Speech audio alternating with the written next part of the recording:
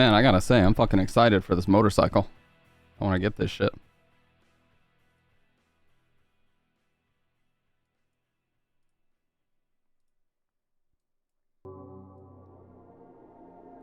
Gonna put the de-esser at about 30. That should help with that.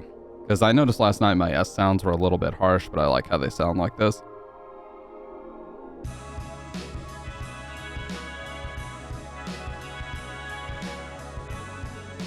Also, I know I said I was gonna set the green screen up, but there's a specific piece that I need. There's a specific piece that I need to clip it onto the screen itself to hold it up from the top, and I don't know where the fuck that piece is, so I'm just not gonna bother with it for right now.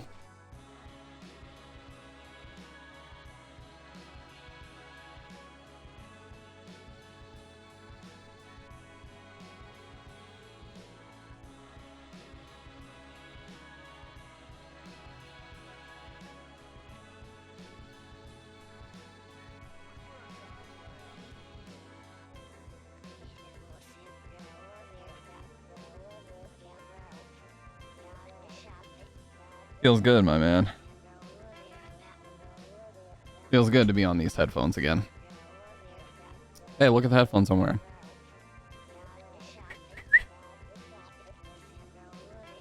The classic. Now we're both wearing the same ones again. I was using the Sonys for a long time because they help with streaming. Oh, is the fan on or is it off? I'll get it. I'll get it. I got it. I got it.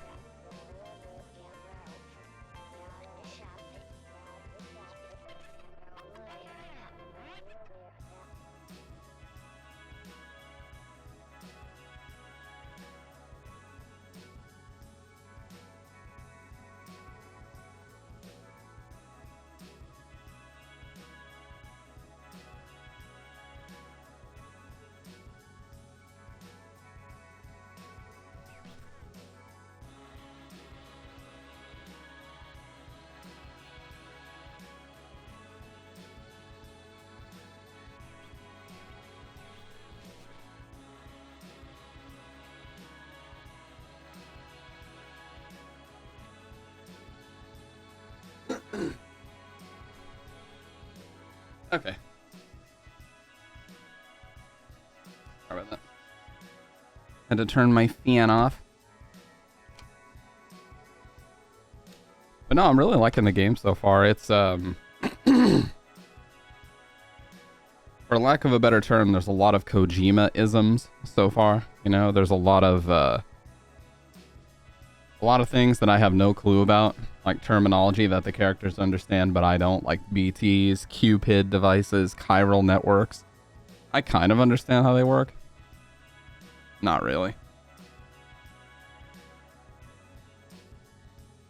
And that's just standard Kojima fare.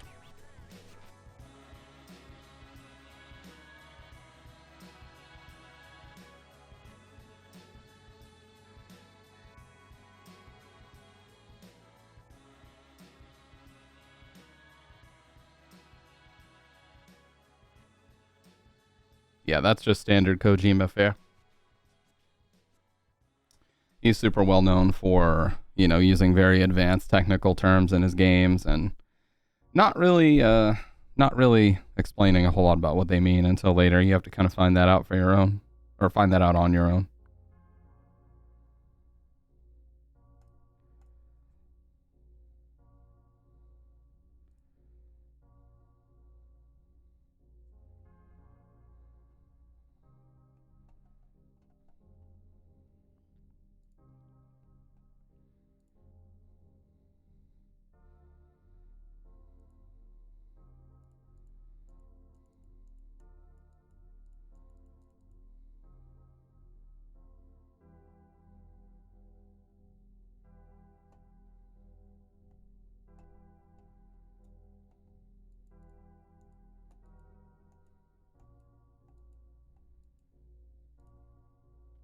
I swear, every single day I get another gifted sub to a streamer. I have no clue who they are.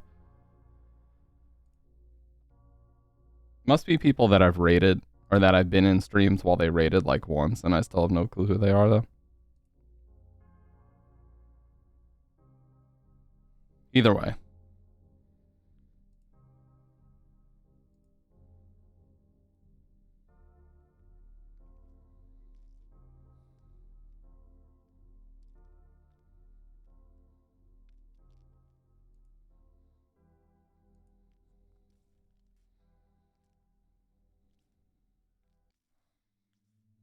I have not been caffeinated at all today.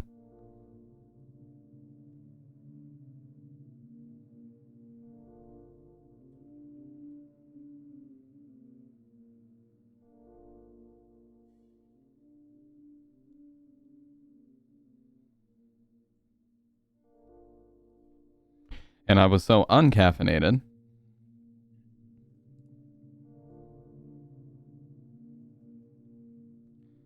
that I fell asleep a second time. What's up, Gavin?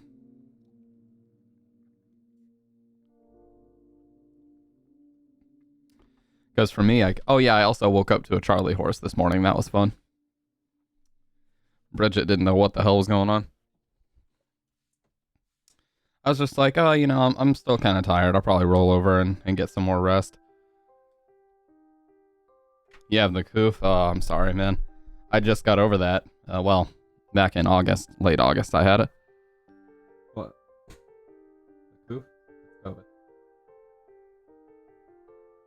Yeah, I was talking about the Charlie horse. I woke up and I was like, oh, I'll just roll over and get a little bit more rest. And then out of nowhere, it was just like a fucking lightning bolt in my left leg. And I could just feel the muscle fucking going crazy. And I already know the problem is that I didn't drink enough water, so I have my water here, and I'm gonna do better to stay hydrated tonight. Last time I had it, I got pneumonia, so I'm worried about getting that again. Jesus, man. Yeah, hopefully not. The only, whenever we both had it last, actually, we had some friends over. And they weren't even sick at the time, I don't believe, but whenever they left, Bridget started feeling a little bit bad, and then I was fine for a couple days. I started sleeping in the living room, and then on the third day, it was a Saturday, I remember, I was like, I don't feel very good today. And then after I went to lunch, which on my lunch at work, I always take a nap, I got up and I was like, I am fucking freezing, and it's 80 degrees outside. What is going on? And I'm sure I had a massive fever, so I had to lay under like 2 blankets with a heater going, while meanwhile it's goddamn 80 degrees outside. That was not fun, I'll tell you that.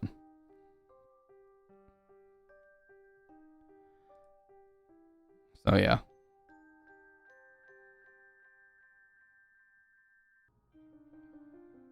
Weird thing is I have no fever. So you just feel exhausted mainly?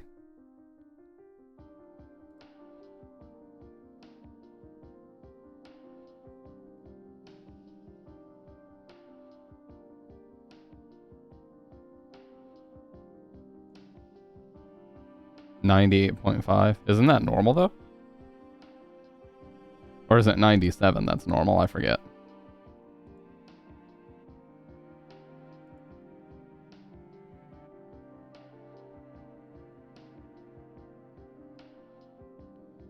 Oh yeah, I feel like you have to sign this infection. Well, that's better. Because you can ride that out a little bit better.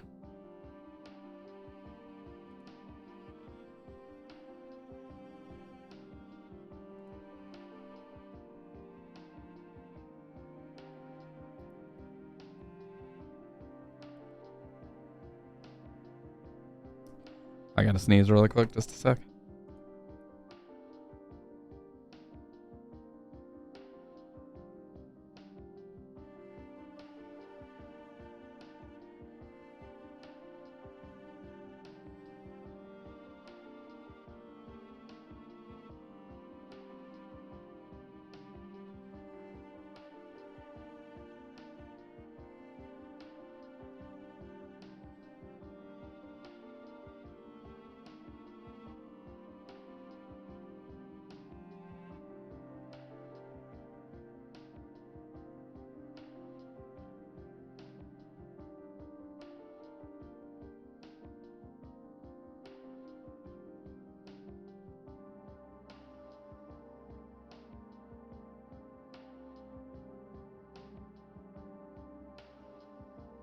But yeah, overall, I feel like our experience with it, we got lucky, you know, where we had, I was really only out for about a week and a half from work. Bridget went to an urgent care, which, by the way, I have to say shout outs to urgent care places. They fucking rock. What kind of mic is that? Sure, SM7B. But yeah, I gotta say, shout outs to urgent care places. They fucking rock. You can go pay like $50 and get seen by a doctor. You can even get medicine if you need it. So urgent care places are awesome. If you don't want to rack up like an insanely high medical bill, go to an urgent care. You can go get a test, you can go get seen, and you can get medicine if you need it. Just mild. They're not going to be giving you like the craziest of medication, but they will give you some, decongestants and stuff like that. Hey, shout outs. I use a full-size Go XLR, but I used to use a Go XLR Mini as well. What's up, Stoned? The cupcakes are from the store, but I don't care because... Oh, nice. You got your cupcakes. Let's fucking go. Welcome on in, Stoned, and welcome on in, Sky. He said he'd sell me his old setup. Yeah, I'm using... I've got the software up here. So, this shows the earliest recordings I made. So, I got it in on July 18th of last year. So I've been using the Go XLR Mini now the full-size Go XLR I've been using for a year and 5 months, or just that, in about 4 or 5 days, it'll be a year and 5 months. So it's been really good. I haven't had any issues with it, but, it's just been solid. I can't say a whole lot else about it, but it's been solid. Oh, beacon mic. Yeah, beacon mics are good. Was watching your VOD as I had to go to sleep last night. Didn't get too far. No bike, John. Nah, not yet. But that's what we're doing tonight. We are absolutely getting that fucking bike tonight. No question about it.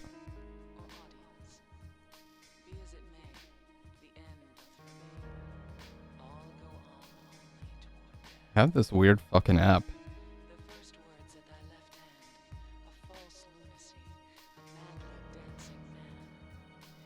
Oh, okay. It's Steam. Oh yeah, we're getting it tonight for sure, because we're so close. No, I did not find out what BT stood for yet either, dude. That's the other thing I gotta find out tonight. Damn it, dude, I just had issues and I left them over there.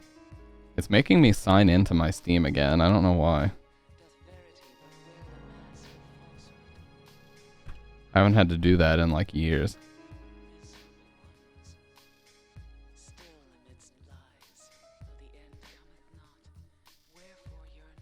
I'll let the game tell you. Yeah, I'll find it out.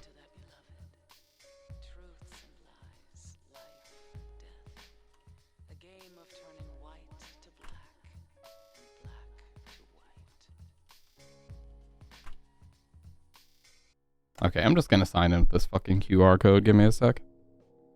Being very annoying. But I'm excited. I'm excited to get back to it.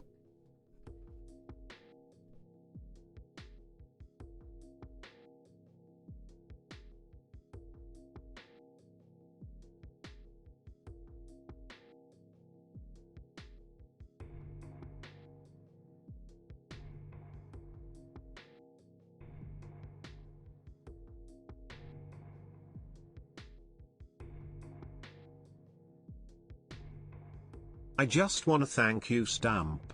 When I first came in, you were playing my favorite game that has helped me through a lot, and you have been understanding, and I'm glad to be a year free of my ed.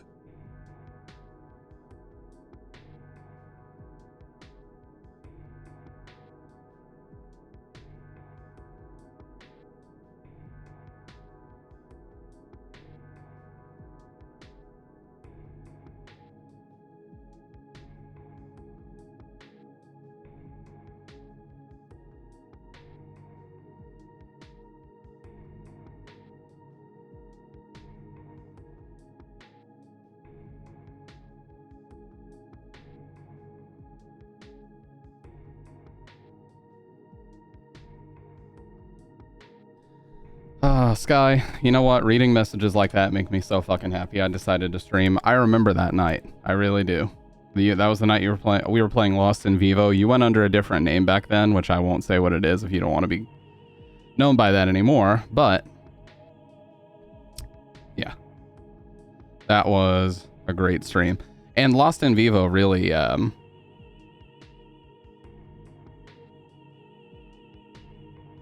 it's trying to sign in now.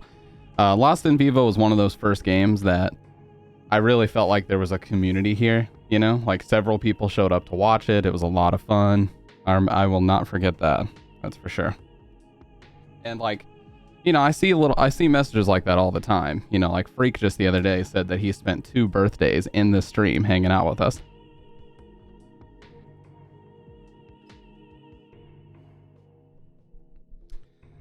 Hey, what's up, Dr. Red? You got done trying to beat Marge Knife only for 3.5 hours. Your brain's dead, still didn't clapper. Dude, that's really hard on Madhouse. I don't know how you'd be able to pull that off.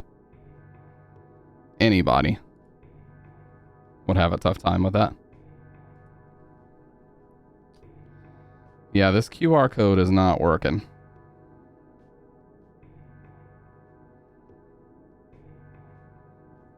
I'm supposed to be signing into my Steam with a QR code, and it's not letting me still. I'm gonna go into the task manager and close out my fucking Steam because it's not working. Why did it even sign me out? I have not been signed out in like 4 or 5 years. I have not been signed out in easily 5 years. Because I never like reinstall Windows unless I absolutely have to.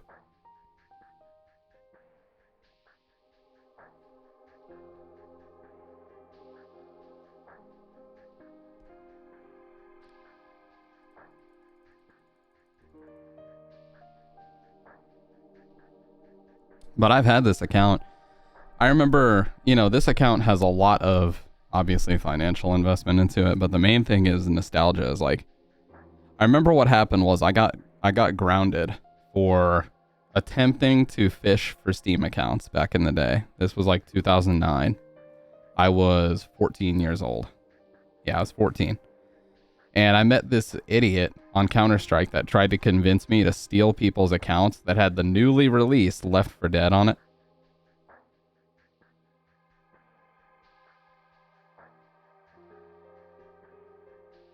So it may have even been earlier than that, because I think the original Left 4 Dead came out in 2008. But either way, so I did it, and I had this copy and paste message about a worm intrusion packet and why they had to give me their username and their password immediately so that I could help them out with it. And I got grounded because my dad found out, and they actually disabled his Steam account because of it. Every Steam account that had been logged into on my computer got disabled. It didn't even say anything like, oh, you can't, you know, this account is VAC banned, but you could still sign in. It straight up said, this account is disabled, as if I had just typed fuck shit, and tried to sign in with that. You know what I mean? Like, there's just no account that exists under that info.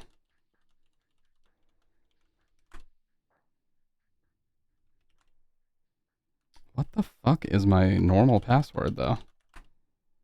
That's what I don't understand.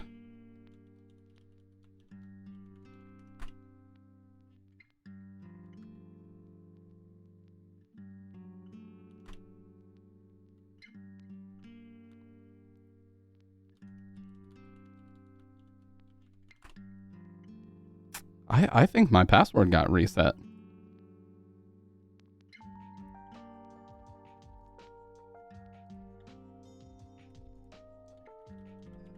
Because the one that I remember it being is not working.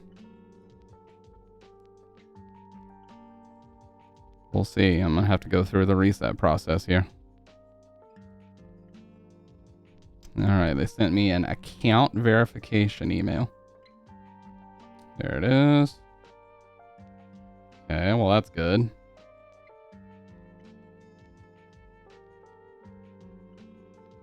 Reset my password.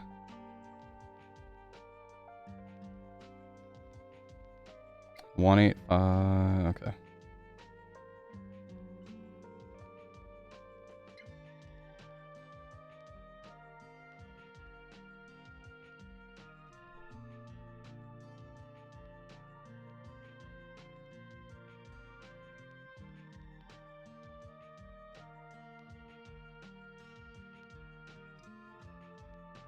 I almost read it out like an idiot. Okay. Let me... No, dude. Okay.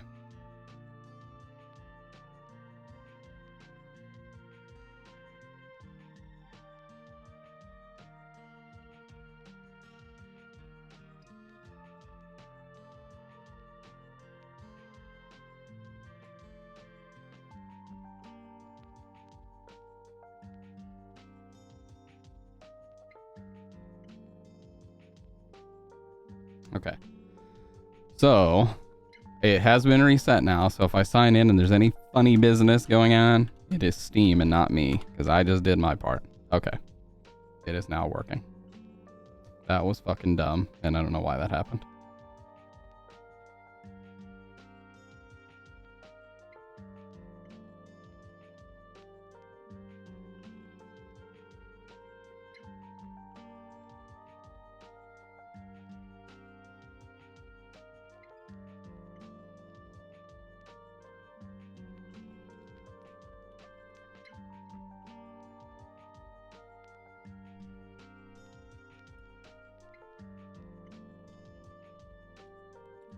Jesus, Steam is so annoying now, man. You have to download this Steam Authenticator app, and then you have to fucking confirm it through there, and then you gotta sign in and then confirm it through the app and enter a fucking...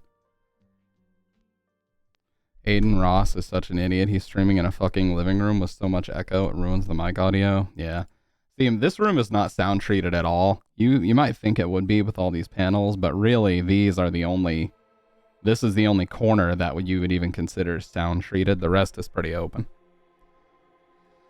But, you know, that's where the SM7B helps, because it does reject background noise pretty well. Alright, well, we're finally signed back in. That took a while. Way longer than it should have.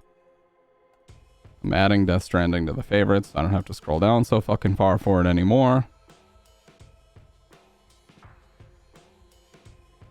Yeah, I was telling Sick Boy last night, dude, that cutscene where the guy was pinned under the truck and the guy that worked with the corpse disposal team pulled him out, but he was stuck under the rain. And he basically just went from being a 20-year-old guy, like a 25-year-old guy, to being an old man that was so fucking old. Like all of his teeth were falling out and shit. Dude, that fucked me up. I've seen a lot of gruesome shit in my time in movies and games and other stuff. And that was just fucked. When Soulja Boy used to stream with headset mic and music plus 100 dB out of some monitors in the background. Yeah, I remember that. And somebody bitched and asked him to turn it down. He just turned it up higher.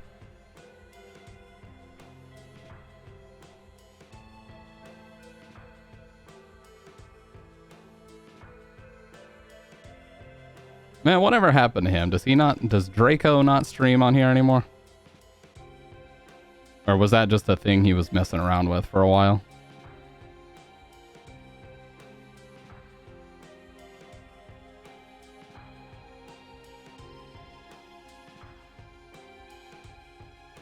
Because that was classic. Those were really good times when he was on here streaming. Like him and XQC were doing a lot of stuff. That was cool. Dude, people are actually interacting super well with this. Look, I got another comment on my SM7B versus 57 video. Another person. I got the SM58 since it's pretty identical, but heard it is better for vocals.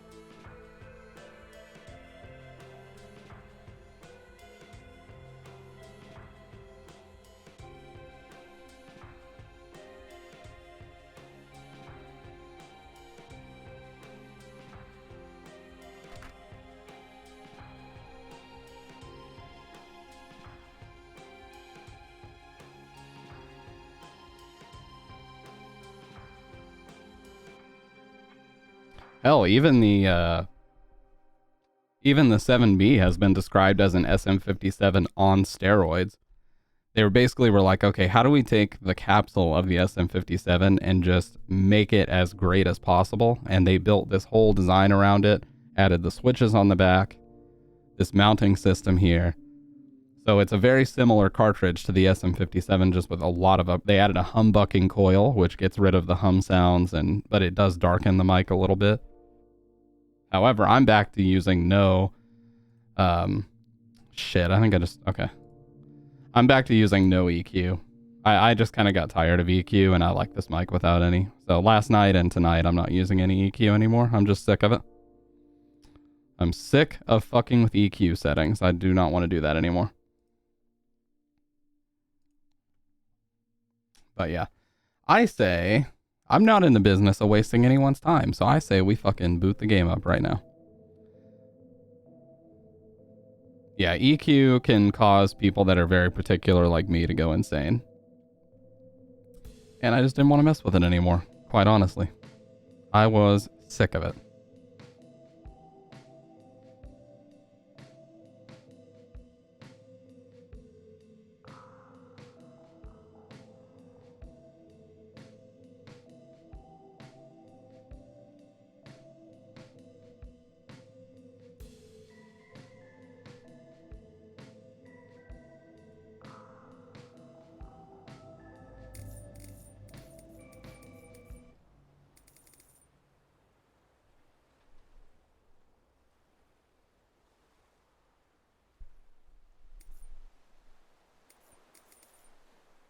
I need to keep wearing these 990s for at least this stream because I'm trying to break these pads in a little bit. They're still very fresh, so the sound out of them is pretty harsh. So, I'm trying to wear these so that I can flatten the pads a little bit and just not be tempted to swap back to the 7506s. Although I love them for streaming especially, I don't want to do that right now. Yeah, we've already got the emotes, man. We can't be changing those. Just put them on a headphone stand for 24 plus hours. That's a good point. It will wear the pads. Because they're pretty new, you can see. They're pretty bulky and new. I've also got a black pair that's also needs to be broken in. So yeah, I should probably get a headphone stand. But honestly, for how long I've had these, which is about 2 years at this point, these are in really good shape. Probably because I haven't been using them a lot here recently, but they're in good shape. I like them a lot.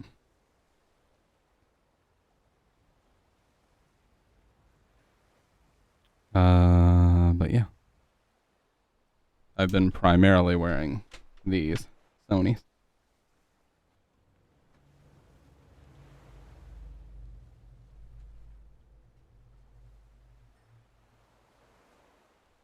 How can you be right back when we haven't even got back into the game? Oh wow, it was already 3.5 hours in. I guess that makes sense.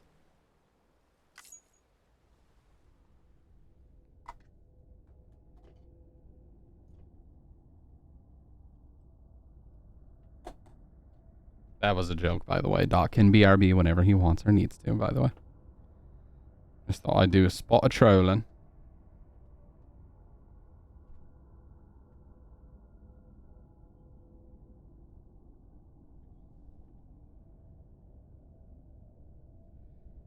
Nah, I 100% believe I haven't even completed the tutorial yet, dude.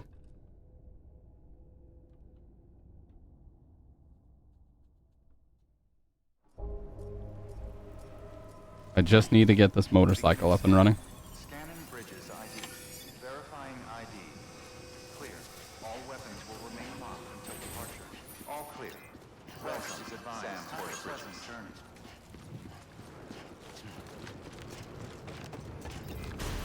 Contaminated. All clear. Welcome, Sam Porter.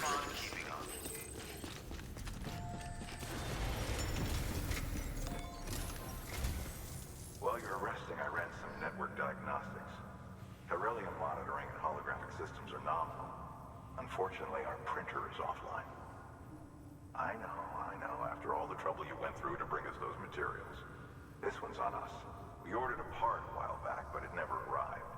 The printer needs it to communicate with the chiral network. Mules must have snatched it, caught that porter en route or something. If I'm right, they'll have taken it to their drop site, which is smack dab in the middle of their territory. Don't suppose you'd be up for stealing us our property back? Can't think of anyone more qualified than you. Nope, go fuck yourself. I'm not your lackey.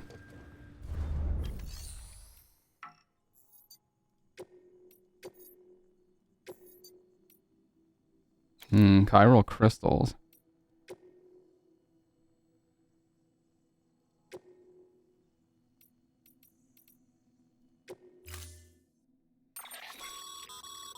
Mama's added a watchtower schematic to your PCC. If you don't have it on you, consider fabricating one. You never know when you'll need to recon an area.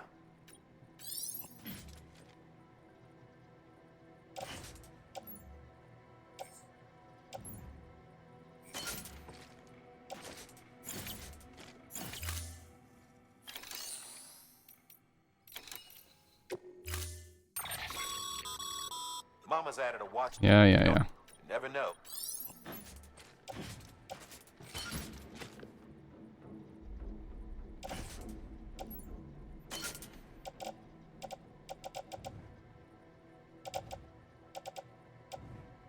I don't know why I need these. Why do I need another set of boots? Okay, these are damaged quite a bit.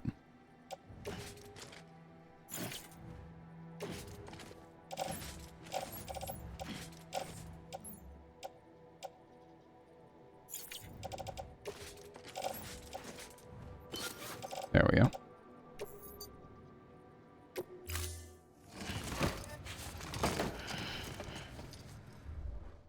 Order assigned.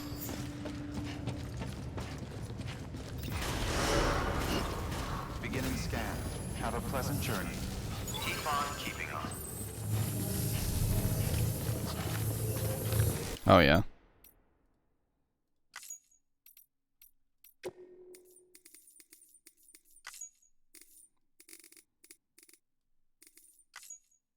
The reason I do this is so I can keep my sound loud for the notifications.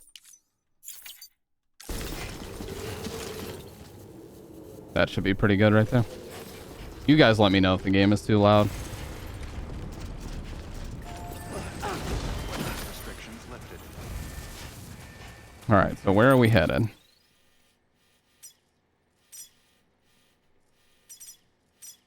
Here.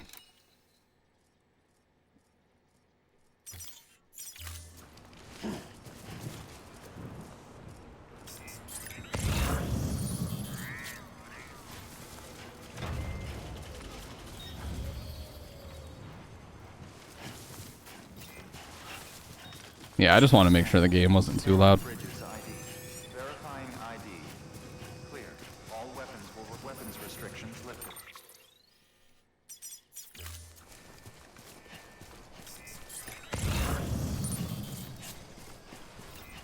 Good morning, Sam. Prayed for dry weather at the sign of the sun.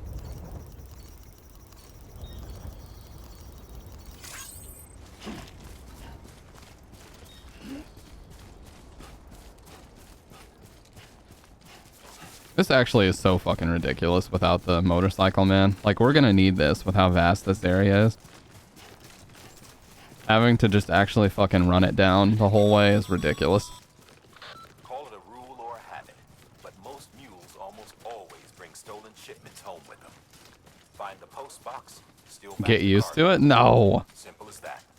But be careful. These guys are armed. I fucking outright This goes refuse. sideways. Be ready to fight. I don't have any weapons, though. Uh-oh. I guess we're going for some CQC here.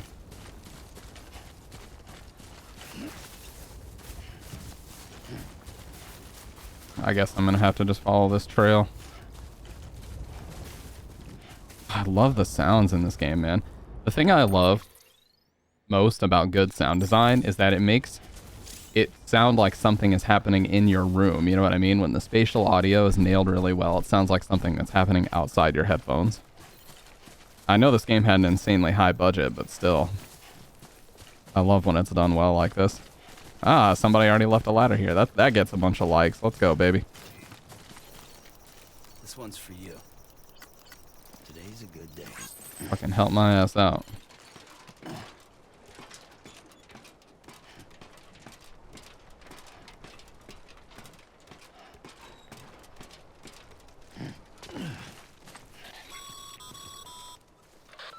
Remember, Sam, before you approach the mule drop site, we recommend you use a watchtower to confirm the location of the post box containing our cargo.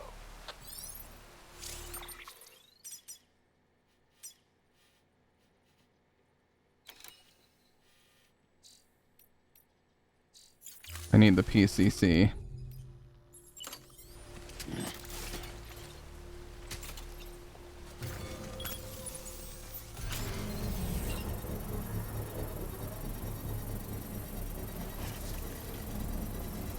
That was a quick ass BRB. You're like Dr. Red. BRB back.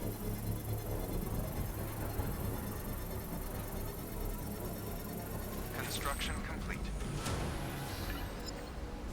Just realized my light was a little bit too dark. Oh, did you get you some sushi?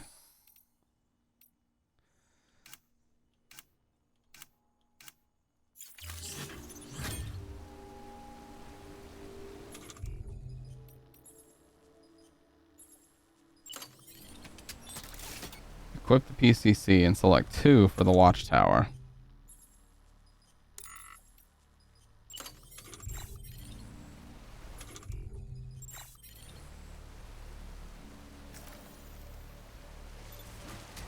Oh, Jesus. Okay, so how do I take this down?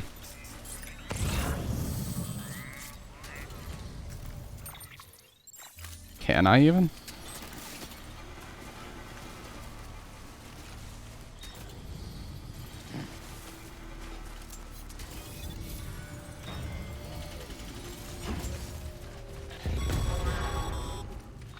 Mule drop sites are rarely deserted, so remaining undetected is key.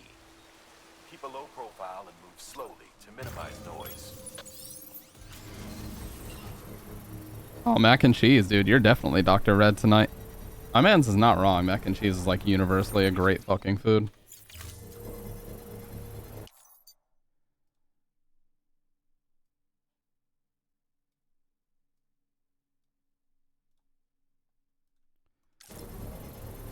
Alright.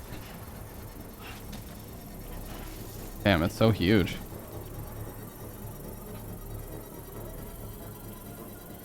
Construction complete.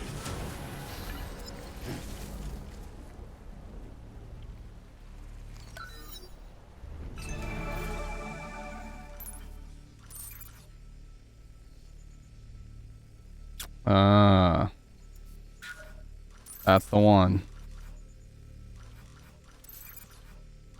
Mule, I can steal their boots as well. That's what I need. How did they not notice this gigantic fucking thing out here, by the way? They didn't notice this fucking huge tower that just appeared out of nowhere.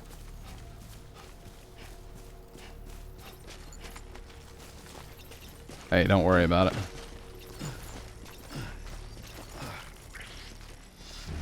Well, how is this working?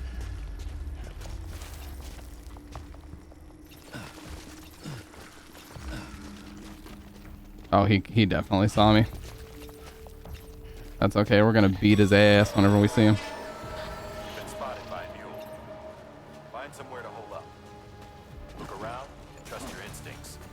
Oh no, we got this. Go, bitch! Oh god, that was horrible.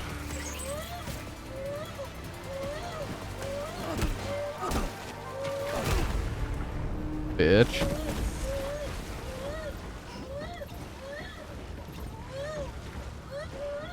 He just knocked out, I'm assuming. Yeah, I got way too excited right there. Oh god.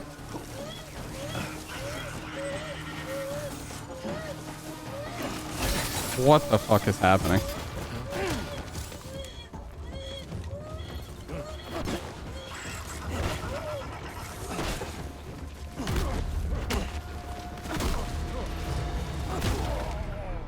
There we go.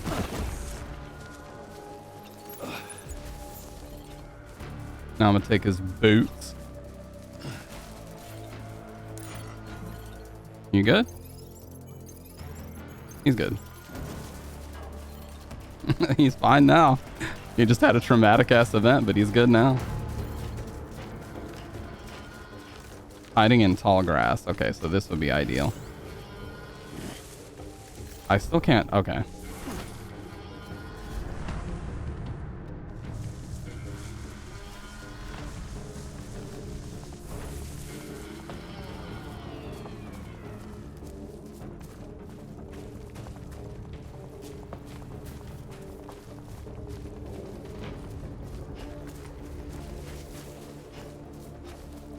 Hey, welcome back, Dr. Red.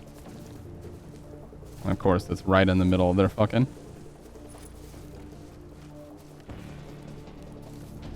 their little base.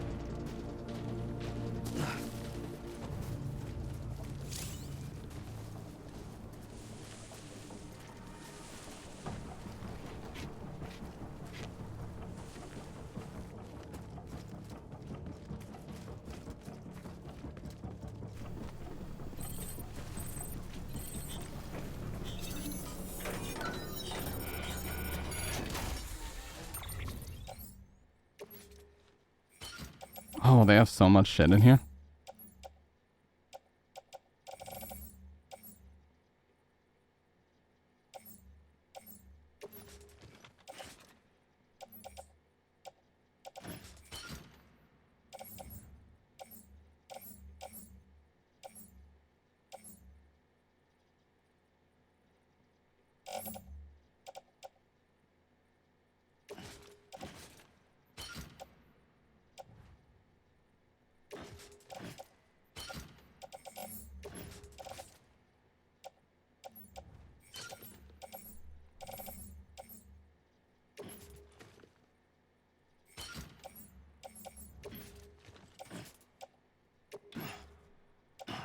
That's too heavy. It's just gonna fall off though, dude. I don't need this.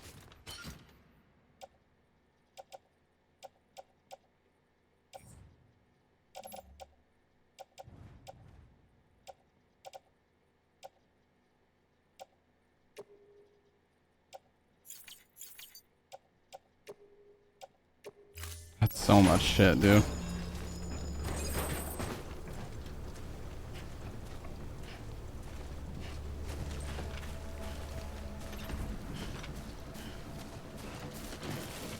I straight up just waltzed in and stole their shit.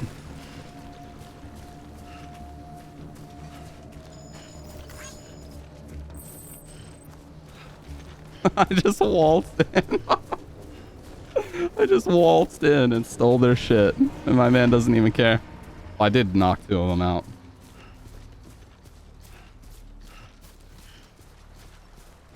Well, I didn't even really steal it. They originally stole it from the Benjamin Hancock guy, so I'm just giving them their comeuppance, you know? I'm just giving them what they deserve. God, he's a beast for being able to carry all this shit on his back. It looks like I have space for one more item, too. Cargo stolen. Oh, is that the stuff that I left there? Oh. I gave him all my bullshit that I didn't want anymore. You can steal it, bro. There's nothing like. There's 37% damaged boots. Have fun with those.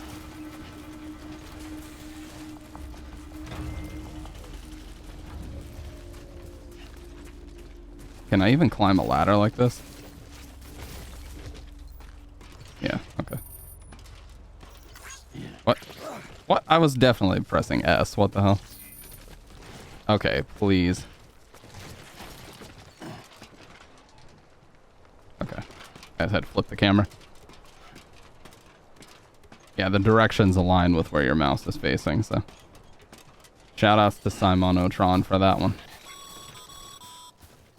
Mules. Damn addicts chasing a cargo high. Shame we gotta deal with their bullshit at all. Oh my lord, this is not gonna end well. Oh, Jesus. Okay. Handled by unmanned vehicles and drones.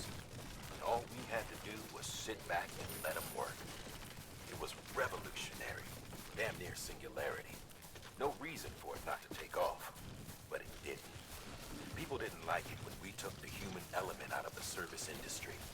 So, after some consideration, we put it back in. Made jobs no one really needed and gave them to folks who couldn't live without them. And from there, it snowballed. Now we got cults of cargo-chasing crazies who get off on hijacking shipments. Jackal's always on the lookout for the next porter. Make sure you're not him. Till departure. Cargo verified. Thank you. Easy.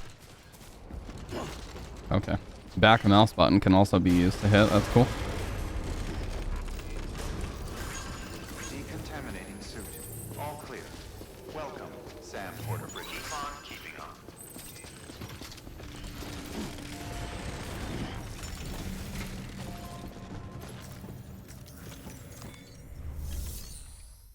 Got them all, dude. And it's in great shape.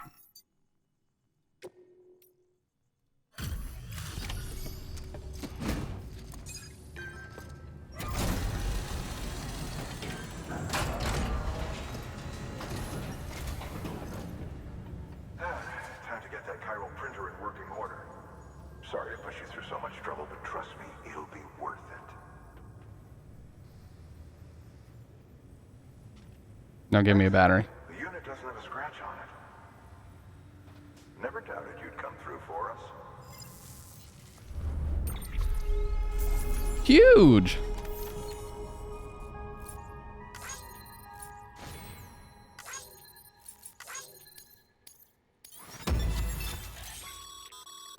Sam, how are your shoes holding up? Not too well, I imagine. Conditions being what they are out there. No. Carry on like that, and it's only a matter of time before you injure yourself. I've arranged for boots to be added to your supplies. You should always carry an extra pair. But if you forget or run into trouble, you can fabricate another via a terminal at one of our mini So mad because her batteries died for the remote. You hate to see it. Necrosis and the ancient Egyptian view of life and death. 2 years ago, distribution center west of capital Knot City, the chiral network 1. Good work, Sam. It seems your connection level is increasing. As your connection level increases, larger quantities of resources will be made available to you at our facilities.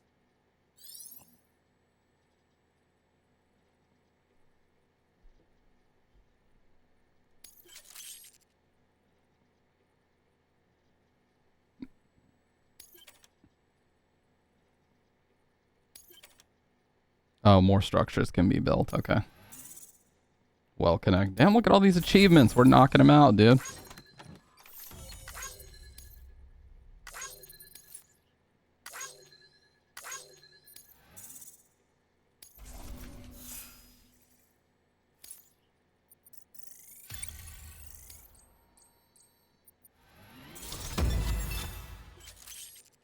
New title. People think of you as a porter who can be relied upon for basic orders, but with time and effort, you may one day be recognized as a true legend.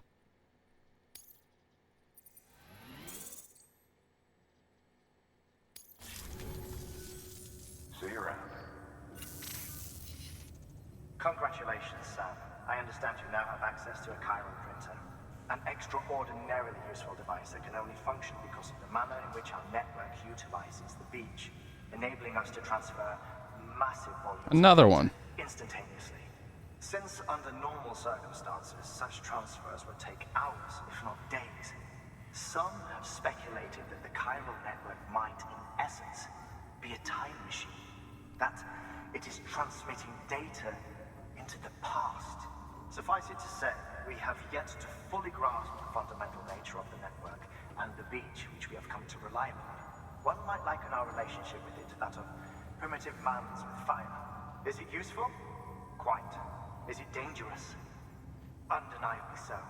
Nevertheless, we have decided that Oh, the Joseph. reward outweighs the risk. Yeah. Furthermore, as the BTs are linked to the beach, it stands to reason that further study and experimentation could be of considerable benefit. The same can be said regarding you, of course. Rest assured, I will keep you apprised of what I learn. You have my word. Good work. New order available. Please access delivery terminal for further information. Nope, I'm taking a shower first, bitch. Oh.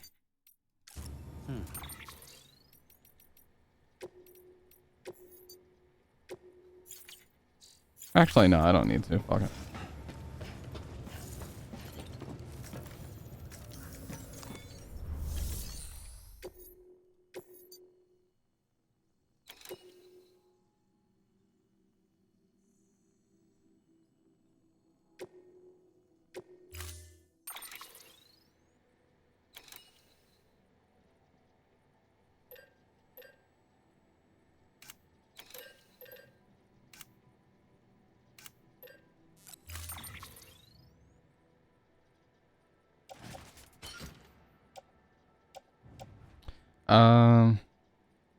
Old-fashioned design isn't hard wearing and they tend to break fairly easily. Oh. Well, these are dog shit. Why did I steal these?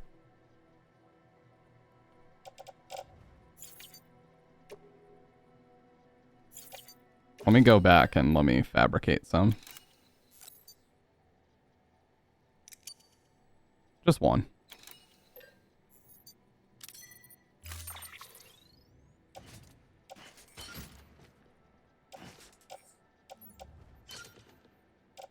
Offload these worthless fuckers.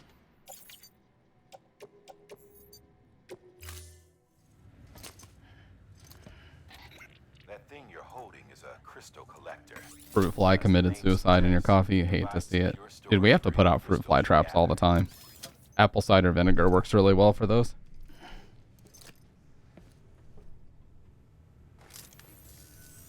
Allow me to describe your quarry. Chiral crystals appear gold to the naked eye and are frequently found in formations resembling human handprints. Surrounding rocks and debris tend to float a few feet above the ground. And they are most commonly found in areas with high precipitation. Got all that? Rain, floating rocks, golden handprints. That's your trifecta. Look for these three things and you'll find the crystals. If you've been especially observant, then perhaps you already know where to look. Dude, we are knocking out these achievements. At least one CG of chiral crystals. Beginning scan. Have a pleasant journey. Keep on keeping on. Nice. Hey, shout outs to Mark. Let's go, Mark. My man has my back. Have a pleasant journey. My cat is called Proserpina, Enraged Dust Bunny. Keep on keeping on. That's cool.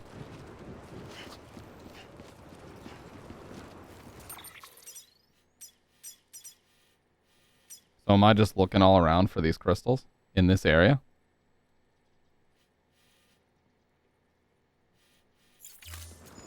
It's not so bad.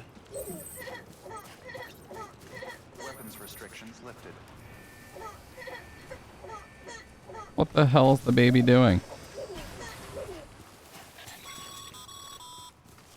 Sam, chiral crystals are pretty small and can be difficult to spot with the naked eye. I'd advise you to use your ultra deck to point you in the right direction. If you want to survey a wider area, though, you might consider building a watchtower and relying on its sensors. More booth.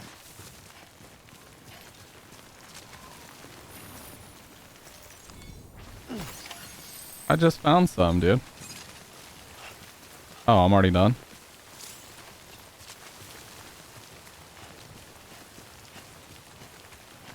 Well, that was easy. What the fuck?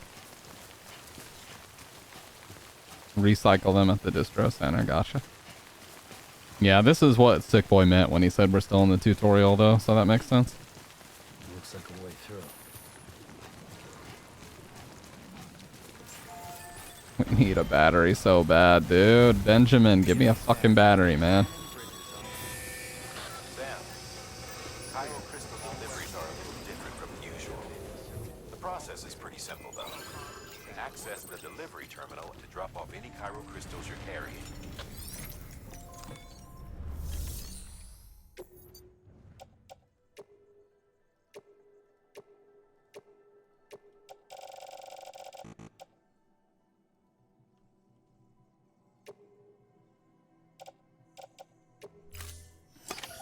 Hey, welcome back, Faye. Yeah, we're off work the next few days. I'm definitely getting some streams in.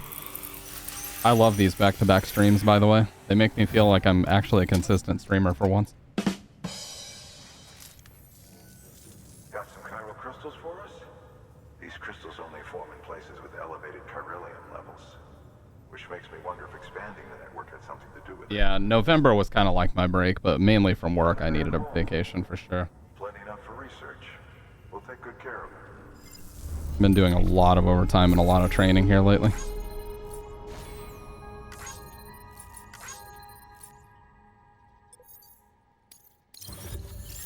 A bee? What the fuck?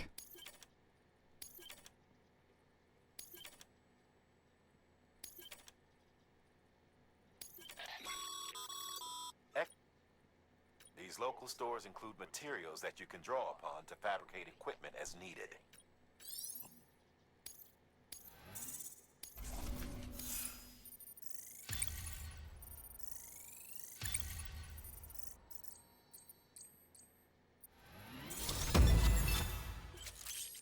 Nice. Oh, before I forget, this is for you. Battery.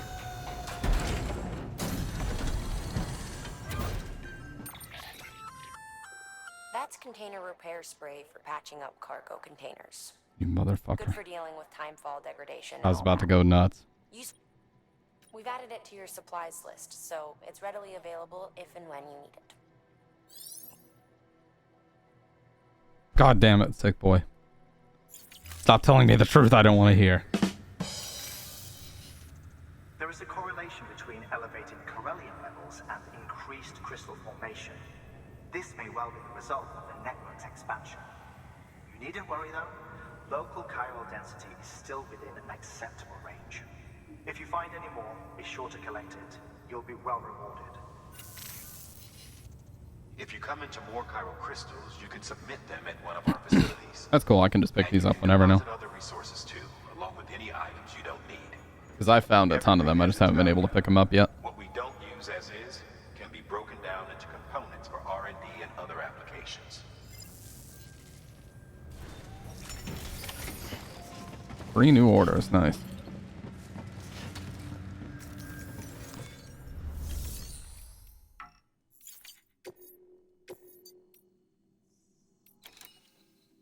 Power supply unit delivery. Cargo discovered in the ruined factory. Another mule camp. Let's do this. Remote area.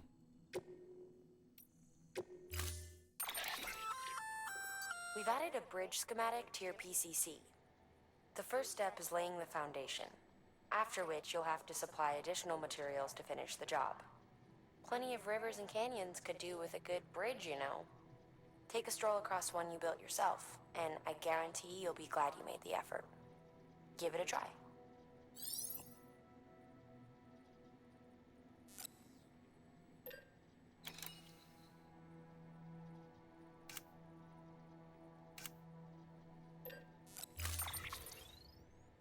Damn, it's huge.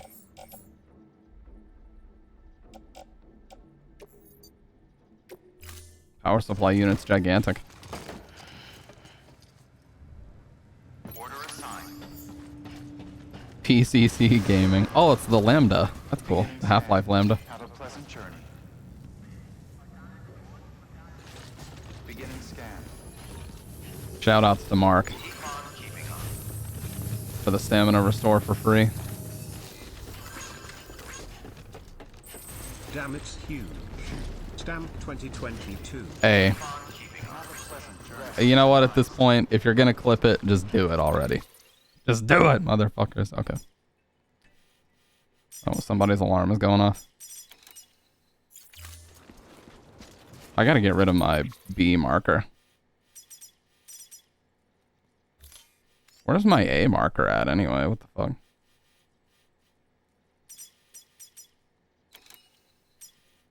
Oh, remove all markers.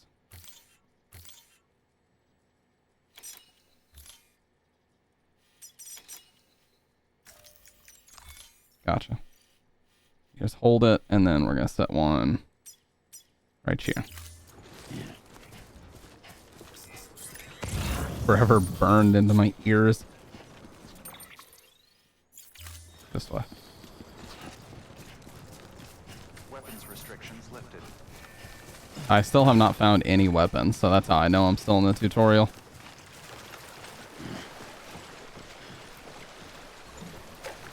Okay.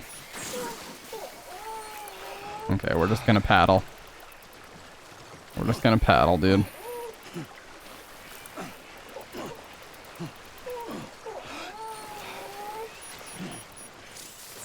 Alright. This baby is fucking pissed right now.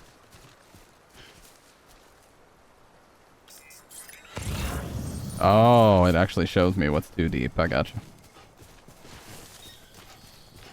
More crystals.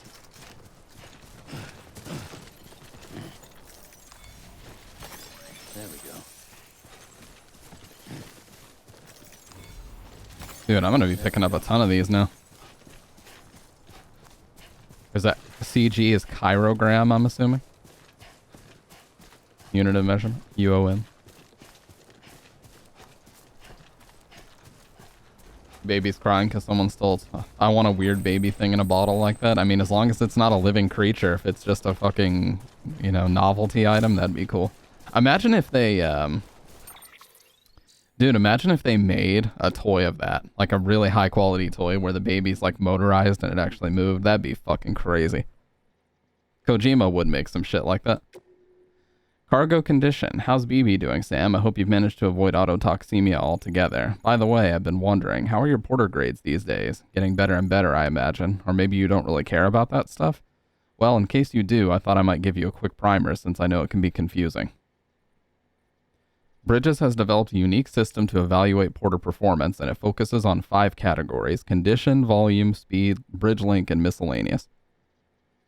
Obviously, the aim of the game is to get high grades in all 5 categories. If you ask me, though, you should prioritize cargo condition. I mean, what's the point of lugging something halfway across the continent if it's smashed to bits in the process? Sure, some people aren't all that bothered. Some will even let you get away with up to 50% damage or so, but come on, imagine if you ordered a dozen of thingamajigs and half of them were delivered broken. No, it's definitely better to put condition first. Treat your cargo with care and respect, and you'll be rewarded with way more likes, trust me. That was my motto back when I was a porter. Wasn't always easy, as you can imagine. Sometimes things got dicey, but I learned to hang in there and deliver my cargo in one piece. You do well to bear that in mind, Sam. After all, you've got the potential to be a way better porter than I ever was.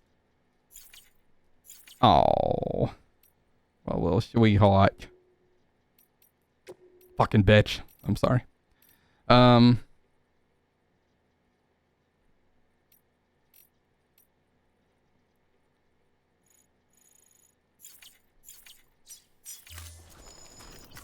Good. All in one piece. He did say, oh, G2F. I remember that from last time. G2F.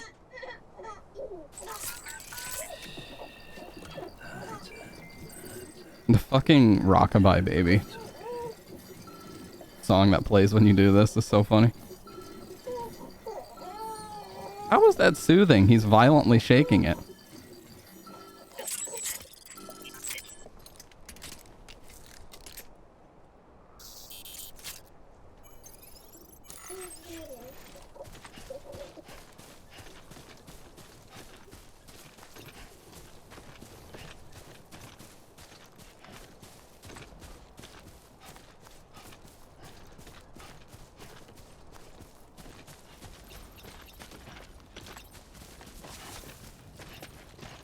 Old media.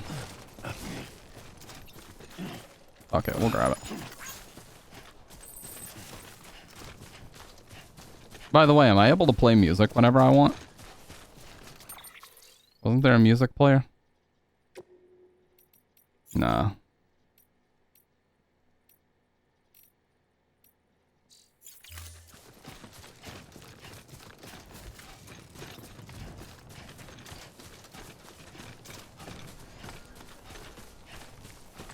Playing that train horror game. What's it called? Is it Choo Choo Charles? I'm pretty sure that's what it's called. Thought I saw a couple people playing that. See, as always, I'm late to the party, dude. I'm not fucking up on what games are hip with the kids, so I don't know. I just have seen a couple people play it, but I'm always late to the party with new games. Okay, cool. We got this post box that someone put here. Let's see if they put the good shit in it. Yeah, 2 hours worth of content for $25 dues does not sound worth it in my mind. Looks like it's about to rain, too. What was that? There we go. Sandalweed. I was like, what the hell did I just pick up? And where's this post box at? Have a pleasant journey. That's right there. Oh, this wind is really cool. The 12 days of Stampmas. Good question. I don't really think that's going to be a thing where I number the streams. I think I'm just going to go live a shit ton for the rest of December as often as I can.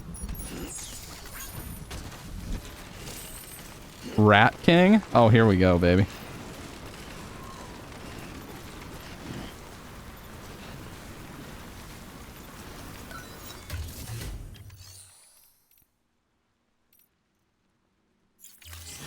What's he got?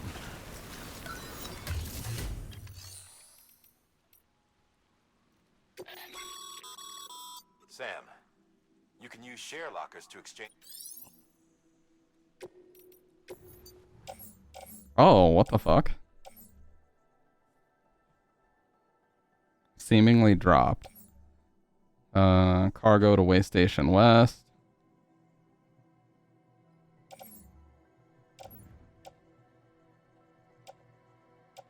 Jake Wind.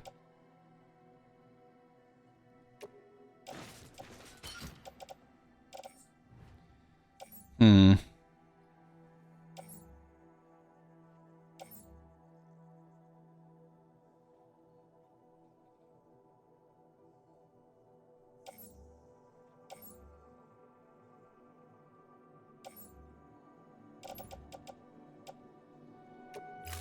Fuck it.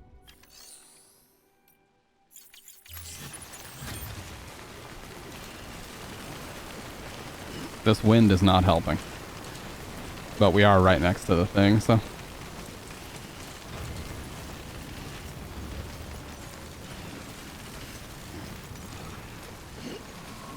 RE7 style horror game by Kojima where you play as Chuck Norris in an abandoned western town with monsters, zombies, a red moon, impending doom, and you can kick. Yeah. Oh yeah, the fucking stuff is getting damaged from the rain. I just remembered that.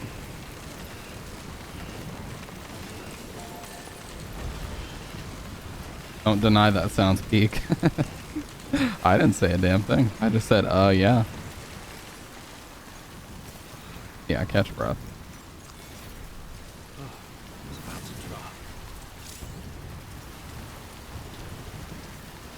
Nice, dude.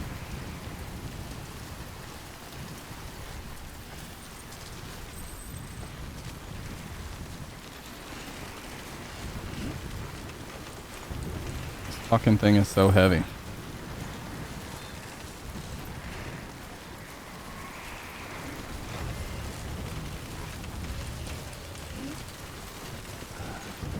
That would have been bad.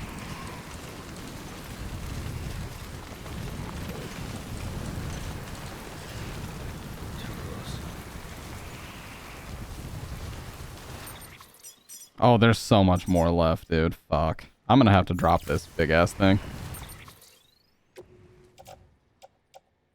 Performance enhancing. Yeah, because this is for Benjamin Hancock anyway. I don't need this. I'll offload it and pick it back up on the way back. If I even can.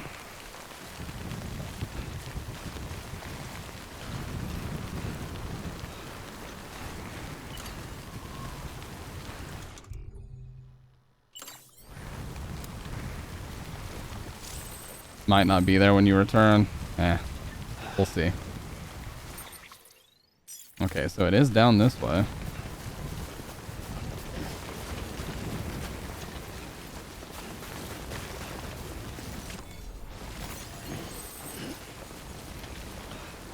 Santa theft it. Now, see, that's why I was happy to do that headphone giveaway. Because that felt like a fun way for me to give back to my community, you know what I mean?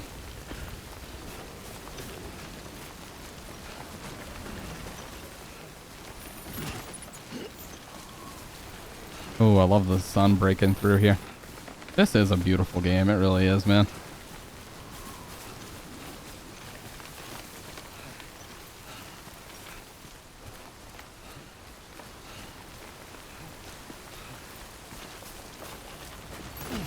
Ooh, do not fall.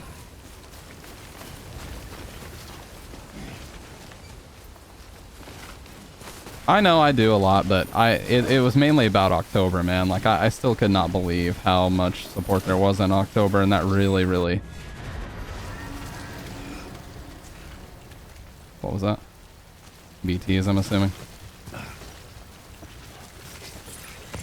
Alright, baby, get to work.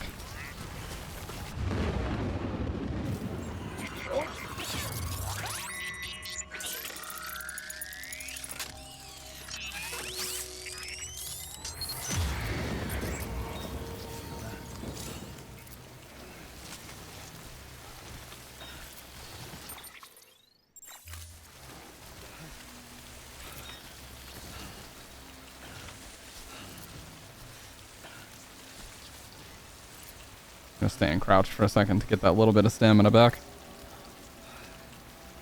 I don't really know what BTs are. Like I said, I have looked through the documentation that the game gave me. They still have not explained what the acronym BT stands for. But basically, there are these human-looking, ghost-looking creatures that are connected to some giant string that goes up into the sky. I don't know what they are, really. The game has not explained that yet. Or maybe it has, and I just didn't pay attention. But, yeah, I guess I know they're the enemies of this game, that's for sure. Because they've killed people before. Yeah, whenever that piece starts to move faster, I gotta be careful. Like right there, you can see it. I'm gonna back up and go this way instead. And you want to stay crouched because if they find you, it does not end well for you. The ground basically turns into like a tar pit and they start trying to pull you underground.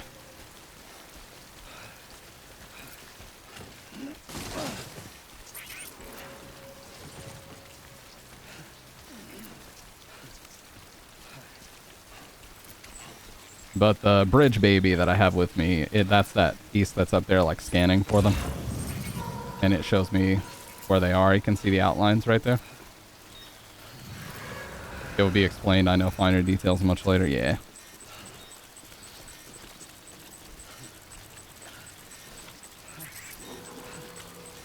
Okay, so there's one up here. Yep. Two, so I gotta go right in between them here.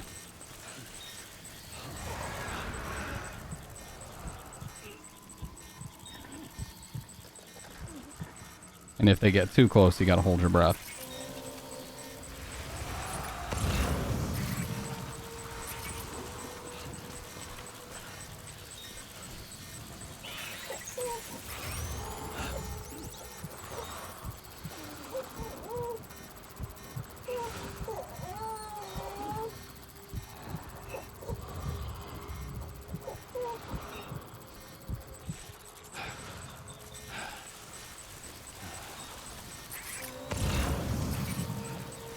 I think I can see the power station here.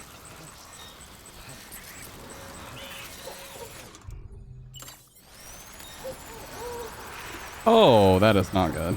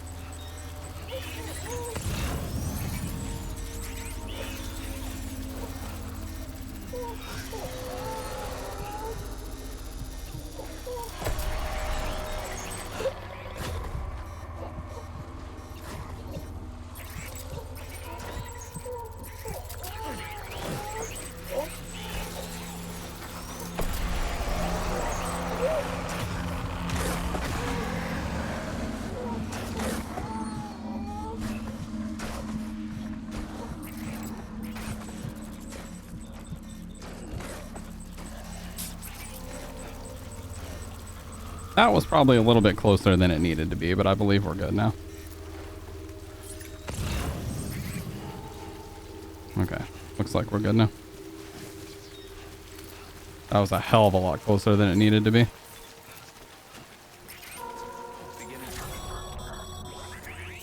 Breathe easy, Sam. You're clear of BT territory. The Death Stranding's to blame for all of this. The gazers, the fall of America. America everything. It warped the world beyond recognition. Ugh. Humanity had Dude, to this scramble game is like so comfy in a way. a sinking That ship. might sound weird, There's nowhere else to go. given the stressful ass situations it puts me in sometimes, but it's a very comfy game. We're to survive, we need. That's good. That's nice, Die Hard Men, but I'm working. Leave me alone.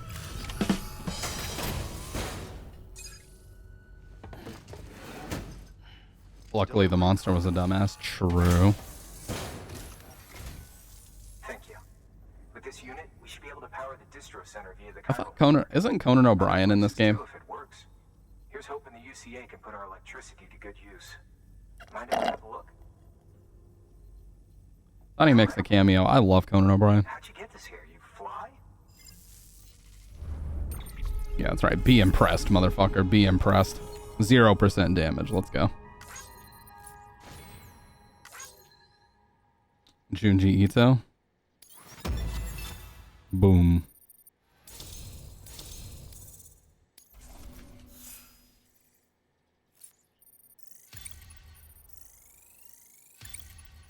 Yeah, I should be prioritizing condition, which I have done the past few times.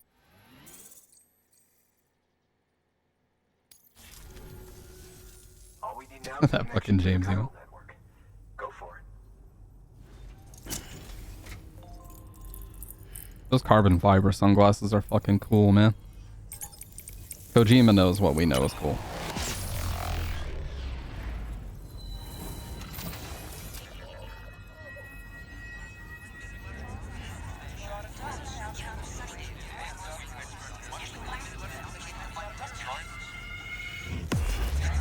I think the beauty of this game so far is that it kind of expands on what MGS5 had, where it's just this big open world and you can really kind of freestyle and handle things however you want to handle them within the parameters of the game, of course. Every structure you build consumes it.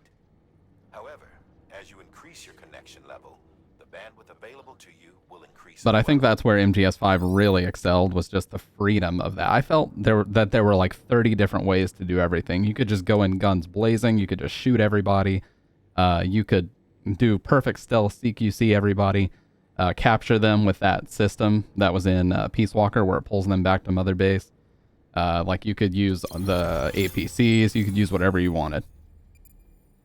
You know, it really felt like he's like, look, here are the tools. This is a sandbox.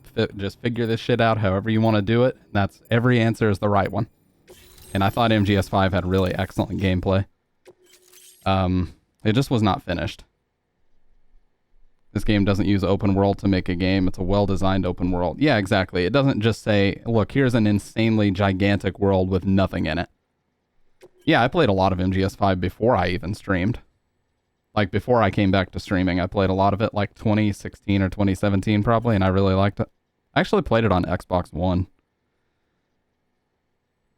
Supply requests, take on orders.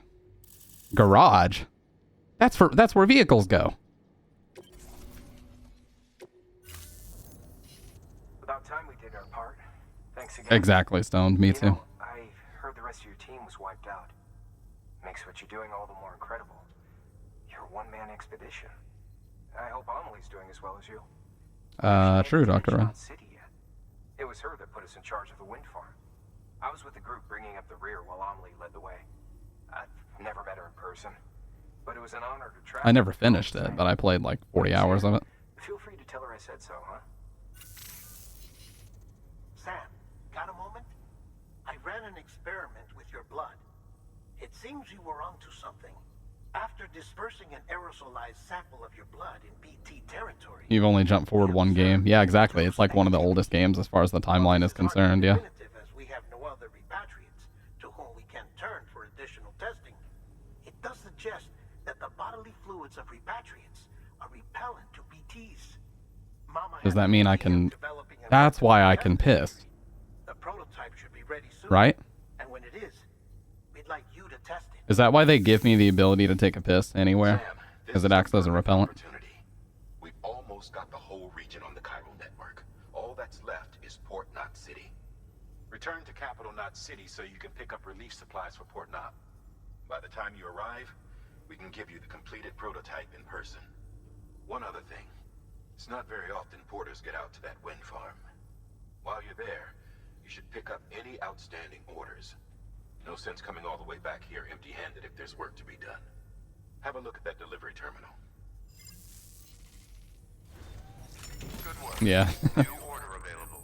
Please access delivery terminal for further information.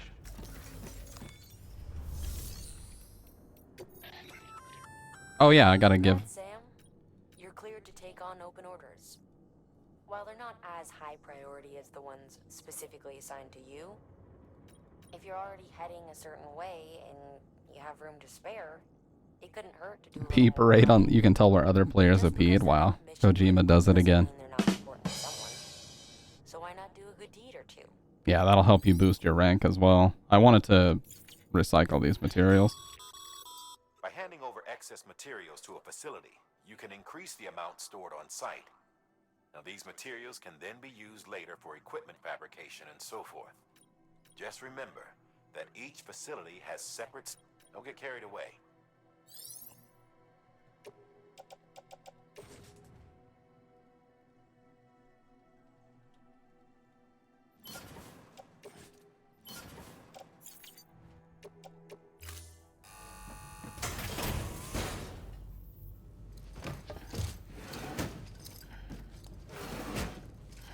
Delivering cargo.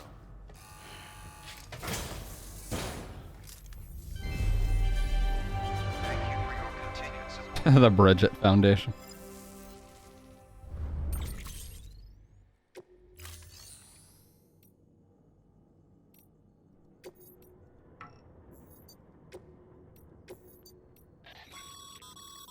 That's God a request for material damn it, dude. transport. Oh, By okay. helping the facility replenish its stores, you'll gain give. I thought it was going to tell me that they needed the metals that I just gave them, but since I hadn't claimed it yet, but no. Okay, power supply inspection tools.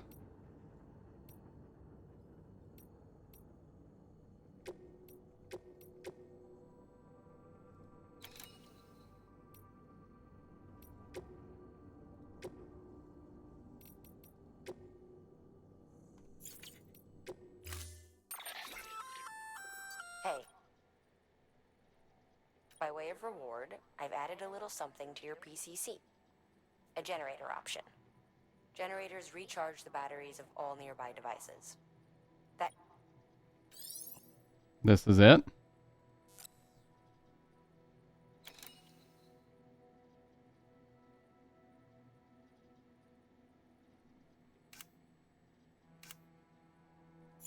I can make a generator now?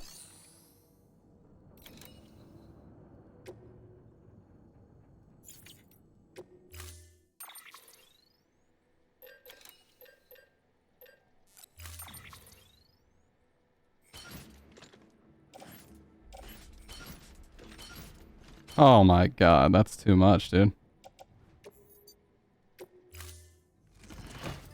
That's a lot of shit. Holy. Thank you for your contribution. Yeah, he's already slowed down quite a bit.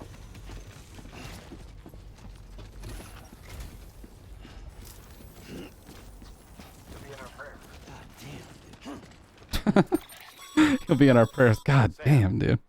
I see you've decided to take on several orders at once. If you're not sure how you want to handle them, open your itinerary via your cufflinks. There you can sort your active orders by distance from your current position. Should help you plan an efficient route.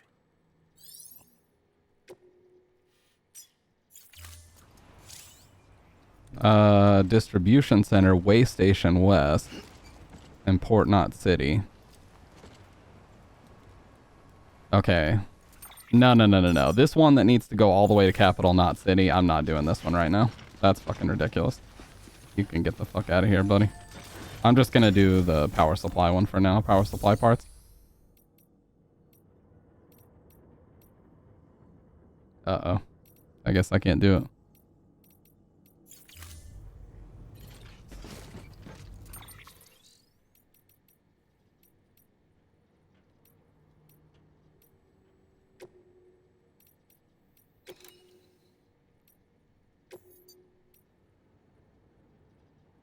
Okay.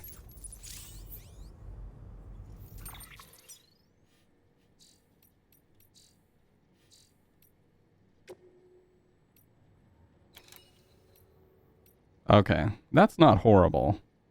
But yeah, I'm gonna go ahead and cancel these. I don't know why I selected all three of them at once. This is fine. Damn, he's running fast now.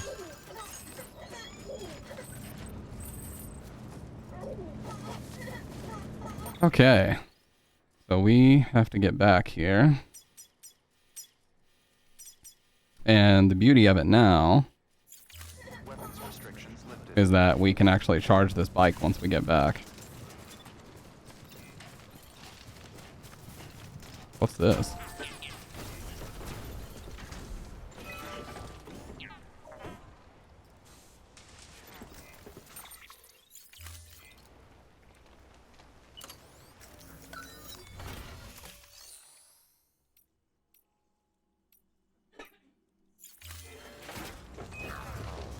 Is this for the motorcycle? Oh, I was gonna say, this looks like some kind of ramp that I could use. But this is a bridge that somebody built, I'm assuming. Yeah. Oh, that's cool, so I can get back a lot easier. Hey, shout outs to this guy. I'm just the nooblet that's fucking... Distribution center. Cool. I'll grab this on my way back. Oh, that's why I couldn't see it before. I'll grab this, because this is where I'm headed. Gold containers. You can't get them or their contents back if they're damaged beyond repairs. I got you, I got you. Knife only Madhouse was fun until Marge. She's literal heck. Dr. Red, how can you say that? That language, dude. Strong wind will also deplete stamina. Yeah, there was strong wind on the way here.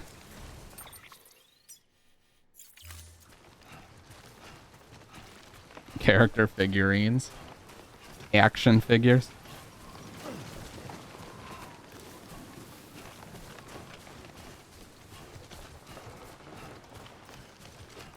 Damn it, dude. We have to do so much climbing to get back here.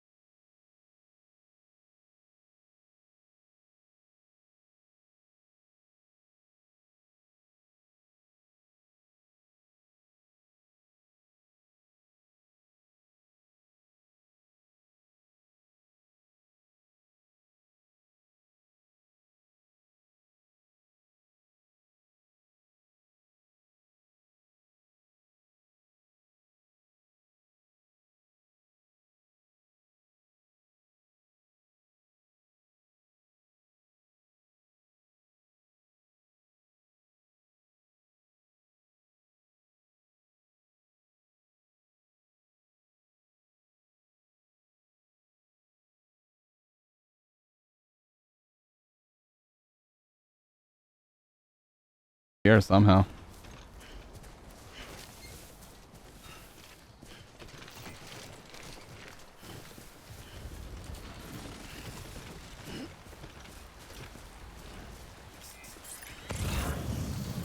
Okay, this'll work.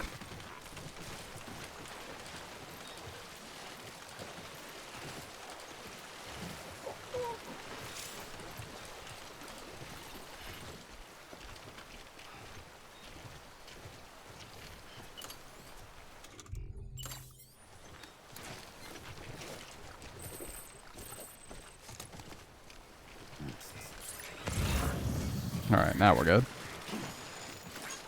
This is going to be huge because we have the gold one too. And it wasn't damaged at all. But yeah, we'll definitely need to go to the private room to rest after this. And then we should be able to make our generator.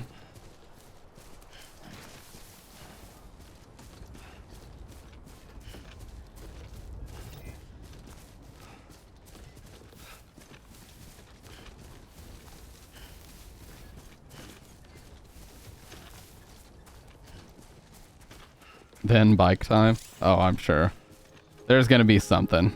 The way that Sick Boy was talking about it. This part he doesn't know, LMAO.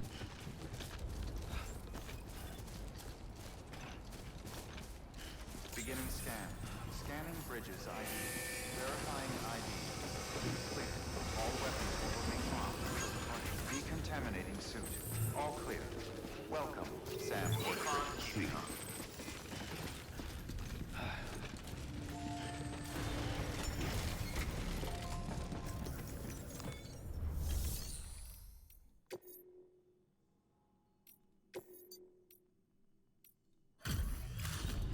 Ooh, lost cargo.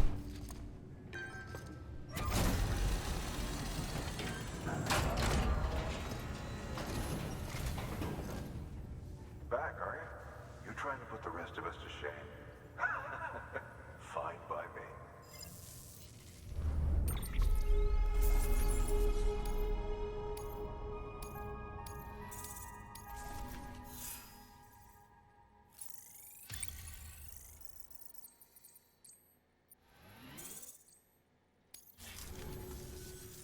See you around. Well, I'm not done yet, dude. I still got your required. Or requested cargo, not required. What the fuck?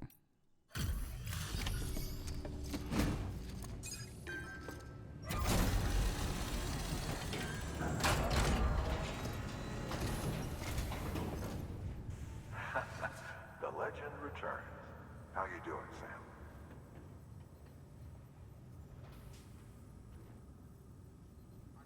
Delivery's in damn fine shape.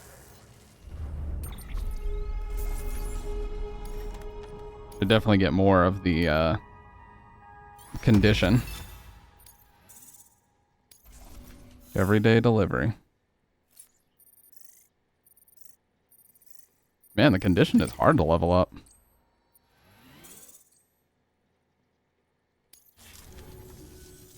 See you around. But I guess you'd have to deliver a lot of things in good condition to actually get it. If you're up for it, you should head over to the distro center out west of Capital Knot and take on an order bound for the city. A hardworking border. Hey, I'm resting first, bitch. Don't talk to me about work. I'm tired.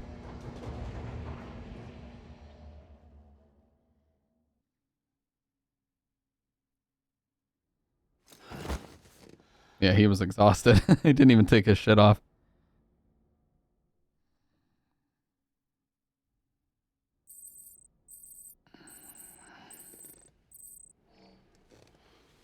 BB pacified? What the fuck? Sorry, my camera's in the way of that stuff.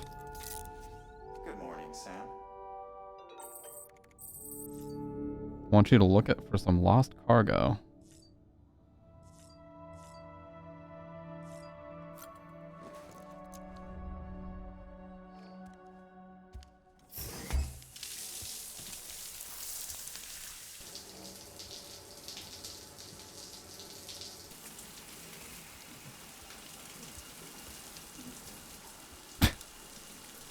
That's that fucking tilt cam down.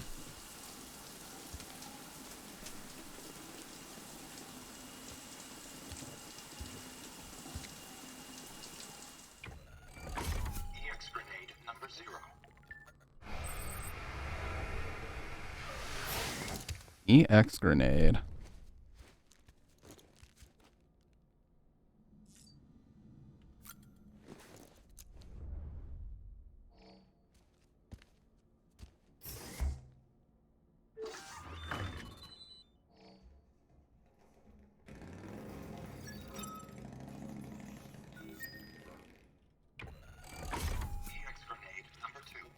Wow, it actually has shit flakes in it. Never thought I'd be playing a game where someone's piss and shit would be used as a weapon. But here we are. Suffice. Glad to see everything's in good working order. The latest in our line of EX grenades. I give you the number 2. As you may have surmised, this model was produced with various extracts refined from your fecal matter. We suspect that your regular consumption of cryptobiotes has led you to excrete certain compounds that may prove especially effective against BTs. If you would like us to produce more, you need only furnish us with the requisite raw materials via your private room's toilet. I look forward to your feedback.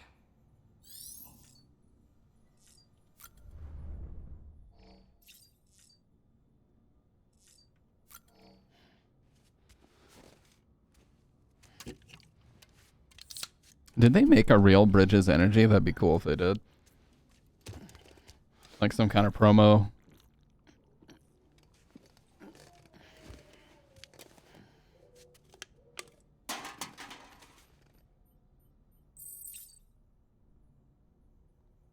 Don't smell great when detonated. It was originally Monster. Oh, like when the game first came out, it was actually a Monster Energy that he was drinking.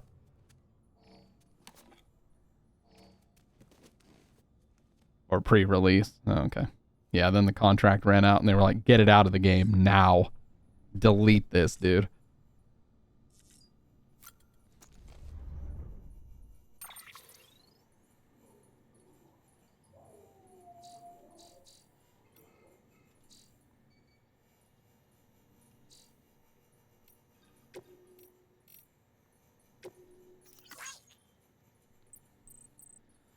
River to the north of the distribution center. Just follow it northeast from the center and it should be what you're looking for. It's a cube, so it ought to be easy to spot.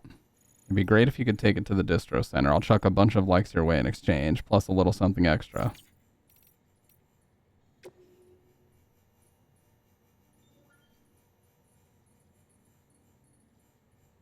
Yeah, we did. We did. The BB is doing fine.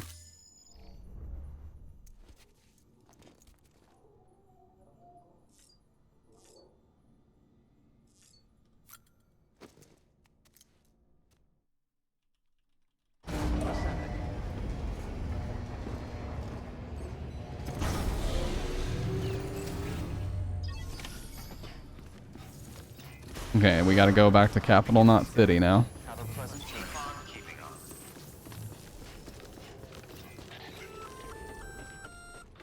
Hey, Sam. You could probably get that bike running again if you charged it with a generator. Why not give it a try? Nope, fuck you. I refuse. I should have... Okay, I've got the PCC. If I remember, it's 2.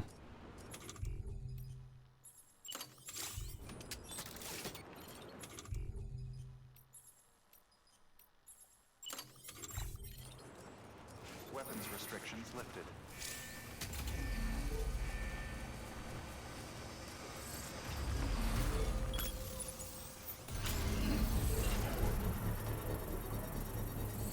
A reverse trike. That's an interesting name for it.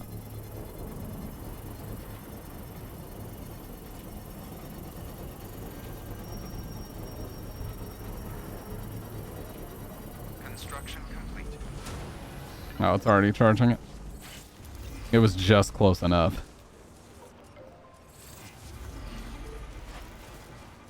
Alright, so we gotta go back to Capital Knot.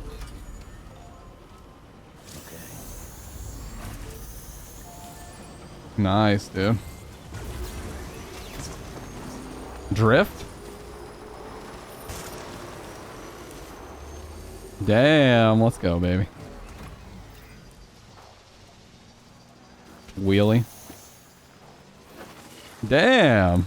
These controls are actually pretty damn good. Oh, what the fuck is happening there, though? Alright, let me stop being a tool and recharge it first. Okay, fully charged. Now let's head that way.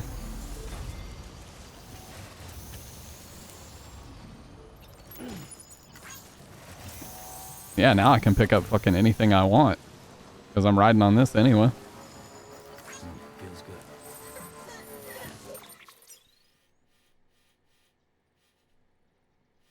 Incinerator. Damn, we gotta go fucking far, dude.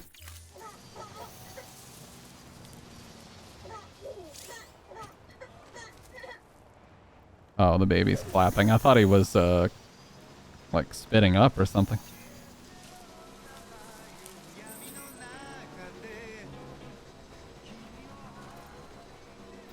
Batteries will not be used while on the grid. Nice. No longer on power. Oh, that was fast. I was on the power grid for 3 seconds. What the fuck?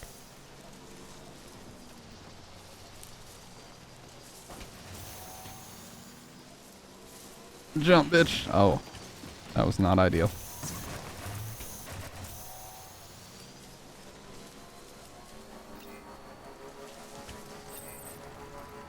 Is the bridge the only thing that is a power grid? Yeah, we got a long ass way to go here, dude.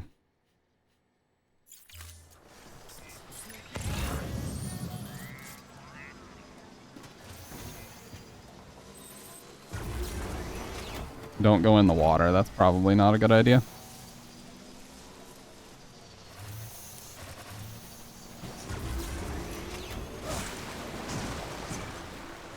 Okay, you can. It just increases the consumption of the battery, so that's fine. That's supposed to go to the distro center. And that too. You know what? I'm just gonna grab these both while I'm this close.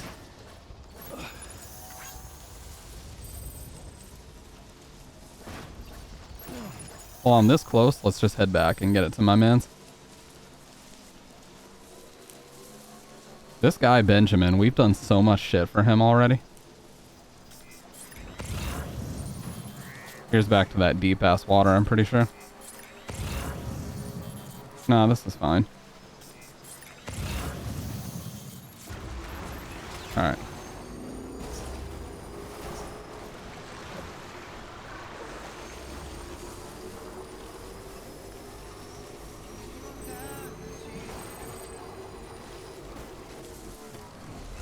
Oh. I'm going the wrong way. Yeah, this is fucking awesome, dude.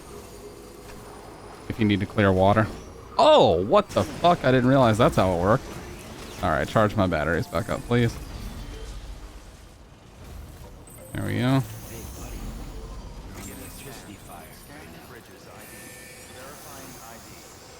Clear. All weapons will remain locked until departure. Damn, man.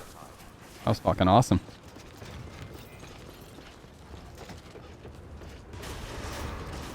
Decontaminating suit. All clear. Welcome, Sam Porter Bridges. Keep on keeping on.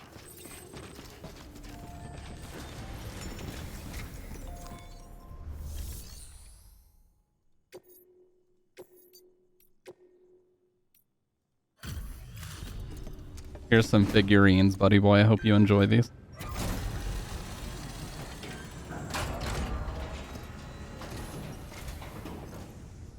Back, are you? You're trying to put the rest of us to shame. Fine by me.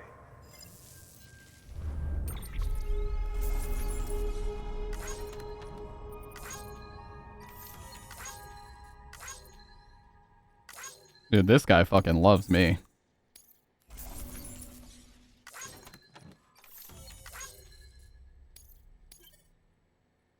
The People's Porter. Cargo has been entrusted to another player.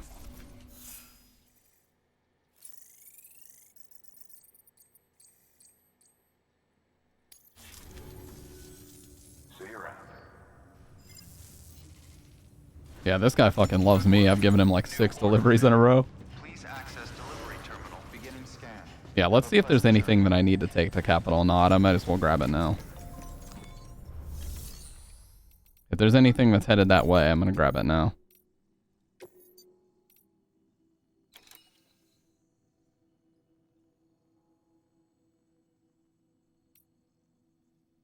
Confidential documents.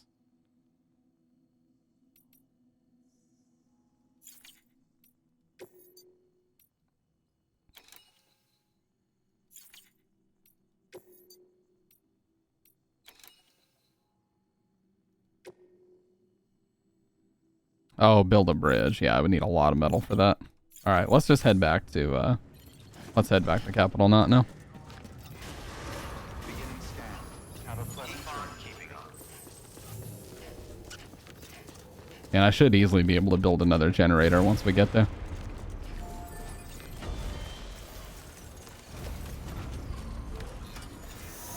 Weapons restrictions lifted.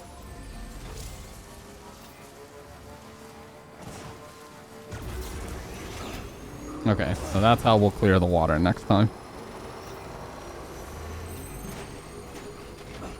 Damn! Okay. Here we go. That did not work.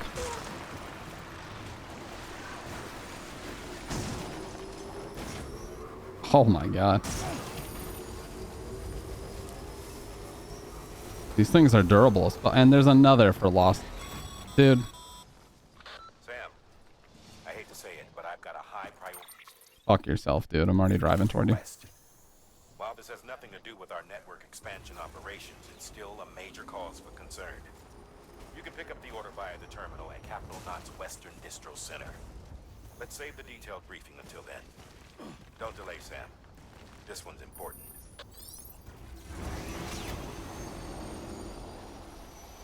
Okay, there we go.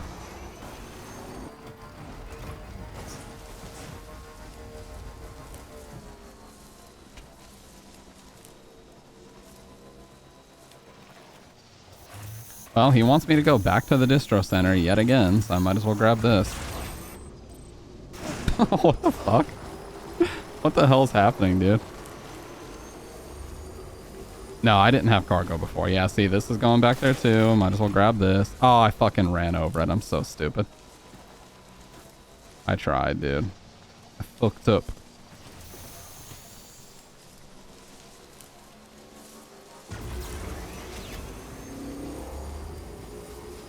Oh, it shows the battery down there. I was wondering where the battery meter was.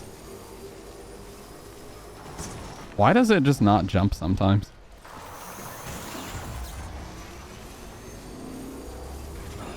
Okay. I'm gonna need to do it here because I can't clear this water otherwise. Okay. I'm gonna have to go up this way.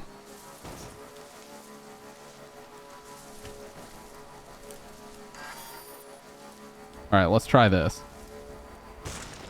Let's try this.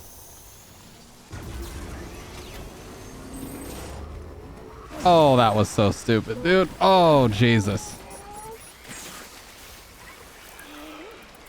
Well.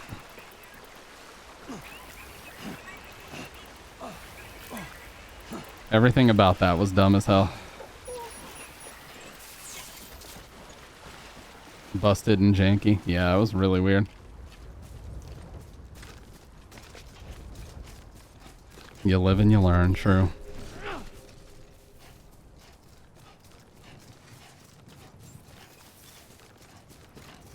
Beginning scan. Scanning bridges ID. Verifying ID. Clear. All weapons will release decontaminating suit. All clear. Welcome, Sand Border Bridges.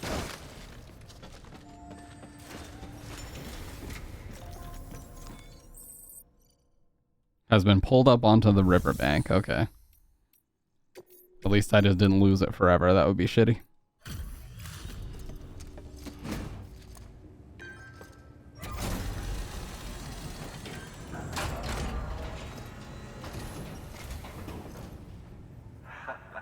The legend returns. How you doing, Sam? You trying to put the rest of us to shame? Fine by me.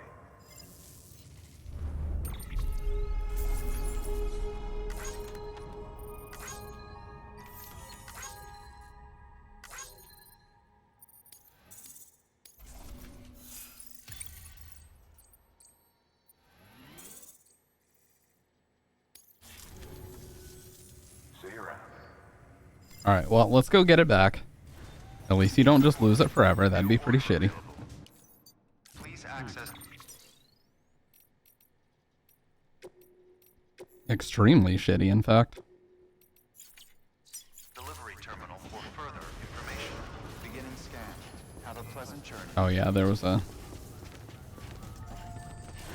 one that Die Hardman wanted me to do.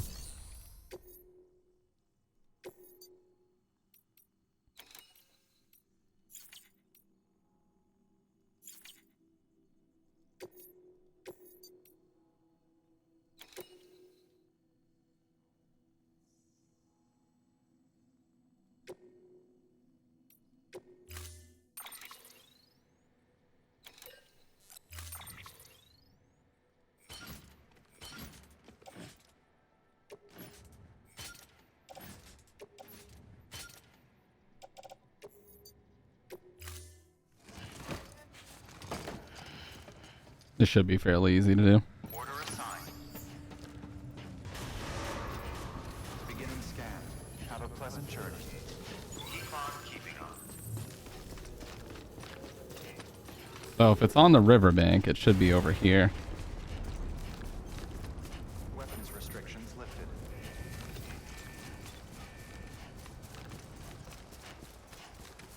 Yeah, because this was right where it fell off.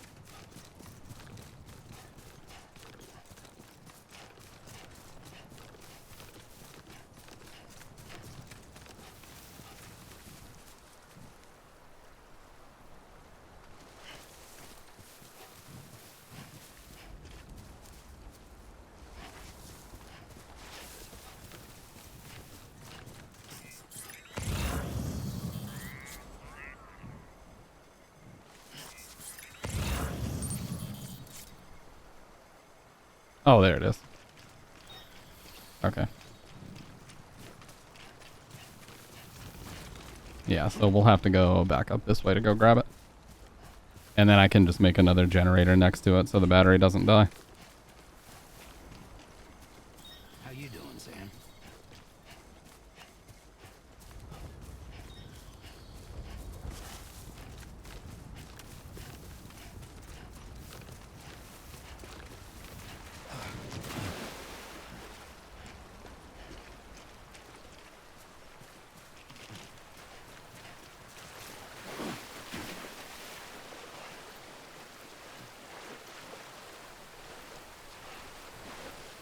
Alright. Yeah, it seems like if a game is not intended around you driving vehicles, that's always very janky. Like, unless that's a core mechanic, which this is a core mechanic, it just doesn't work very well. At least on PC. I bet it works better if you're using a controller. Battery for this should be pretty low. Yeah, it's kind of low, but that's alright.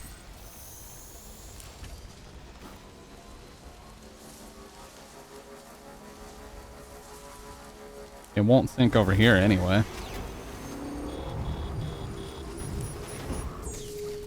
Oh, that was cool.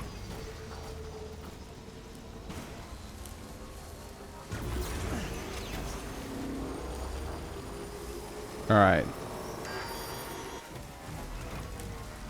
Yeah, no more boosting. We're just going to get to the battery and let it charge up.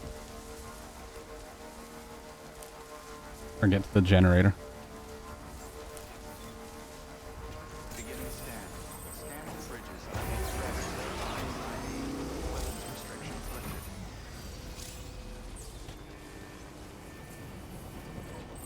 Okay, it said there's solar power. Alright, now let's actually head to... Well, first, up here. Yeah, the way station first, because we're giving them the,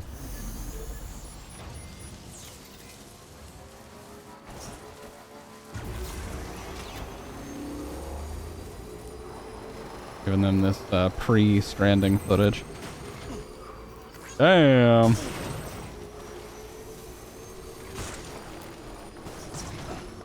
Oh my god, what the fuck? Holy shit. This is definitely the best part of the game so far. No fucking doubt about it.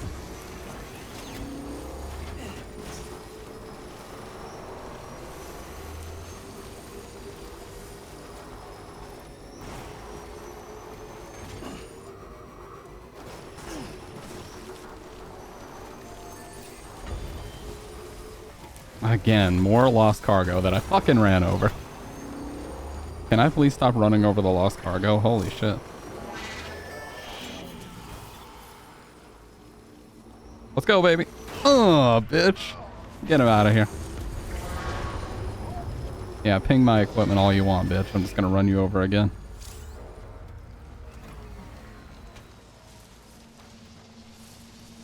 Let me grab these crystals real quick.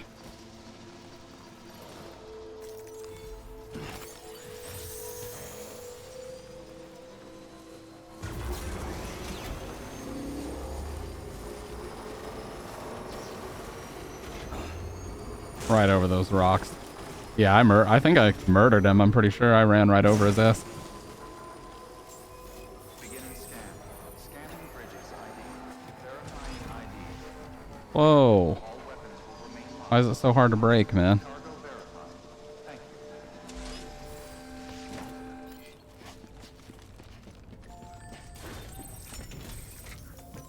you. Not good? I didn't know that.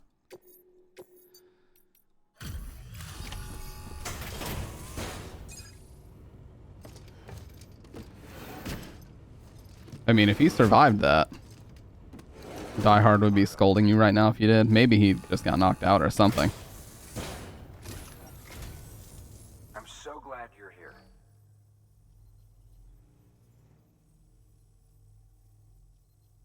You always take such good care of our cargo.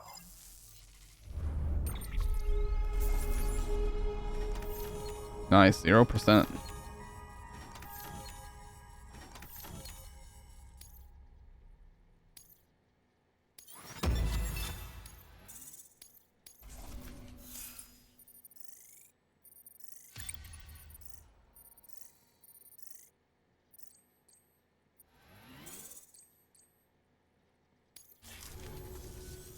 All right then. Thanks for everything. It's so satisfying watching those numbers go up. Not gonna lie. New order available. Please access delivery terminal for further information.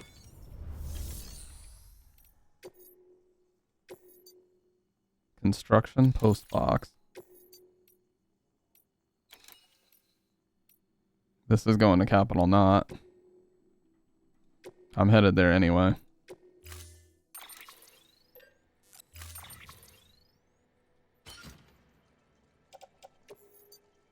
I like that I'm finally starting to get familiar with all the UI and everything else, because it took me a little bit. There's a lot to go over. But now I'm starting to understand the layout, and we're starting to get there. Safe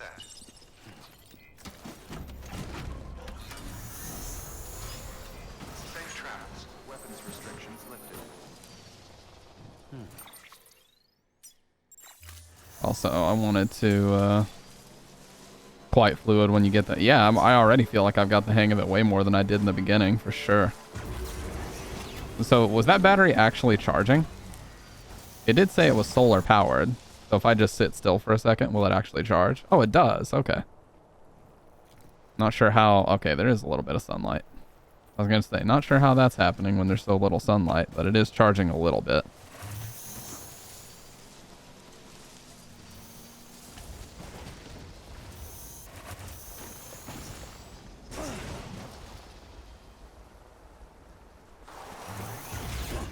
Nice. That's how you fucking jump it. Yeah, so anytime you're on a structure, it's a power grid. Alright, straight. Pretty much straight line from here.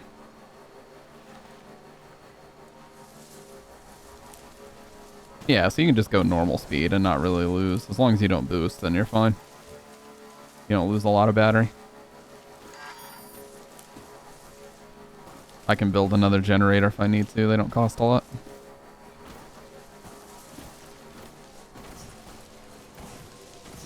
You know, this bike reminds me a lot of the Akira bike. When I played this last night and I watched that intro cutscene, it really made me want to watch Akira again. Oh god, that is not good. I fucking love Akira, one of my favorite movies ever, and I know Kojima's heavily inspired by it. He references it all the time.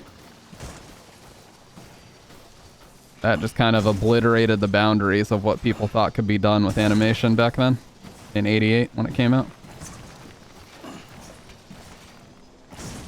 I I mean, that was way more advanced than any of the Disney shit that had come out. Wow, look at all this cargo for way station. I'm gonna grab all this. Okay. No, I have not read it, unfortunately, but I know that it was tough for them to put it all in the movie. To kind of cram it all in there.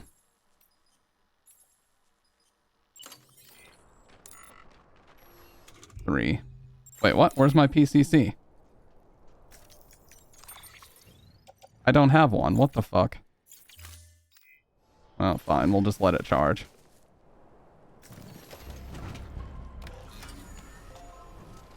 Right on.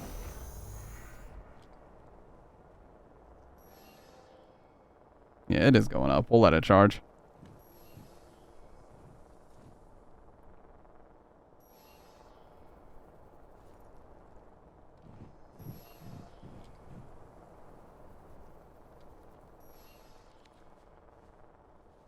I don't know. I don't feel like it's gaining much.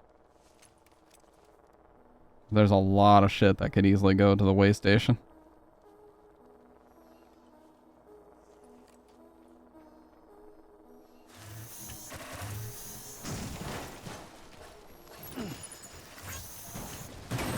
Oh my god, dude. Can I please stop fucking damaging shit?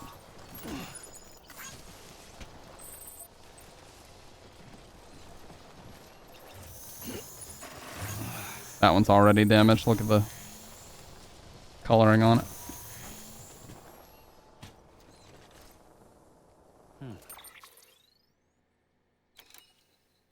You know what?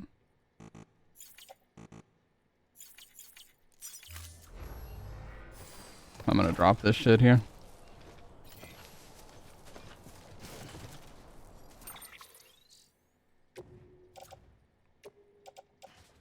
Oh, you can load it onto the bike. Okay.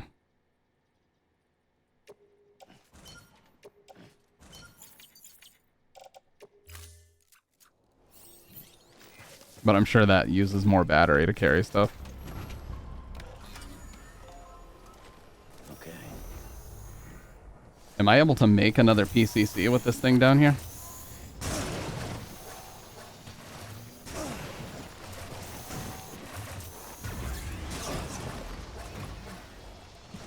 Or to get another one?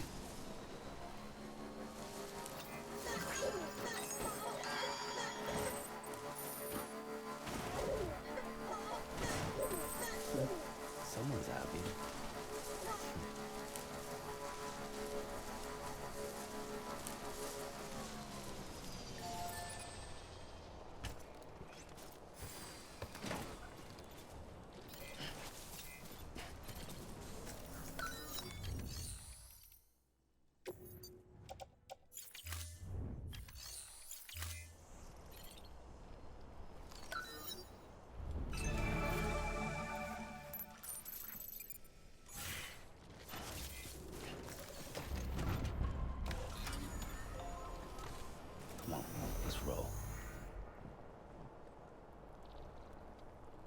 I just don't feel like it's really charging at all.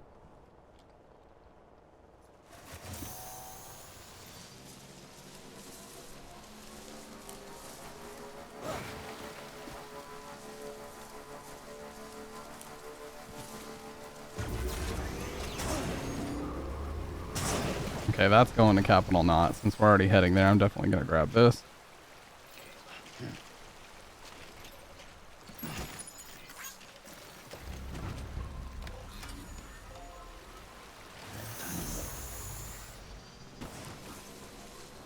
We're so close to the power grid. Oh, there's one right here, too. Getting low on juice.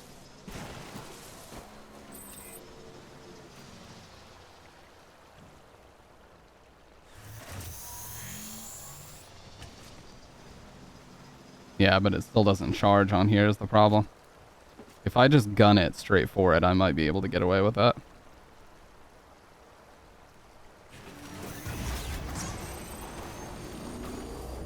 What was that?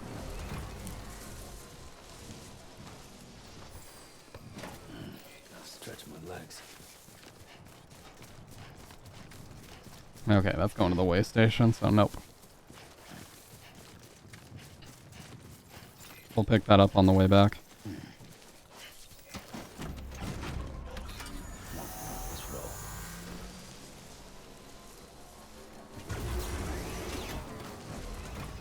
Yeah, battery died. Out of juice.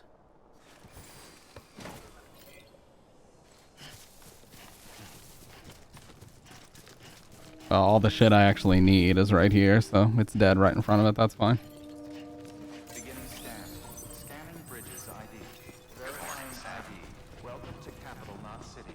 Proceed to distribution center.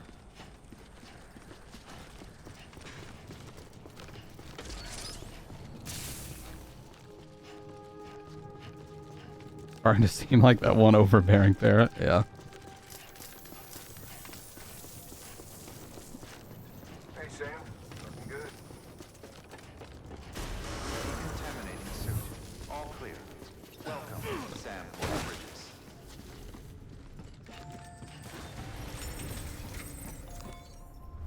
Sam, first deliver your cargo.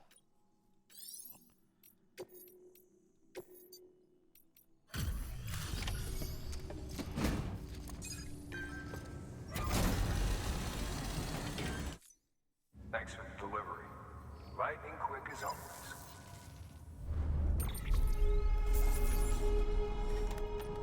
Oh, 1% damage. Fuck it. That was probably just from the time, though.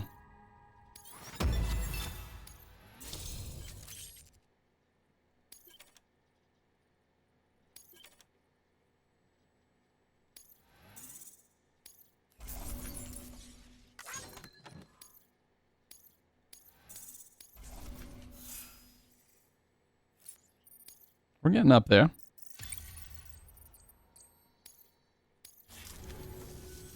Hey, I got something for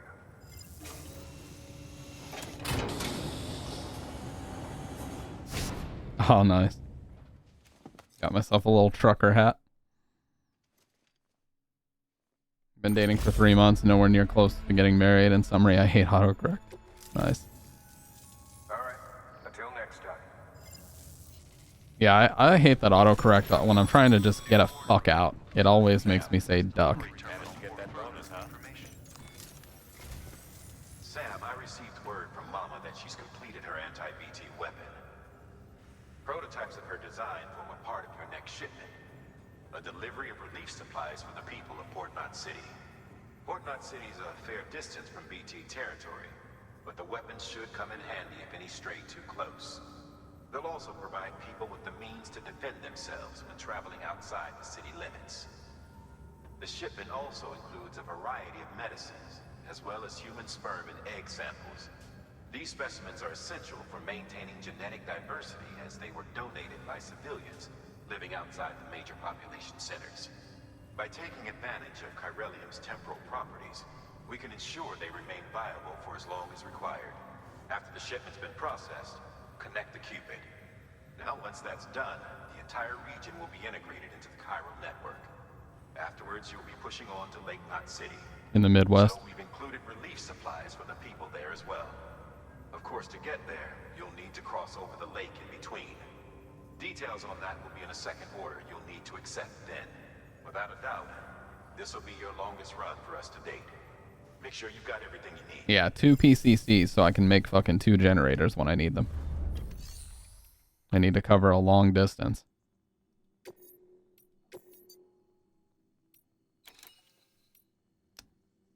Tranquilizers. I'm gonna grab this because I've already got a lot of shit that's going there.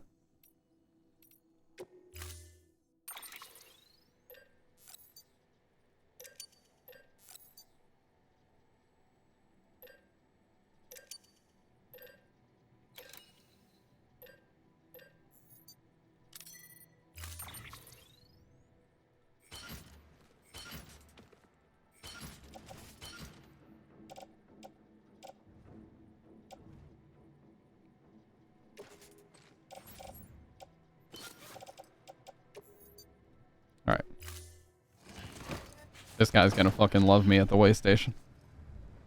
And I've got PCC for generators. We are good. Updated.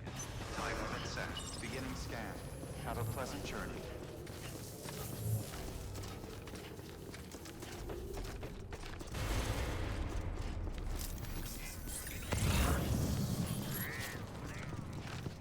Yeah, all that equipment on the bike too.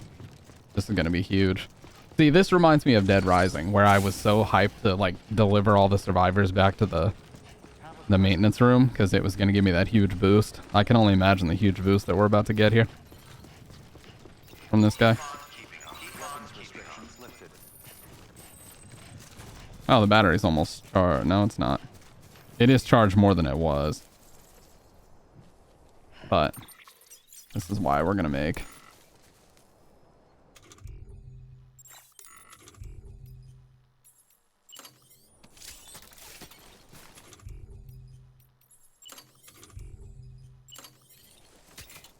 Nope, not a post box.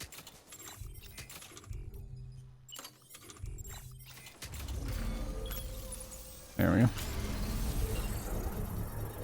Get me battery charged up. Can I attach all this?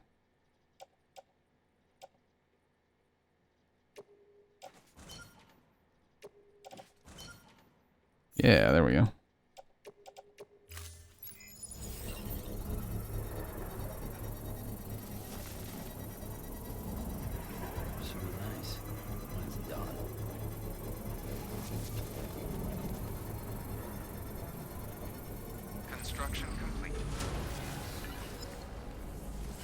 And then I'm just going to dismantle this so I can get the PCC back and bring it with me.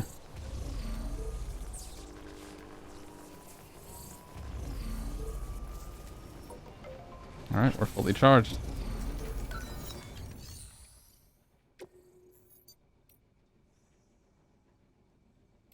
You know what? We'll leave it. I've got another one.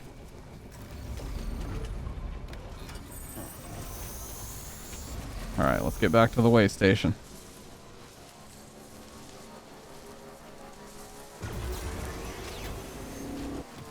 This is also going to the way station, so we'll grab it.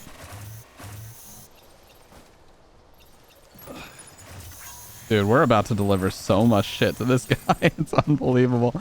Alright. Yeah, it's basically just a straight line from where we're at.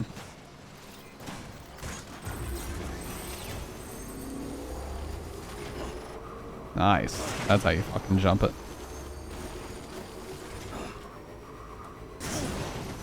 Yeah, dude, my man's is about to get a special delivery.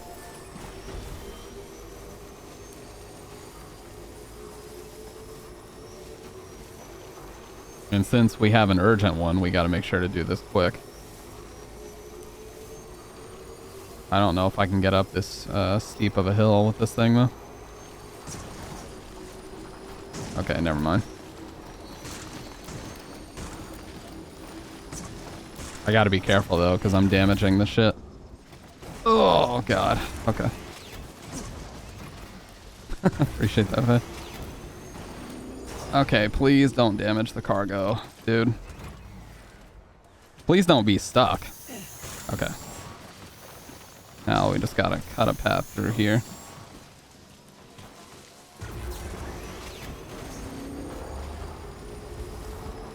We are well on our way. Oh, what the fuck? I'm going to the incinerator. I'm not even fucking going the right way.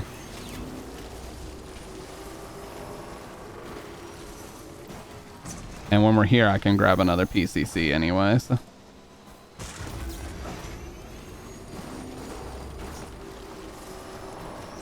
Insanity. Shit, man. I think I fucked up so bad.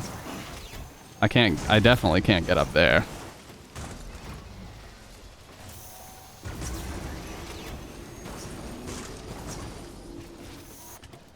God, this thing is so jank. Maybe I'll have to go all the way up here.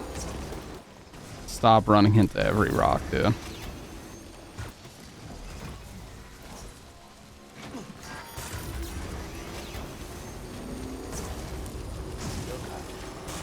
What is even happening here? Okay. The angle was really weird.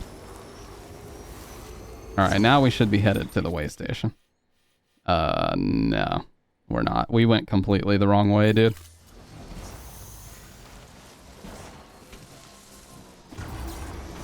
Fuck it. Oh, Jesus. Oh. Oh my god.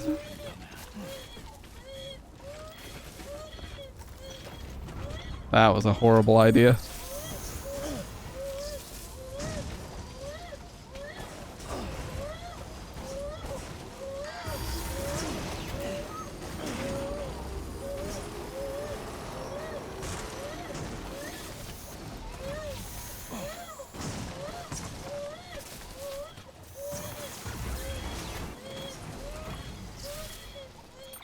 Alright, you know what, dude? Hey, welcome back, Dr. Red. We gotta do 2 things. And then we're gonna build another generator.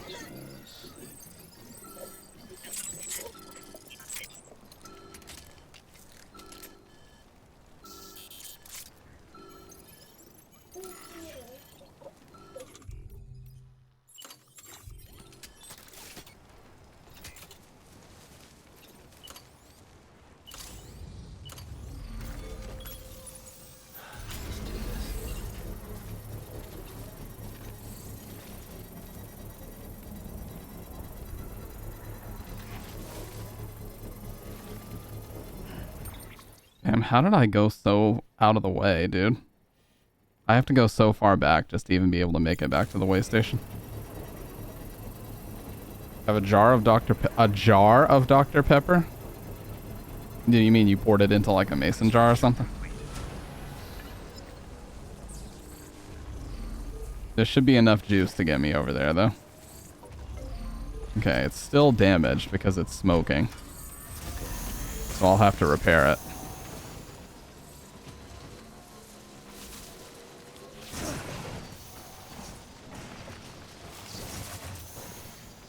But as long as I can avoid the majority of these rocks, then we're fine. There should be enough juice to get us over to the way station. I've got a lot of their shit.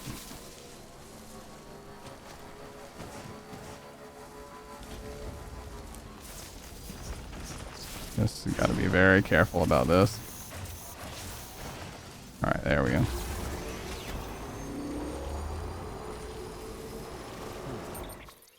Okay, and then as soon as we hit this, then we're gonna take a hard left. Looking at a jar of pickles and seeing a jar of Dr. Pepper. Dude, I drank... Did you guys know? I swear I'm not making this up. If you look it up, there's like scientific evidence to back up the fact that milk tastes better when you drink it out of a jar. I promise I'm not making that up. It's a real thing. It sounds like I'm bullshitting, but I'm not.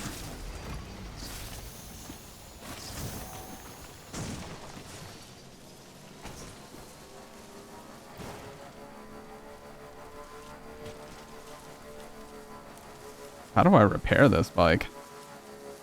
I'm sure I have to use metals and stuff.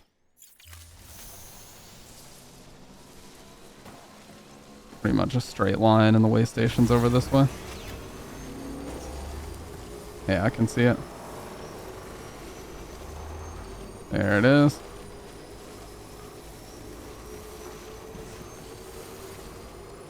Oh, God, okay. Sometimes the jump just doesn't register, man. That seems like it's going to be too deep.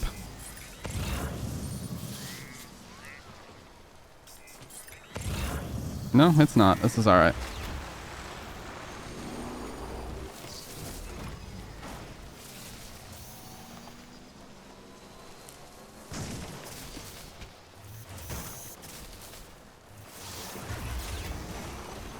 Okay, and then there is some more lost cargo, which I will happily grab right now. That's very heavy, though. Okay, so we gotta get over to my man's.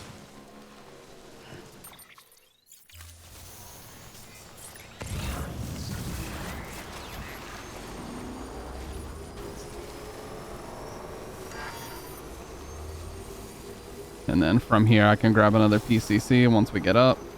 Yeah, it's making the battery drain faster because I have so much cargo on me.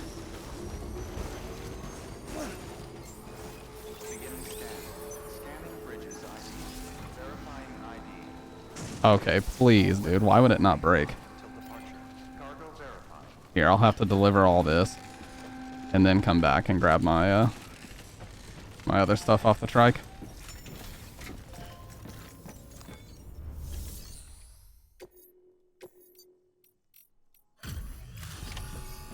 That's a lot of stuff, but some of it's damaged.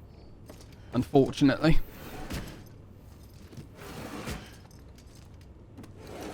We did not name our fetus, huh?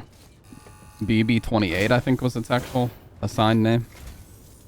Thank you, Sam. You made good time. Arlong.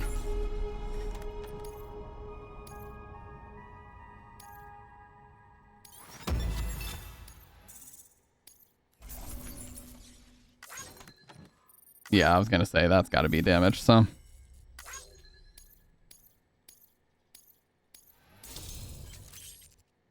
Like secrete oxytocin. Mask frame color rose pink. Wow, a lot more stuff available here.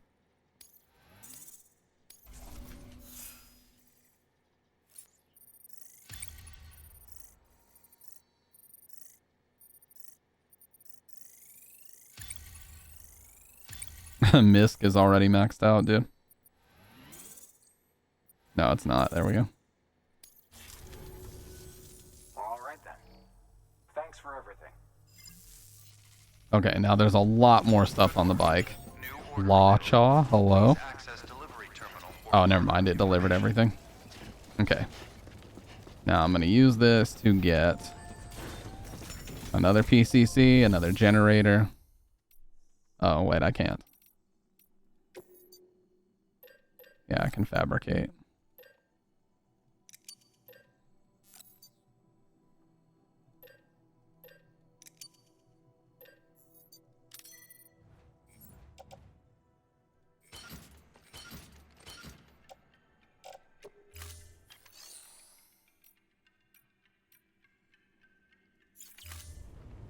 Being One Piece geek. How do I repair the bike?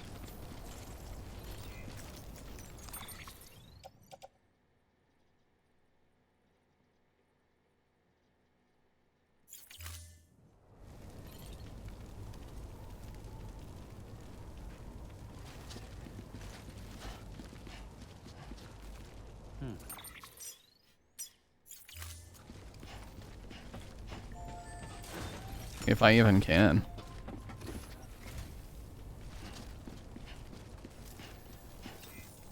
Be safe out there.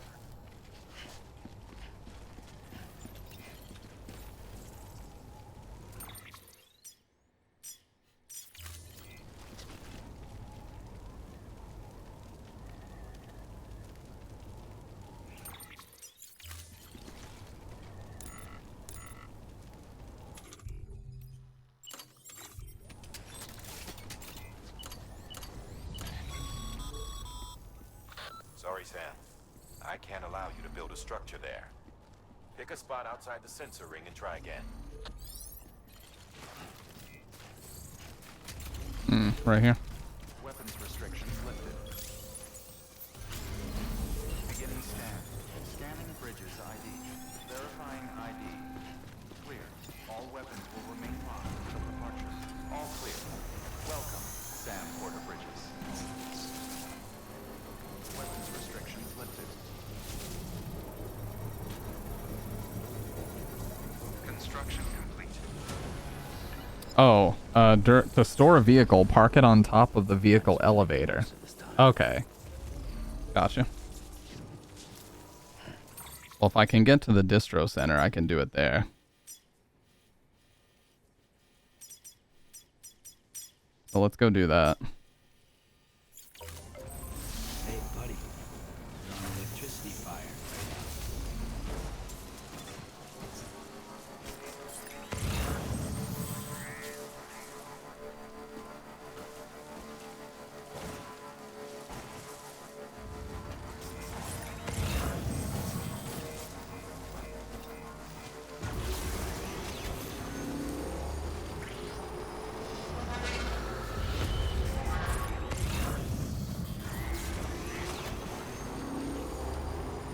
Yeah, he's just knocked out. He's not dead.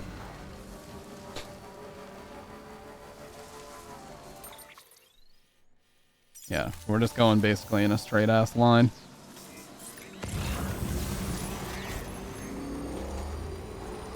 This is going to the distro center, so we will grab this. Don't run over it. Okay. Okay.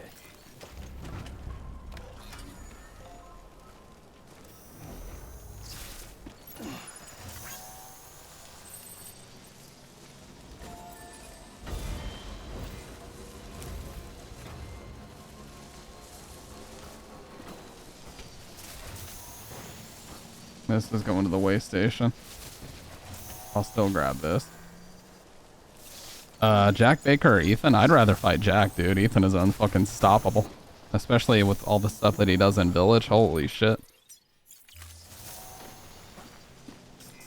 He dunks on the whole ass village. Easily.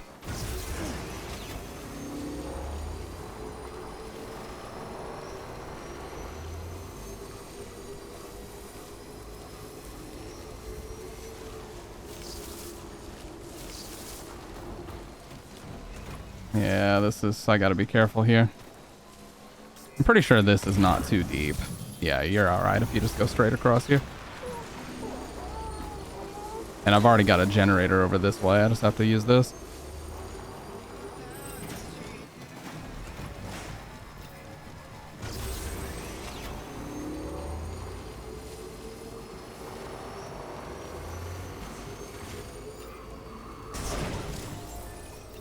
Beginning scan.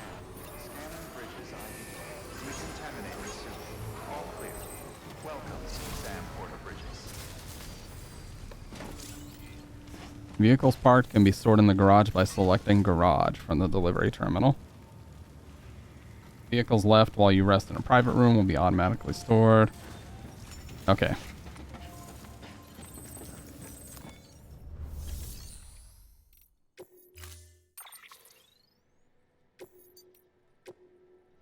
Okay, now let's go ahead and rest. I would fight Ethan because for one, he likely wouldn't murder me. Second, at least we wouldn't be having fun torturing me and laughing. Yeah, Jack is pretty fucked up. I'm not gonna lie. Oh, no, not yet. I want to deliver this stuff first. I've got one thing that goes here.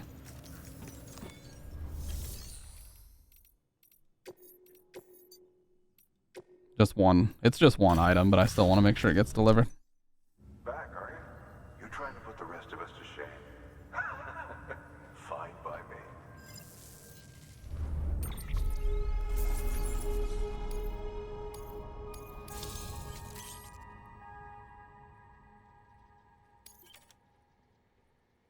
BTs are reaching out to us.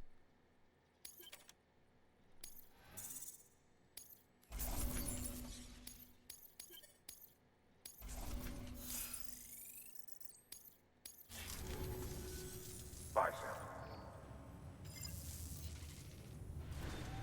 Alright, now we'll rest. New order available.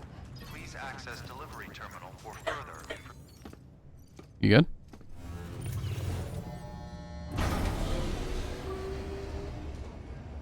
Imagine being in an empty house and hear stuff like, where my little Stampy or some crap like that. Yeah, seriously, he's chasing you around asking where his little Stampy is. Fuck that.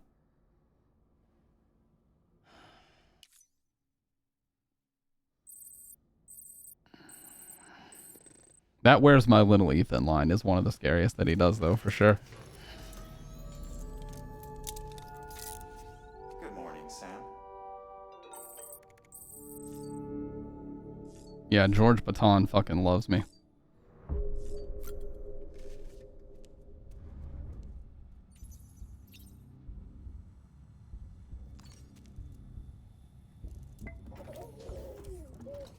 You okay?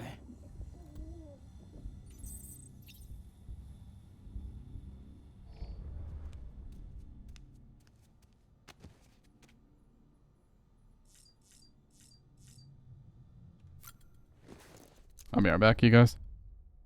Just gotta stand up and stretch for a second. Ugh.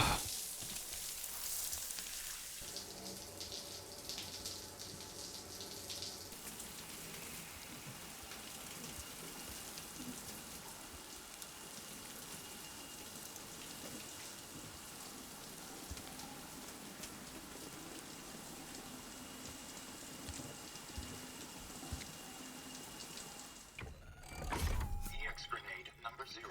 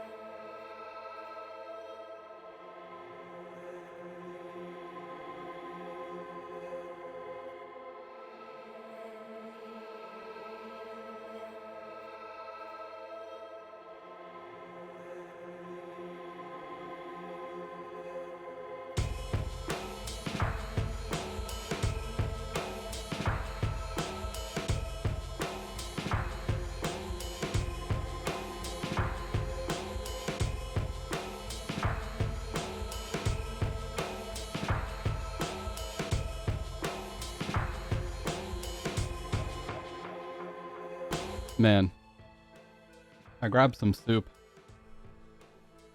So, let's play a video while I eat this. Let me see if I can save from this private room, and then I'll play a video while I eat the soup. I should be able to... Yeah, there we go.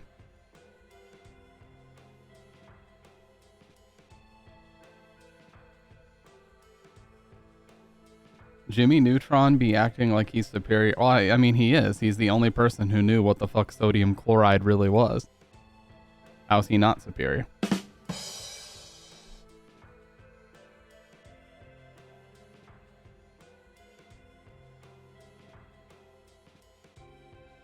And I mean, that's just factual.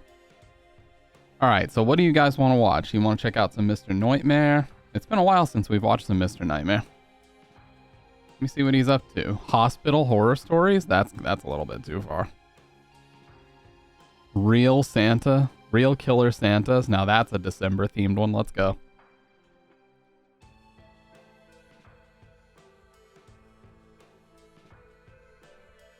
Oh god. I had 0 on me for 0.2 seconds. Here's my soup. God gaming. And I've got the video queued up.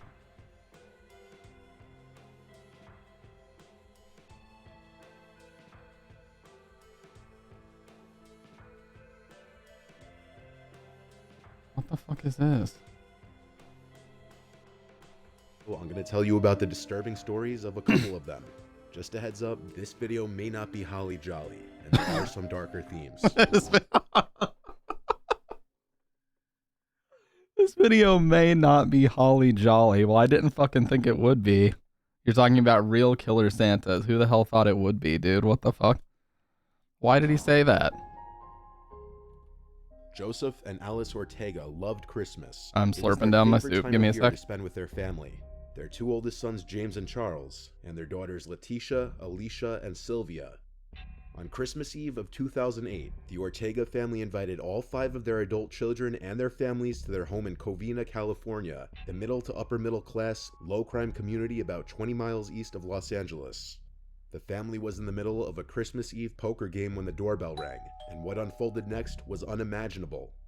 Shortly after the doorbell sounded, police received 911 calls from the Ortega's neighbor. The caller cried into the phone that someone was burning down the Ortega's house. That someone was Bruce Jeffrey Pardo, dressed in a Santa Claus suit. The fire department... Hey, what's up, Salty Baybot? Music reminds you of Deep Fear OST. Oh, you mean the music in this video or the music I was playing on the Be Right Back screen? Was dispatched to the Ortega... I'm just taking a quick break from Death Stranding. I'm just eating some soup really quick, and then I'll be right back to it. Oh, in the video? Yeah. I love Mr. Nightmare's content, man. House, but the calls kept coming in. Some even reported that they heard shooting coming from the house, and when the police arrived at the scene, it was a total nightmare. The only surviving Ortega family members police could locate was Letitia, her husband, and their 8-year-old daughter, who managed to escape the house and make it to a neighbor's house. Who's in your house? Ma'am, is the guy in your house right now? We're having 2 houses down on the cookie section. Okay. Ma'am, hold on. Is he at your house? No, he's constantly shooting. What do you think his name is, Bruce? His name is Bruce Pardo. Okay, and who is he to you guys? Who is he to you? He's my ex-brother-in-law. Oh, yeah. See, I kind of figured, because you seemed like you already knew me. It is I'm only Salt. Dude, somebody else in my chat just had that issue the other day. Like, they got to get their shit figured out, man. They have got to find out a better way to get you authenticated if you get a new phone number. They're going through this right now. Okay. With my sister. Hold on 1 second, okay? I don't know who else is driving. I know, ma'am. Just stay on the phone with me, okay? My whole family, there's 30 people, 25 people. I know. It's okay, the officers are there. They're trying to get to you guys, okay? Letitia's daughter, however, had been shot, so the family had already made their way to the hospital. What happened was Sylvia Ortega Pardo, Bruce Pardo's soon-to-be ex-wife, had finalized their divorce the week prior to the attack. This apparently caused Bruce to snap in the worst way imaginable, and this was his way of getting revenge. Bruce had arrived at the Ortega home in a Santa costume with a gift-wrapped package containing a rolling air compressor converted to deliver gasoline from it and at least 4 9mm semi-automatic handguns. His 8-year-old niece Katrina, the daughter of Letitia, ran to answer the door in excitement to be greeted with the Santa, only to be shot in the face. Luckily, she survived. Bruce then started firing indiscriminately at fleeing partygoers. After he ran out of bullets, Bruce pulled out his homemade flamethrower to spray 18 gallons of gasoline into the house, causing it to burn down. In the middle of investigating the aftermath of this chaotic scene, police received a tip from a neighbor. She and her husband had seen a car leaving the cul-de-sac at around 11:45 Holy p.m. fucking shit, man. Police started searching the Ortega's scorched home. They found bodies burned beyond recognition, which were later identified as missing Ortega family members. This guy definitely A total fucking of snapped. 9 people were murdered. While police were busy investigating this massacre, they received a call from Bruce's brother, Brad Pardo, who returned home from a Christmas party to find his brother laying dead in a pool of blood. Bruce had taken his own life.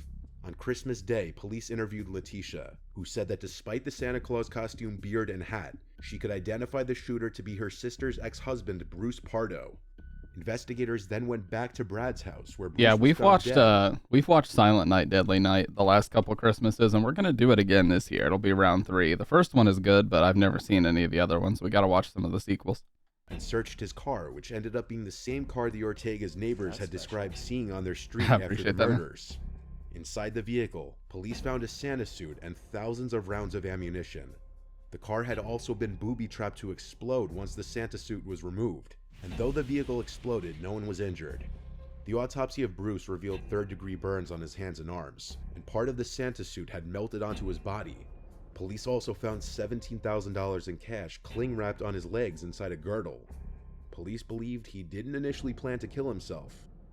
Around the same time, a man reported a suspicious car parked in front of his Pasadena home. Police ran the plates and found the car had been rented by Bruce. Though the car wasn't rigged, it was packed with supplies including a computer, clothes, water, food, and maps of the US and Mexico. Oh my Police god. believe Bruce had been planning on escaping to Mexico after his killing spree, and this was his getaway vehicle. This The guy just vehicle was also completely parked about fucking went 500 insane. feet from the house of Scott Nord, Sylvia's divorce attorney. This was definitely not a coincidence, and Bruce was likely planning on also murdering Scott, because in June of that year, Bruce was ordered to pay $1,800 a month in spousal support.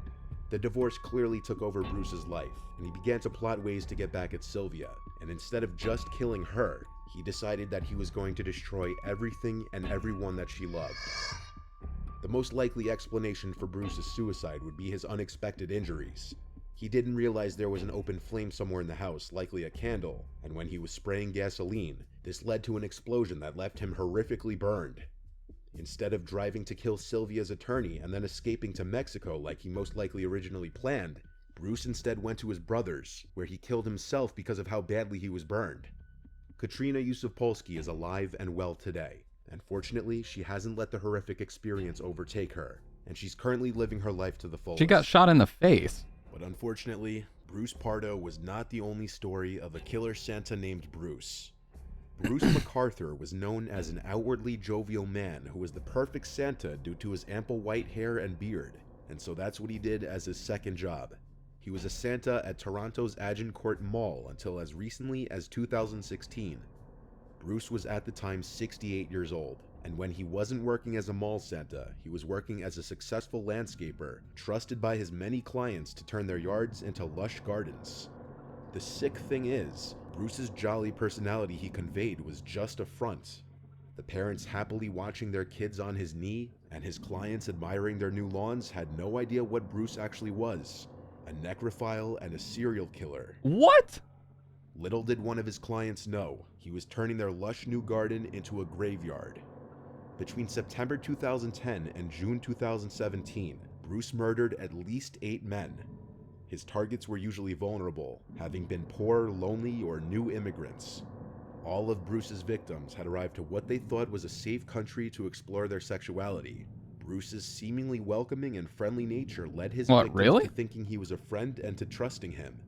Then he would kill them. Bruce was described by colleagues and coworkers to be a great guy who always had a smile on his face. For 30 years, he was seemingly happily married to his wife Janice, who he had 2 children with and lived in a house in Oshawa with, a middle-class town very these are close to crazy downtown stories. Toronto. In the late 90s, however, Bruce came out of the closet probably to the shock of his wife, and not long after suggesting that the two have an open relationship, he left his family and moved to Toronto. But he remained on speaking terms with his family. Bruce became a regular in gay neighborhoods and wanted to be part of the LGBT community. But pretty soon that community didn't want him to be a part of it, as he quickly earned himself a reputation of being trouble. In 2003, when in his late 50s, Bruce received his first criminal conviction for the assault of a man with an iron pipe in the man's home 2 years prior.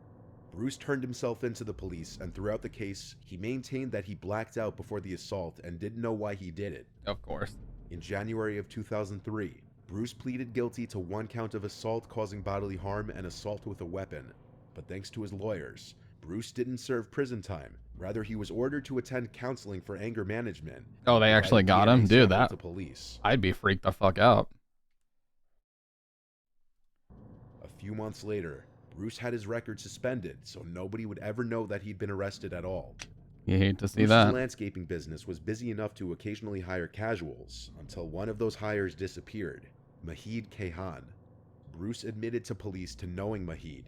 He told police that Mahid had worked for him doing landscaping for a month, and the 2 men had a sexual relationship that Bruce claimed he broke off. Bruce was not a suspect at the time of the interview. He was treated as a witness in the missing persons cases.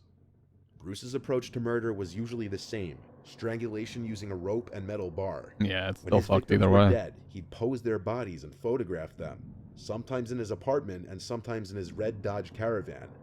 One victim was posed wearing a fur coat and with a cigar in his mouth. Some had their beards and heads shaved, others had their eyes closed. Then he would take close-up photos of their genitalia. Bruce stored these dead body photo shoots in digital files on his computer. He then dismembered his victims, distributing their body parts in one client's garden, putting to use his knowledge and skill in gardening.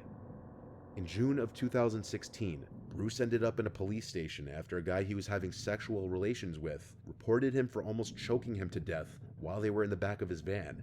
The man managed to escape and report Bruce to the police. And for the second time, Bruce turned himself into the police. Probably had so much of a guilty conscience.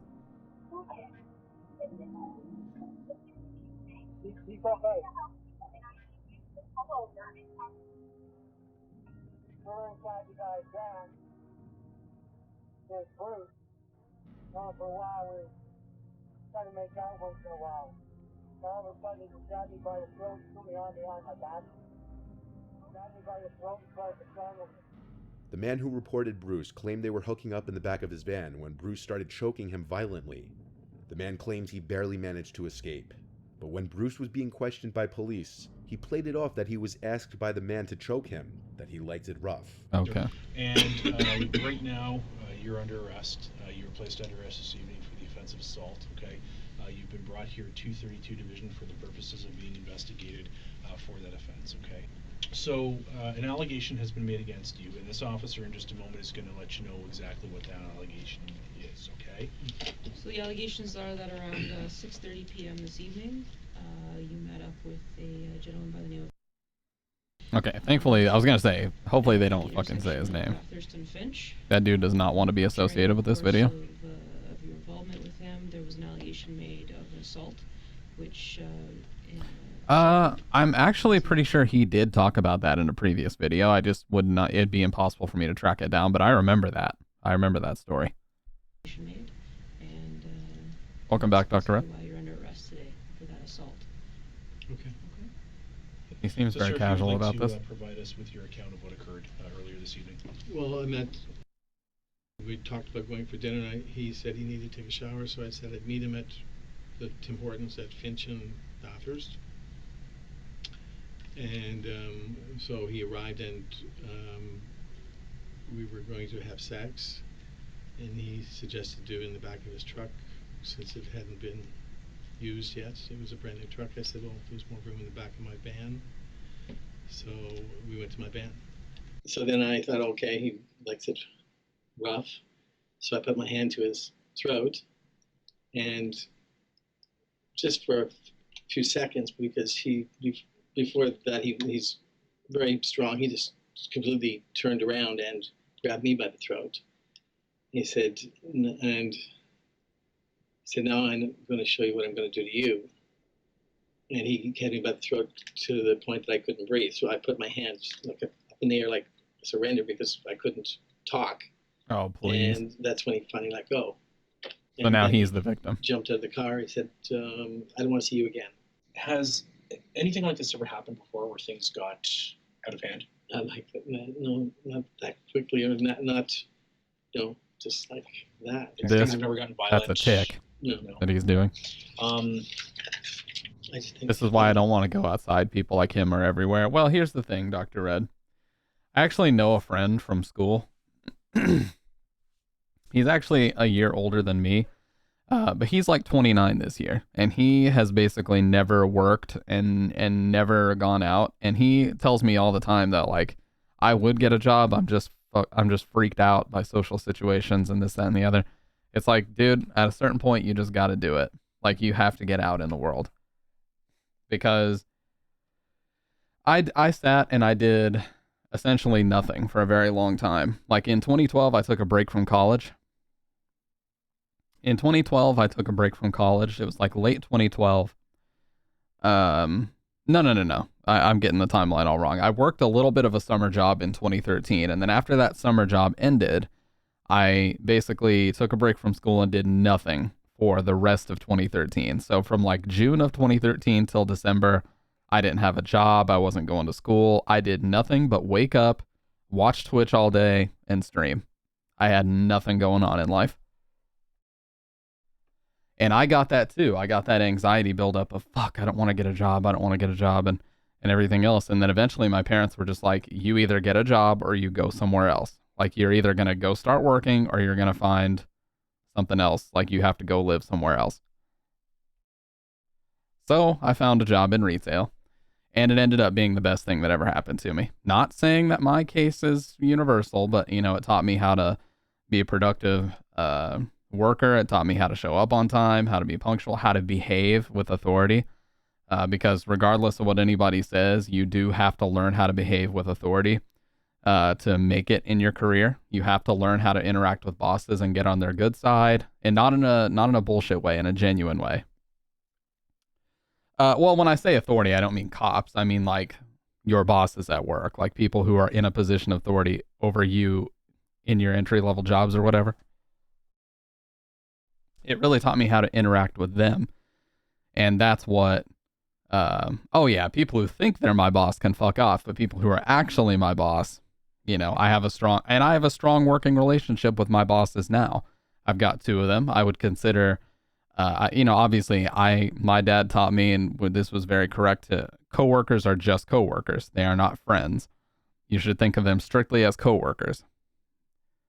Yeah, power tripping actual bosses. But, you know, my bosses now, they respect me. They take my ideas into consideration. And so I do have a strong working relationship with them, but it ends there.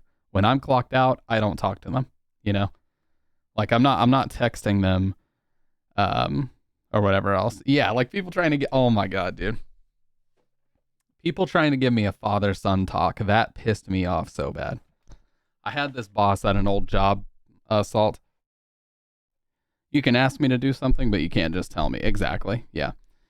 I had this boss at an old job who basically told me that there was a tier 2 IT position available for me if I took on extra responsibilities. I took on those extra responsibilities for about 6 months, and then it turns out that there was never any position, and he just lied to me. I found out by kind of going above him and asking somebody. So whenever that happened, I just checked out. I was like, I'm done. I'm looking for other jobs. I even used the computer that I worked on to look for other jobs. That's how fucking done I was with that place. And when I put out the department-wide email saying, hey, I'm putting my 2 weeks in. Here's the new place I got a job at, this, that, and the other. He comes into my office and he pulls in a chair, turns the chair around and sits in it like he was just going to fucking lay me out and put me in line. And he was going to fucking give me the father-son talk that my dad should have given me. And he goes, I'm just letting you know. And he's like, this is just a general life thing. He's like, this is just a general life thing, not a work thing. Nobody likes a quitter. He said this to me. Yeah, he did the actual father-son talk bullshit. And he's like, yeah, this has absolutely nothing to do with this job, but I'm just letting you know this is general life advice. Nobody likes a quitter. And I basically just checked out. Like, I disassociated from that whole conversation because he just kept talking and trying to give me advice. And then at the end, he's like, so do you have any questions, comments? Like, I could tell he was frustrated with the fact that I hadn't said anything yet. He's like, do you have anything to say? How about you suck my fat cock? Seriously. You know, he's like, don't you have anything to say? And I went, no. I was like, and I even told him, I was like, that all seemed pretty self-explanatory. I think I'm good. And he just goes, well, okay then. And then we didn't say a single fucking word. I didn't even make eye contact with him for my last 2 weeks. Nothing. I did not say a single word to that dude. I just put my head down. I did the bare minimum to get the fuck out of there. And my career took a very positive turn after I left that place. So, you know, the lesson I learned there is just because someone tells you that a position is available, confirm it first before you do a bunch of extra work. I worked with a dude who was another team lead, and he thought he was my boss, and he threatened to fight me. Yeah, you gotta love those fucking types. But yeah, that was the lesson I learned, is never do extra work for the promise or the possibility of another job without confirming that it at least exists and is a possibility for you to achieve it. Now, if you confirm that it exists and you're trying to work toward it, that's one thing. But if you can't even confirm that, and then by the time you go to ask somebody about it, they basically tell you it never existed, yeah, that's when you leave. Yeah, you need to present it in writing or something. Not just, oh, hey, there is one. Okay, you have any proof of this or what? He was a Mr. Tough biker guy. Mr. Hell's Angels. I've shot people before and I've been to prison. I'll kick your knees out, bitch. Yeah. I've had my fair share of that too. In retail, that's really bad. Like people who aren't even on your shift that don't understand how your shift works, just blaming you for everything. Because the way retail works is people come in the morning and they blame third shift for everything. Third shift comes in at 10 p.m. and they blame the morning shift for everything. So it's just this constant cycle of finger pointing of, oh, it wasn't my shift, it was their shift. So yeah. We would get these managers who would come in on our third shift meetings at 10 p.m. and be like, I know who did this, and I'm just letting you know that you're on thin ice. And they like look at you and shit. Like, come on, dude. There's a chain of command. Dude did fuck all. Dude, one of the worst experiences we had in retail was they hired so basically, third shift at my store, they have this structure where there's an assistant manager who is the main one. And then they have an hourly manager who's not salaried. So the assistant manager is salaried. They basically run the whole store on nights. Then they have someone who basically runs around and does the small tasks for them called a support manager. The support manager makes slightly more than the rest of us. And the support manager that they hired was constantly bragging about doing nothing but sitting in the office with his feet kicked up and what he described as broing out with the main assistant manager. That's all he did. He's like, yeah, I'm getting paid more than you guys who are actually busting your ass, and I'm just going to sit in the office and bro out with the manager. Dude, get the fuck out of here. Actually, get the fuck out of here. He was an asshole to me all the time, tried to order me to do shit, and I was like, no, but you can ask me to do it. Yeah. Oh, dude, some people, they're just like, yeah, do this, and they think they have the authority.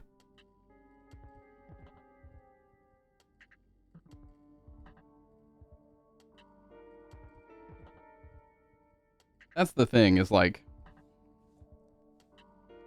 some people just can't handle the responsibility of being a supervisor. I genuinely learned this in my time.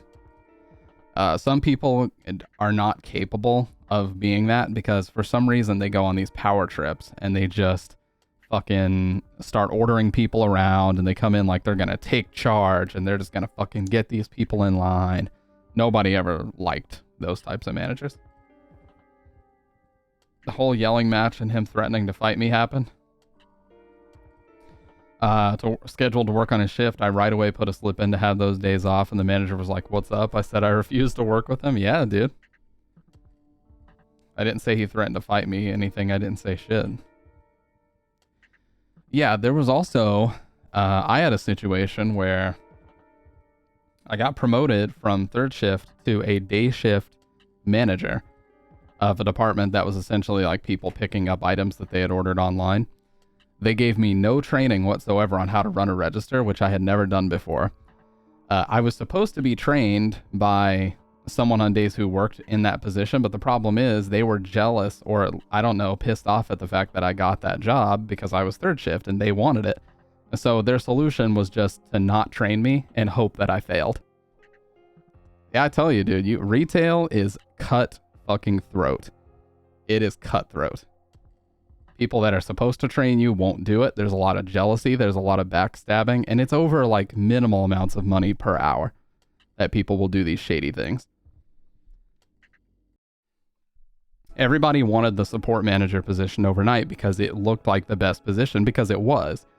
And whenever the support manager position would come up, people would literally pull their phones out and start recording other people so they would have blackmail on you. Like, I remember I checked the time on my phone one time, and I always had my earpods in. So I checked the time on my phone. Someone just so happened to be recording me, and they sent that in to the manager saying, well, he can't be a support manager because he's on his phone all the time. That's the type of shit they do, dude. And this is like a $2 an hour difference we're talking about, that people would do shit like that. After that happened, he called up the next day. I guess he got a talking to, and then he basically ignored me and pretended I didn't exist. Someone told me that he was told not to start shit with me. Yeah, because they don't want to have to train somebody up to replace you. So yeah, he's fucking costing them money at that point. It's good they actually did something about it, but that seems to be rare. Last day we worked there, when everyone got laid off, he shook everyone's hands and avoided eye contact with me. Yeah, that's the pettiness, dude. That's the pettiness, and that's where it comes from.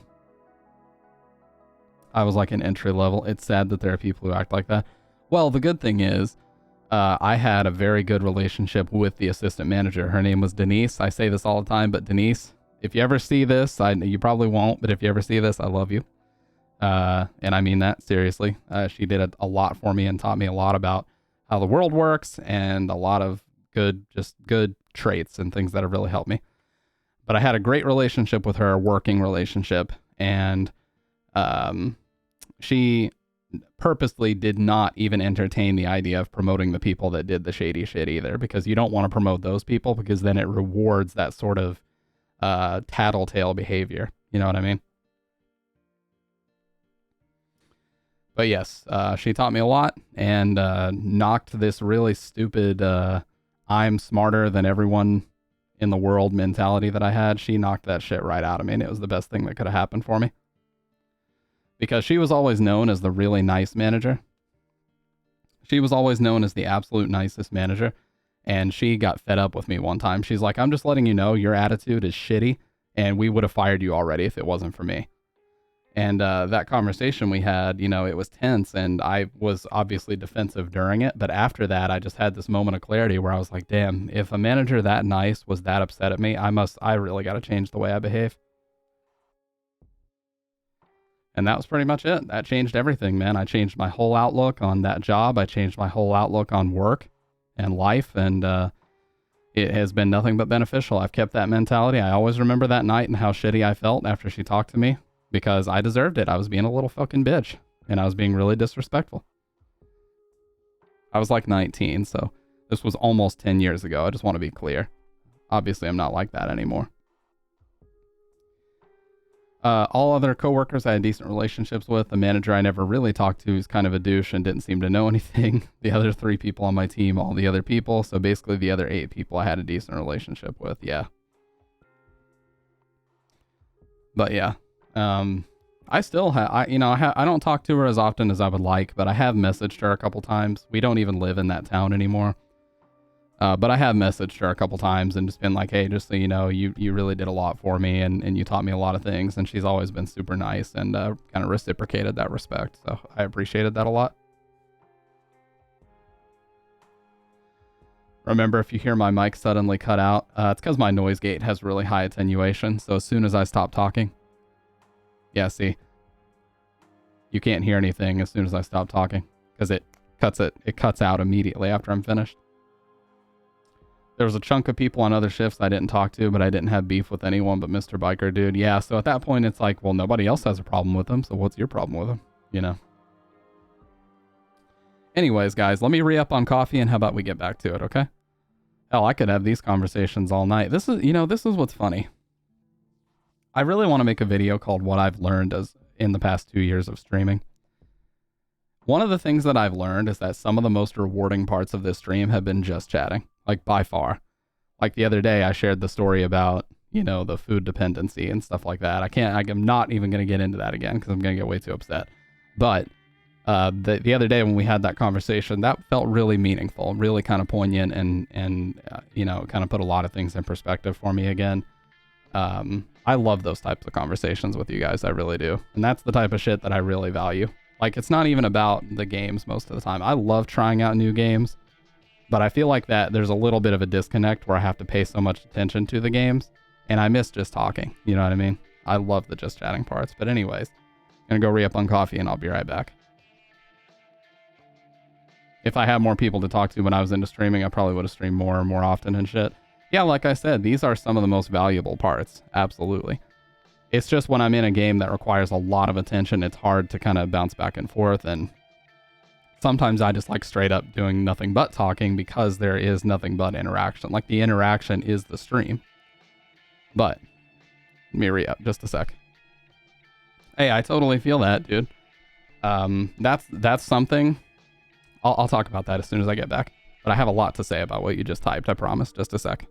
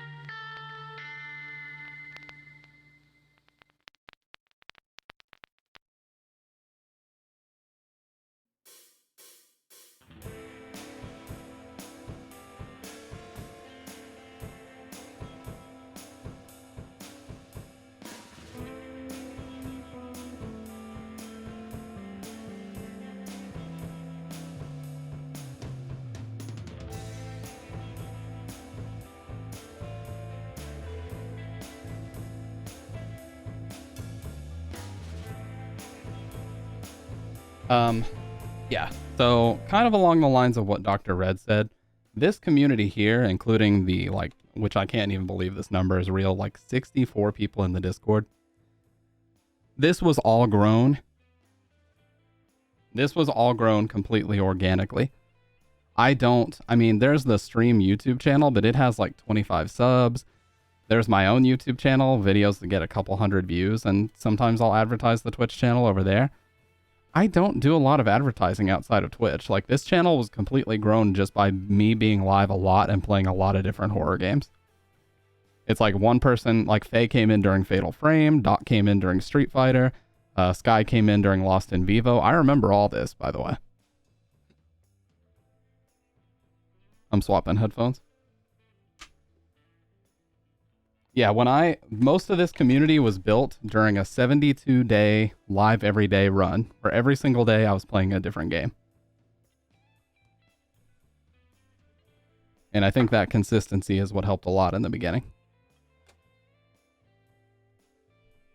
I also used to do a lot of 30-day challenges.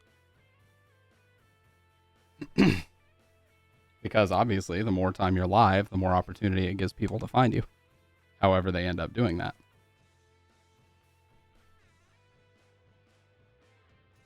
It's going to be so loud, I gotta swap the headphone profile over.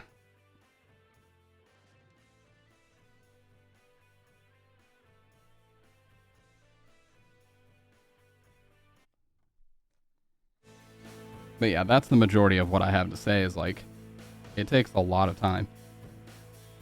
Yeah, we're still playing it. I'm just taking a break. I was just eating a little bit of food and I re-upped on coffee. I'm switching back my headphones because these are a little bit easier to do just chatting with. Yeah, dude, I got the bike. It was fucking awesome. I'm just annoyed by having to make the PCCs and the generators for it over and over. But yeah, Salt, that's what I would say. Like, Sick Boy came in while I was in the middle of a 18-hour Silent Hill marathon stream, right? He came in while I was at the hospital section of Silent Hill 3, and the first thing we started talking about was headphones. And it's really all about consistency. Like, the most growth that ever happens is the most time that you're live, in my experience. October, for example. Yeah, once you figure out who your regs are, I think that's when things really change. Like, when I realized that Dr. Red, Faye, Mag, Sky, and people like this are my regs, and these are names that I always see in my chats, they always have a great time, and you just kind of feed off that energy, then it becomes really fun.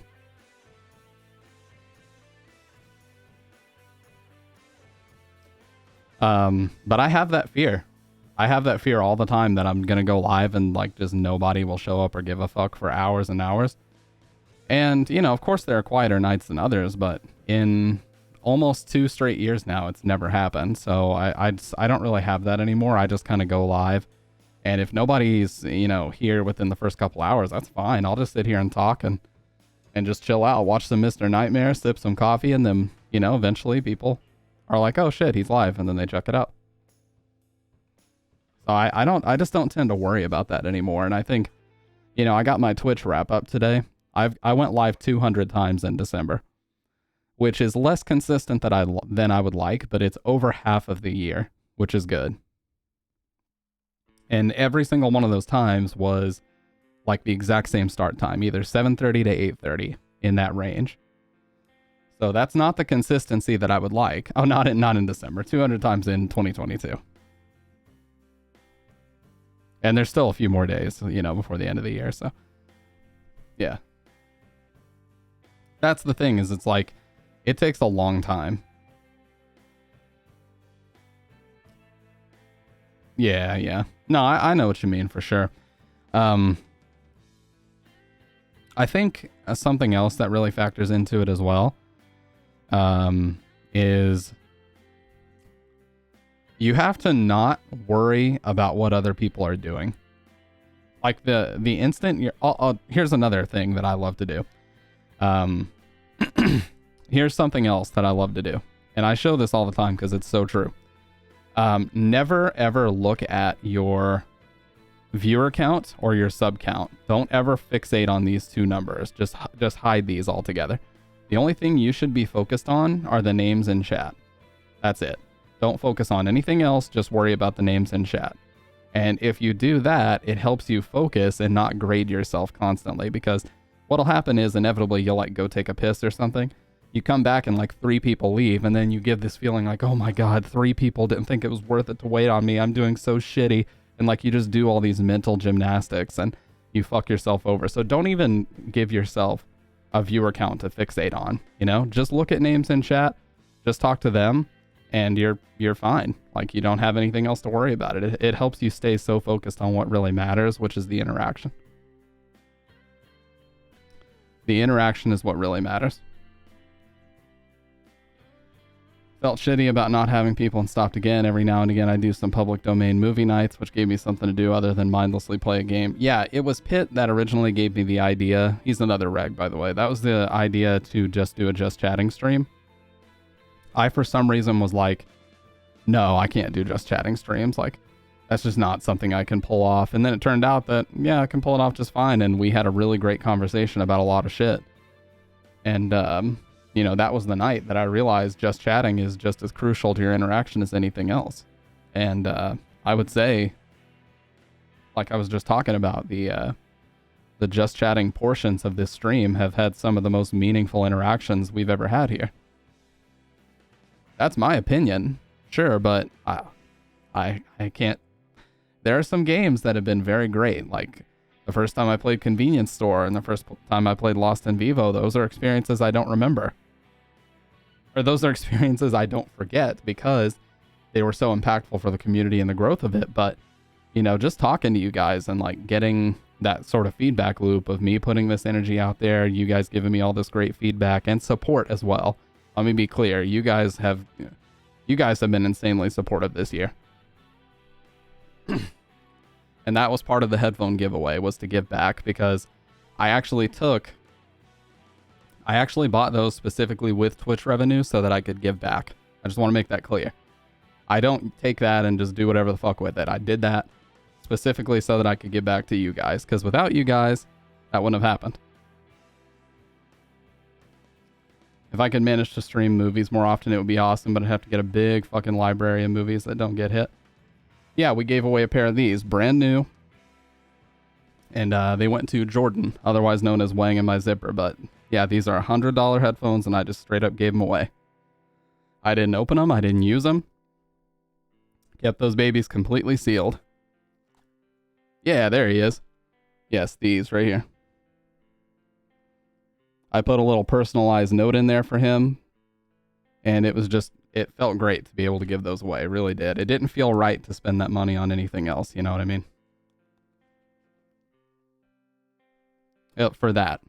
And, you know, it's a Christmas thing. I like to also do that. And, yeah, it was just a cool experience. I've never done anything like that before, but I feel very happy to have been able to have done that. You know, never would have thought that things would be where they are. And people like to look at my numbers and they're like, oh, dude, your shit is tiny. Like, there's nothing here. It's like, dude, I don't, you realize I have not thought about my numbers in months. I don't give a fuck about my numbers. Like, the people matter. The numbers on the screen don't fucking matter at all. If it feels like there's a community there and it's important to you, that's it. That's all that matters. Dude, I don't give a fuck about my numbers. I don't care if I have, you know, whatever followers I have. I don't care if I have this or 10 million followers. If there's a community of people here who are having a great time, that's all that matters to me. The numbers don't mean shit. But yes, welcome on in, Dr. Wang.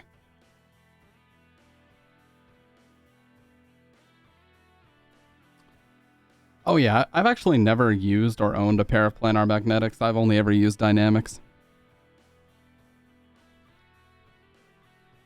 But the 990s that I love so much are open. I just woke up. There was a game when I fell asleep. Yeah, I was playing Death Stranding. I was taking a break just to eat some soup and re-up on coffee and just kind of talk a little bit, and it turned into a whole other conversation about life and, and streaming and stuff. I'm sorry, Dr. Red. I wanted to read your message.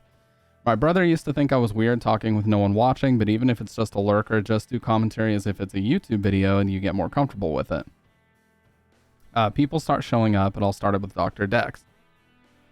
Then more people, then more, until recently it finally clicked that I've grown a community, a small one, but a small community of awesome, positive people, and someone like me being able to entertain is insane to me. Exactly, dude. Like, literally any single time I see a new name in chat, that kind of fucking blows my mind. It's like, how, you know, sometimes I'll even be tempted to ask them, like, how did you find this stream? You know what I mean?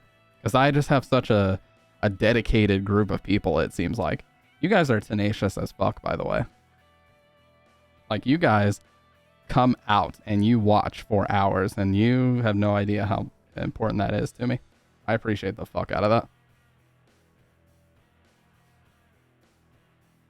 I would rather have to have 2 people in chat and connect with than a bunch of people just spamming emojis and giving me Twitch revenue while I try and play Fortnite. Yeah, that's the thing. It's like, you have to... That's the disconnect. Like, the bigger your community gets, the harder chat is to follow. I need that money. I really do. I need that money to pay my bills. The internet bill, the electric bill. Thank you, Faye. I caught both. I got them. Yeah, like, I've told this story. I'm gonna tell this story again because I love it, and it was very impactful for me. 2 years ago, now October of 2020. I believe the exact stream happened on like October 16th of 2020. It's a very quick story. I was playing Silent Hill 2 because I was watching someone play Silent Hill 2 for the first time, and he couldn't figure out a puzzle. Like, it had Roman numerals, and instead of reading it as a V, he thought it was a down arrow. So it was saying VV5, and he kept saying down, down 5. And I was like, man, this is like so bad. And so I decided like I wanted to stream the game so that I could show people how to actually do it. And it had been, it was like 6 years since the last time I streamed. So I go live, and as expected, there's nobody. You know, I didn't really care if there was anybody. I just wanted to do it. You know, I just wanted to have that feeling of going live again. No webcam, just a Blue Yeti and the game capture. And I get to the beginning of Silent Hill 2 where you get to the first save point before you even get the first weapon. And this guy popped up in chat because I was talking about how James's head will automatically look at important objects. And this guy popped up in chat out of nowhere called Drive My Bus. And he immediately said, yeah, man, I love, that's such a cool way to like lead you around, you know, without telling you where stuff is. That's such a cool way to do it. Immediately, we both clicked. We're both big Silent Hill fans, specifically Silent Hill 2. We just started talking about Team Silent and the making of, and before I realized it, we were 4 hours in to not only this conversation, but the playthrough. I was almost finished with the game, and he was still talking. Like, this whole time, this one guy spent the time out of his day to stay through the whole fucking playthrough. And as Mary's letter is scrolling on the screen at the credits, he put the clap emoji. He's like, awesome stream, man. I love this game. You know, when will you stream again? That's all it took. That positive interaction was all it took. And I've now streamed 1,700 hours since then. Every single hour has been worth it. Like, I've told him many times, and he knows that. He's been in here for that before. But that was the spark, man. That lit my fucking fire for this. 1,800 hours, all because one guy decided to stick through a whole playthrough, and we had such a great time. It was just one guy. That's all it took. And I just remembered reading that message in chat, like, he thought that was a good stream. You know, I was like, there's no webcam, the quality is so bad, like, what the fuck? Dude came in and basically walked me through the game because it's so fucking cryptic. Yeah, I know, it's such a great feeling, you know? It really is. And, you know, I just can't even, I wish, he goes by a different name now, but I needed to send him a DM and just thank him for that, because that seriously, there's so few things in my life that I feel as passionately about as streaming, or as comfortable with. And, you know, it's all because of that. All because of one positive interaction is all it took. I don't even know what name he goes by.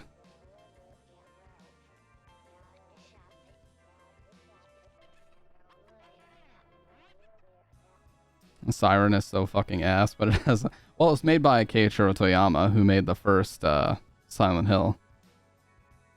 And something else that's crazy is Gavin. I don't know if Gavin's even here, but Gavin Pro has been following me since like 10 years ago. Actually, almost 10 years ago.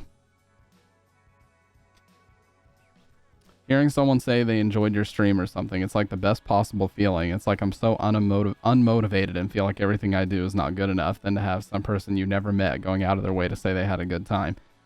Yeah, and I never felt like... I've gotten really strong over the years at figuring out who is doing like test the water trolling or just trying to mess with me. But I could tell he was genuinely having a good time, and we're just talking and shooting the shit, and we're both really into Silent Hill.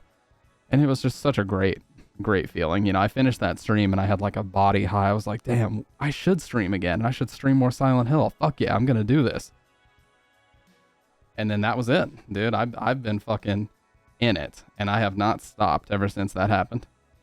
The only thing I do need to work harder on is YouTube. I really need to work harder on YouTube stuff that I want to make.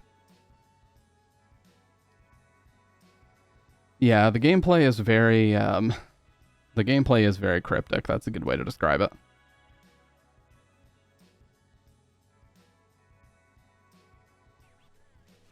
But yeah, I just it's crazy, man. All it takes is one good interaction and just sets you on a fucking path, you know what I mean? And I think, you know, putting in hours is cool. You shouldn't put in mindless hours, but I think as long as your stream, when you end your stream, if you feel like you interacted with your community, you had a great time, and you put positive energy out there. Of course, you don't want to force positivity if it's not there. If I'm really not feeling it, if I'm feeling awful, sometimes I won't go live. Or if I'm feeling sick. But like I said before, there were nights like in the 30-day stretches where I'm like, fuck, I don't know what I'm going to do tonight. I don't even know if I feel like streaming. As soon as I click start streaming and the Silent Hill music starts playing, I turn the volume up and I hear it. I'm like, nope, fuck that. I'm ready to stream. You know what I mean? All that exhaustion goes away. The post-work exhaustion goes away. And I'm there. I'm ready. Yeah, absolutely. And I would encourage anybody to. You know, I think it's just such a great, like Dr. Red was saying, it's such a great feeling. And, you know, just putting my time into something and seeing these great results is like, you know, it just helps with everything. Helps with your confidence. It just helps a lot of things. And that's why I have put so much effort into my quality, is because I just want to provide a better experience for you guys. A better viewing experience. That's what it's all about. I want you to have better audio, better video, whatever the fuck else. This background used to be random as fuck, and now I actually have a background figured out. You know what I mean? It's just like, I'm just trying to make a better experience for you guys, first and foremost.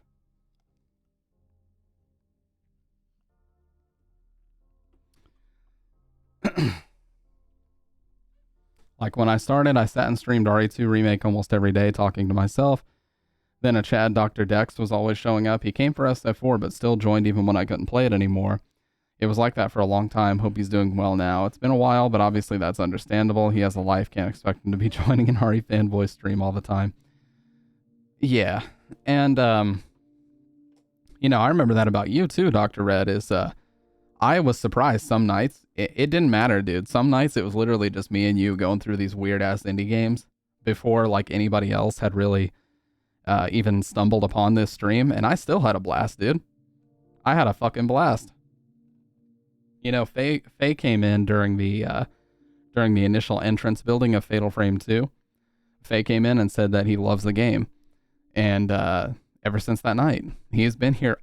Faye, you have been here almost every stream. I struggle to find a stream that you haven't been here for, and I never forget that there was a time where we were playing Silent Hill Shattered Memories. I got to the shadow puzzle in the school, and Faye pops in, and the person who was on the account specifically said, I'm not Faye. Faye is away for work right now, but he told me to come in here and say, Stampy is beautiful, and then he just said LOL and dipped out. I was like, that was just such a nice gesture that you had somebody do that. I don't know if you guys remember that? I was playing through all the OG RE games. I got up to RE4 and stopped. Yeah, like that was just such a nice gesture. I really appreciated that. Yeah, dude, the light under the lighthouse. Murder House. Oh my god, the first time I played Murder House was so fun, dude. There were so many people that night. But that's the thing, you know. Streaming is constant and it never ends. And yeah, you weren't around for that. I think the first stream that you showed up for, Jordan, was it not RE7? I'm pretty sure it was RE7. Unless it was an older one. It might have been OG RE2 or 3. Yeah, burned me out on Resident Evil. Dude, I was playing a lot here recently too. Mainly Inferno. It was RE7, yeah. Dude, I'm telling you, I don't forget. I do not forget when you guys show up for the first time. I'm only Salt came over from a sandwich raid. I know that much. And I'm pretty sure from that sandwich raid I was playing the convenience store.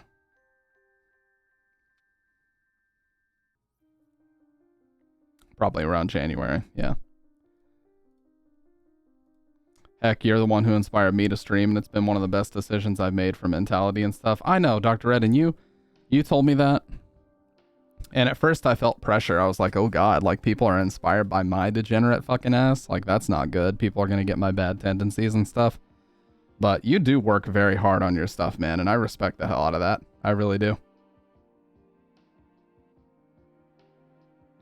Sandwich gifted me RE8 actually. I've been meaning to stream it at some point, but haven't been feeling like it much. I did keep saying soy beta and Chad. Yeah, you got soy beta and Chad from my degenerate vocab, and that's okay. I love watching your streams though. Like sometimes it's so nice to not be the streamer and just to watch somebody else's, but here lately I've just had so much motivation, man. And people like Mag, I mean Mag is very busy nowadays, so she doesn't tend to come in, and that's A-okay. I know she's got a lot going on. But just having her put in all that effort to download the streams, edit them, upload them was unbelievable. I could not believe somebody had like committed to my content like that. And she didn't ask for a penny in return. Not a penny. I offered her many, many times and she just said, no, I'm just doing it because I think it's fun. Fucking wild, man. And you just never know. You never know what people are going to be willing to do, and you never know what you're putting out there is doing for other people. You know what I mean? Like I never realized that I would inspire Dr. Red to stream. The concept of that is still kind of crazy to me, but it happened and it's awesome. Like, yeah, Mag is a fucking crazy Giga Chad for sure. Like, I can't even fathom the amount of hours that Mag has probably put into editing all these videos, dude. Literally, you can just scroll forever. Look at all this. You can just scroll. Every single one of these is a live stream that she did. Every one of these thumbnails is custom. Look at all the work. Look at all the hard work and effort in all this. Unbelievable, dude.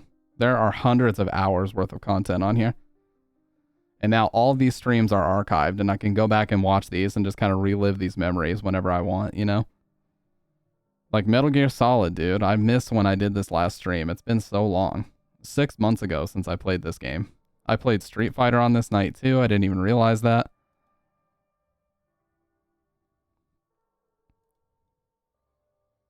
Dude, I really like this sort of grayscale look I had.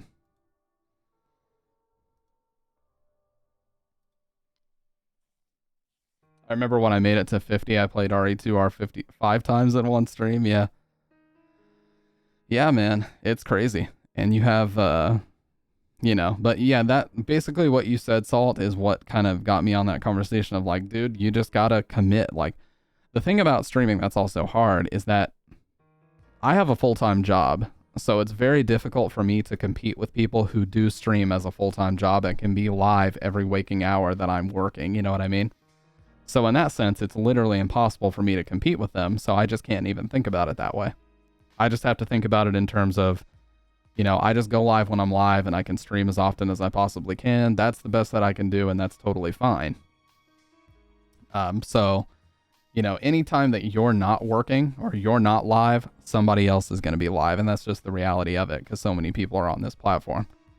So again, I don't like to compare myself to anybody. You know, when we're in this stream, I don't like to talk about other streamers really, unless I'm talking about things they do that I like, because there's tens of millions of other people that all are on this path of content creation.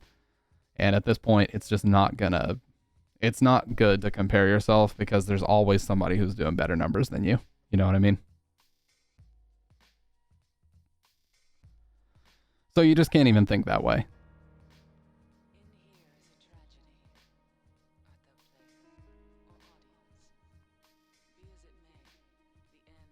But yeah, the Life is Strange playthrough and everything here was so good, man.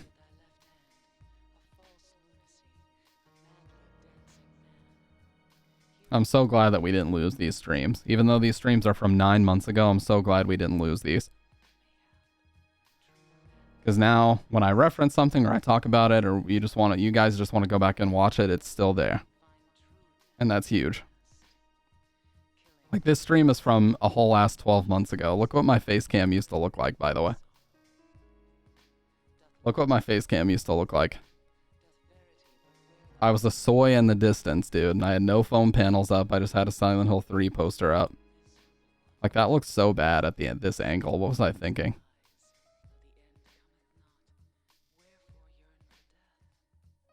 And look. Look at the names.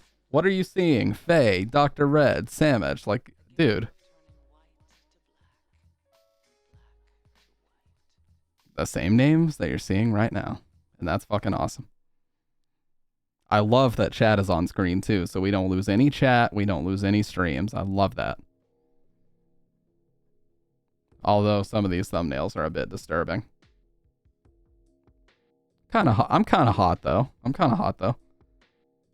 Only kinda, sorta. This was a whole night where all we did was talk. This was before I put the second row. Sick Boy was like, dude, you should put a second row of foam panels up. And he was so right. Like, I needed to put panels here, and that's what I did. But outside of that, nothing has changed. The mic arm changed, but nothing else really has. This was a pretty cool setup. Yeah, the curtain is gone now. It's all just foam panels now. Dude, my pads were so fucking worn in back then.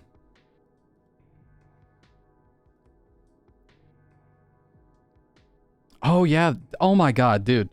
Sick Boy, this fucking night, you actually almost gave me fucking nightmares, dude, because this is the YouTube rabbit hole fucking video. This thing had me on edge. When I was not streaming anymore this night, I was genuinely, like, scared. Because that video had some freaky shit in it. And I did not expect that. Like, Bridget was asleep. I think it was just a lot of them. Like, I remember the one about the guy, like, the girl had gone missing, and this guy made a YouTube account where he was saying happy birthday to the girl that went missing, and he just starts laughing. You know what I mean? That was one that really got me. But yeah, it's wild to even go back and look at how my old setups were, man. But that's the thing, you know, like, now all this is, and you know, people talk about this with tattoos. You know, Mango, the Smash Brothers player, he's got tattoos of, like, Fox and Falco on his arms and stuff, and he said, like, everybody in his life was like, dude, you're gonna regret that when you're older. He's like, no, I like to remember what was important to me, like, when I was this age, you know? And that's what I think too. Like, this YouTube channel is basically an archive of what was important to me in this time frame, you know, from the time I got really into streaming, and it's still ongoing. Like, this is not just a phase. But, you know, it's like, this is what was important to me at ages 25 through 27, and I love that it's here and I can revisit it anytime. So thank you, Mag. I mean that a lot. I hope if you see this, that you know I appreciate it. And I gotta be careful what I talk about, because I've been an emotional little bitch here lately. I'm sorry.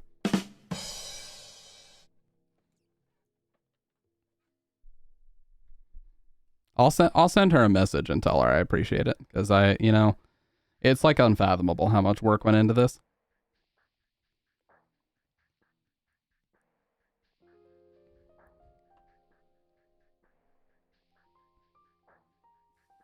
I will. I'm gonna text her that right now, actually.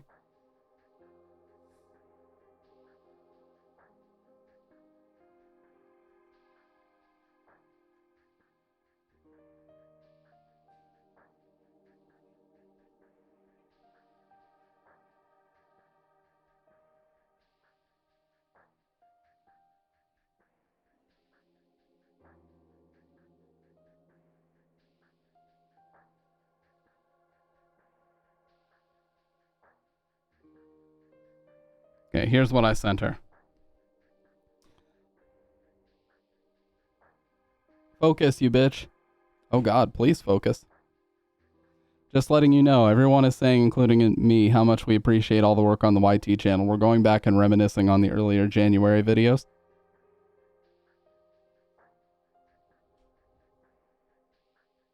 Very off topic, but I still get Madhouse that Beta treated her.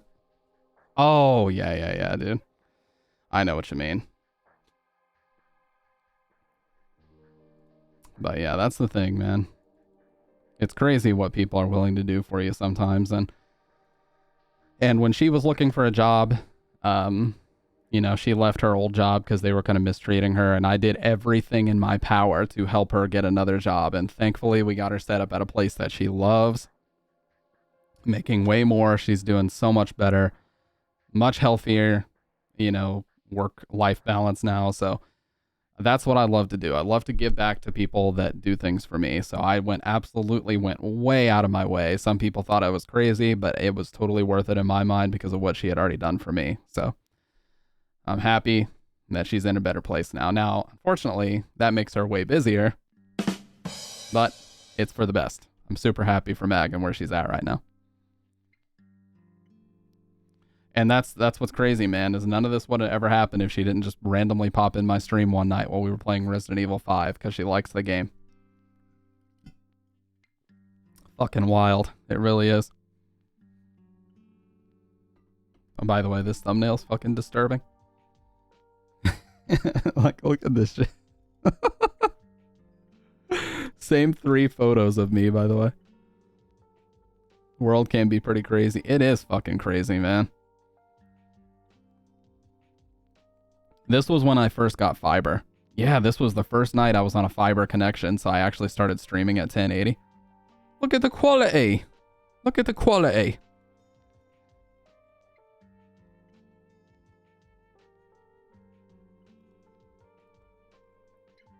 I actually scrolled through this YT channel last night. Dude, it's wild to even fucking look at it. It really is. There's so much here.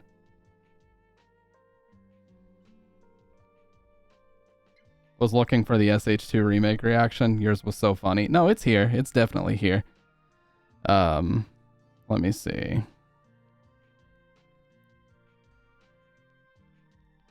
Yeah, 2023 horror games. This is where it is.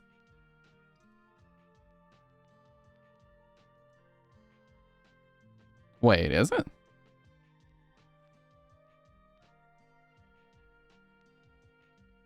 I thought it was. Oh, it's just talking about it. Okay.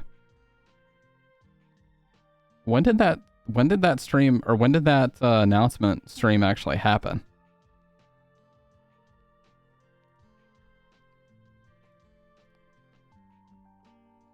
Yeah, I guess she probably had that put separate. I think she was probably going to upload it separately. I hope that footage is not lost. It might actually be, though.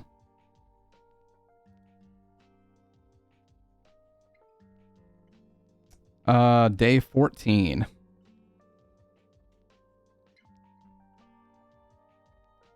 Yeah, day 14 of the October Marathon is the last stream that's archived on Twitch. It's lost in vivo. You hate to see it. My God, man, so many fucking streams. Holy shit. I thought the actual stream was October 15th or something. This was me playing Downpour. I remember that night I played Silent Hill 1 and it wasn't a very long stream, so yeah, it's probably gone. October 19th. Okay, so day 19 I did go live. Oh, okay, so it is here. Yeah, it's here. It's here. Yeah, this is the VOD of it. There's the VOD of it. Yeah, it's still here. Now this one is about to disappear though. So yeah, I'll probably go ahead and download this one just so I have it, because I don't want to lose it. Or maybe I'll just highlight this whole section, because I think you can highlight like hours worth of shit. That's what I'll do. I'll highlight everything until this actually ends. Until this whole thing ends, I'll highlight it all. Okay, so we're gonna end it at 2:57:49. Upload it as a separate video. I should actually. That's a great idea. That is a great idea. Dude, I literally never changed jack fucking shit about my setup. Like, look at this and look at right now. It's like identical. The only thing that's different is the headphones I'm wearing. Hey, look at these names. Dr. Red, Sick Boy. I'm only so... These look very familiar. Hardcore SH fan reacts. I'm gonna highlight. Let me see here.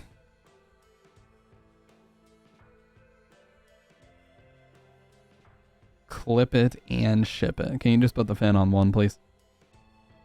Thank you. All right, so we're gonna go from the first hour.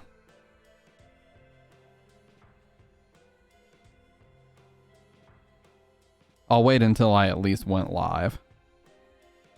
So we'll start at 2:54.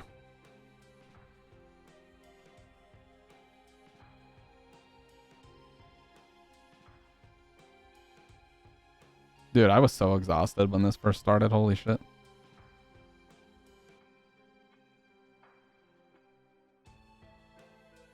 Okay.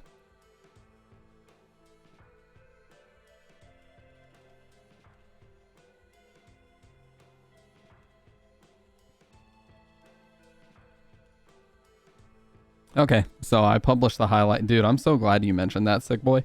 Or I would have never fucking done this.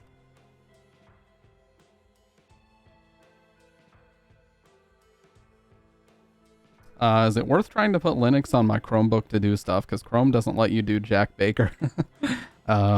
Yes, it is. Absolutely. I mean, unless your Chromebook can run like OBS and stuff. But I would just be careful. Don't brick anything, you know? I'm processing this right now. Fucking major shout outs to Sick Boy for mentioning this. So now this video will be saved, at the very least, as a highlight. So it won't disappear when the VOD does.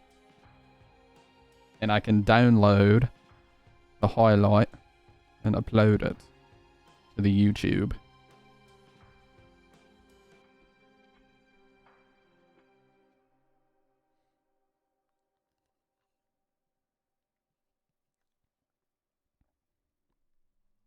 But yeah. We're going to let that process. Let's go ahead and finish this Mr. Nightmare video. Let's go ahead and finish this Mr. Nightmare video. The police believed Bruce's story and the case was dropped. On June 26, 2017, Andrew Kinsman disappeared, and this was the start of Bruce's downfall. Andrew was different from Bruce's other victims. Andrew was well known and liked among Toronto's church and gay community, and he was the caretaker of his apartment building in Cabbagetown. His disappearance following Toronto's Gay Pride Parade was quickly noticed, and within days, posters of his face were seen all over town.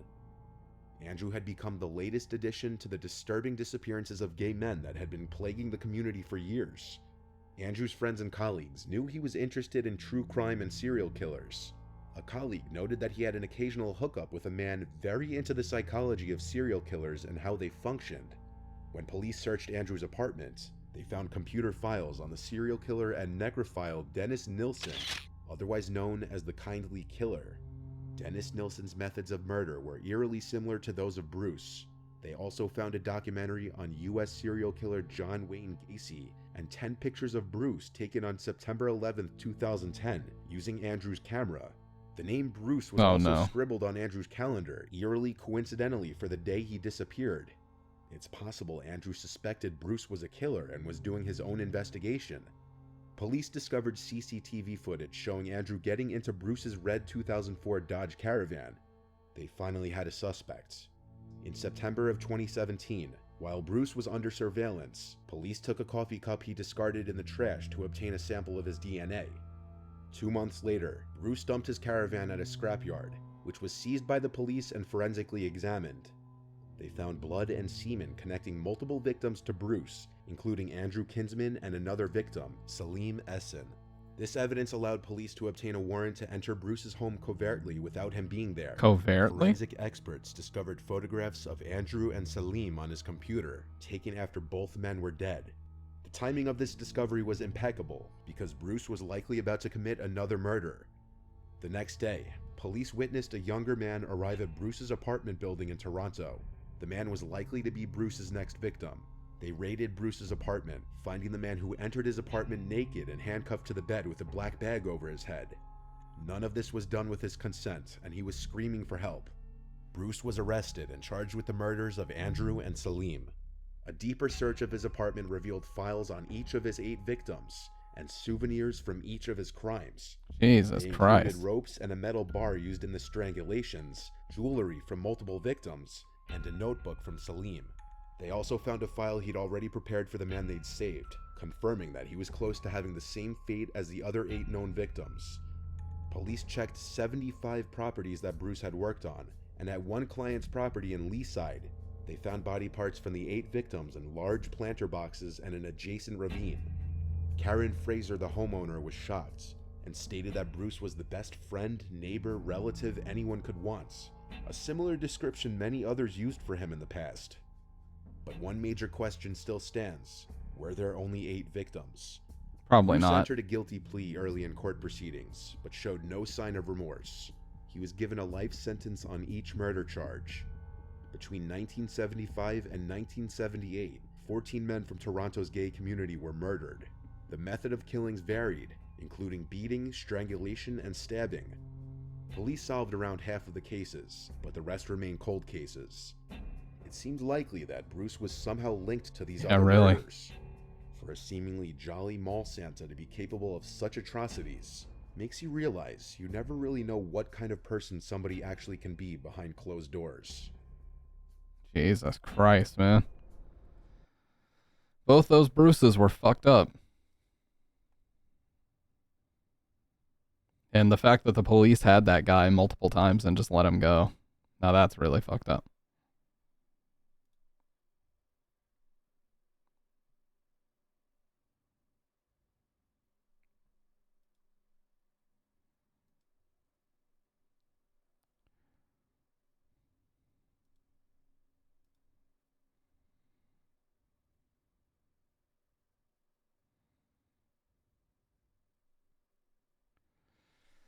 I don't even know what to say about those, man. Those were fucking wild. A bit creepy, but anywho. Hey, Red Dead 2 is 1979 right now. Life is Strange remastered. Oh yeah, apparently this was like really horrible. All these remastered ones are done really badly.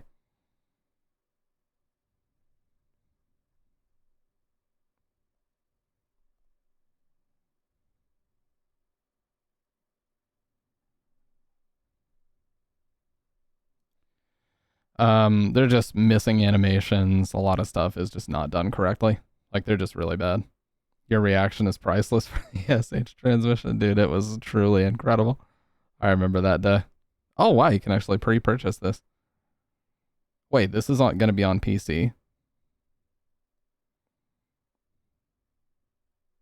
March 3rd. Oh, cool. I might download this for PC. Kind of bullshit that it's full price again, but at least it's available on PC finally.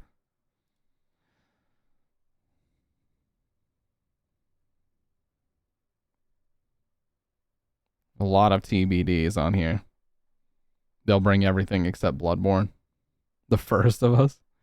Well, you guys think we should get back into Death Stranding or what? I'll let you guys decide. If you're not really feeling Death Stranding, that's A-okay. But look at all these fucking achievements, dude. These are easy, though. Look how many people have gotten these.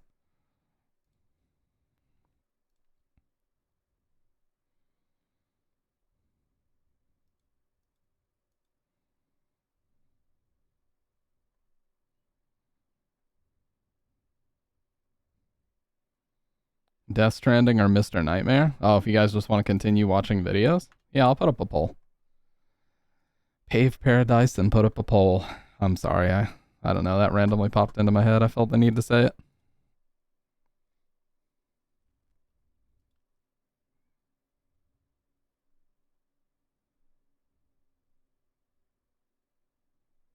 Wow, look at this. Voice actor for Luke in Street Fighter 6 here. I've read your comments. I drew my own cover art concept. What the fuck? That's fucking awesome. That's fucking... That's fucking awesome, dude. That should be the real cover art. Come on, give us a special edition or some shit, Capcom. Come on. You know you want to. How do I... Hello, brain. How do I do a fucking poll? Okay. Dude, I'm in such a good mood tonight, and it's not just because I'm caffeinated. Like, tonight has been just such a great stream. I'm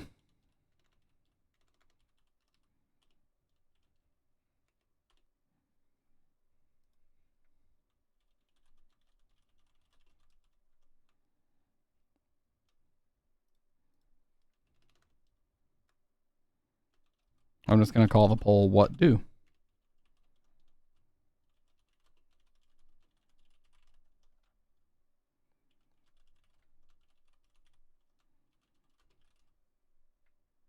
All right, there's the poll. Same. Hey, I'm glad you guys are enjoying yourselves. I'm having a fucking blast tonight.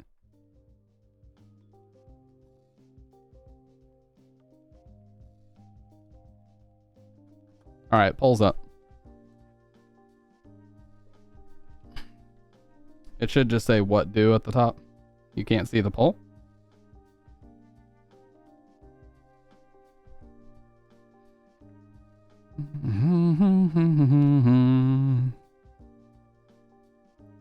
Yeah, try to reload.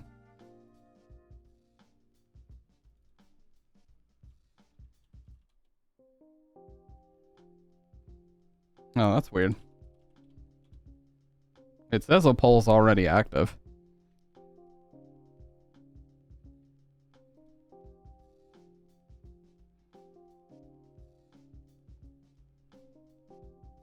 Oh, you're able to see it now? Okay, it just took a little bit. Okay, more Death Stranding chatting are tied, and then videos has 2. You see it now? Okay, cool. Videos. You guys really enjoy just watching videos, and I like that too. You know, I sometimes really enjoy that.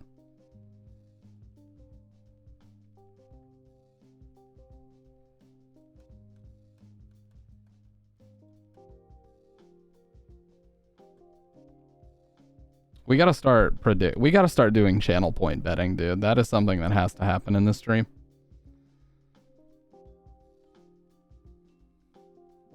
Especially when it's distorted Ramsey.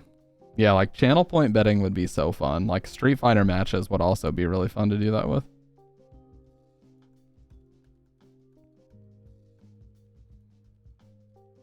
How many potions are you putting in there? You'll go broke fast. How much is in the bin? Look! Look!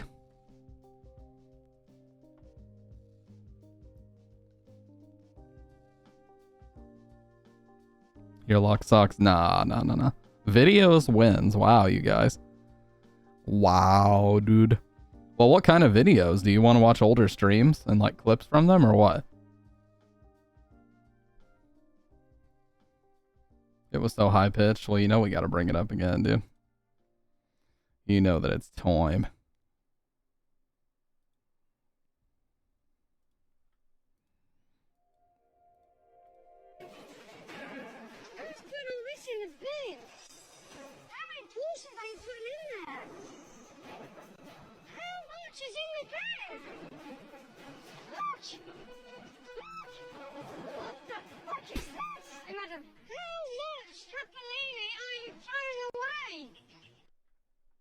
Not the fucking Capolini, dude. I like how he just calls it find spaghetti in trash can.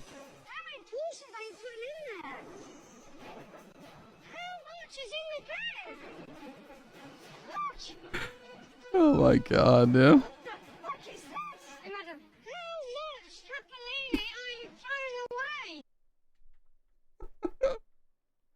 Their fucking faces, dude. This needs more. This needs so many more views, man. It's fucked up how few views this has. Tony, my man Tony, this video is amazing. You have outdone yourself, sir. Whatever you guys are in the mood for, dude. I'm down to watch whatever. By the way, I found out Nexpo uses my mic as well. If you check out this, go to the end of this. Oh, dude, Faye, you remember this video? Where it was just like me and you watching this whole video? That was a great stream. I had such a blast. Some analog horror. By the way, look at my man. I don't know why he's hand-holding this shit, but he has a Focusrite Scarlett 2i2 with an SM7B connected. Yeah, dude, some of those demos were really cool. Blue channel fasten.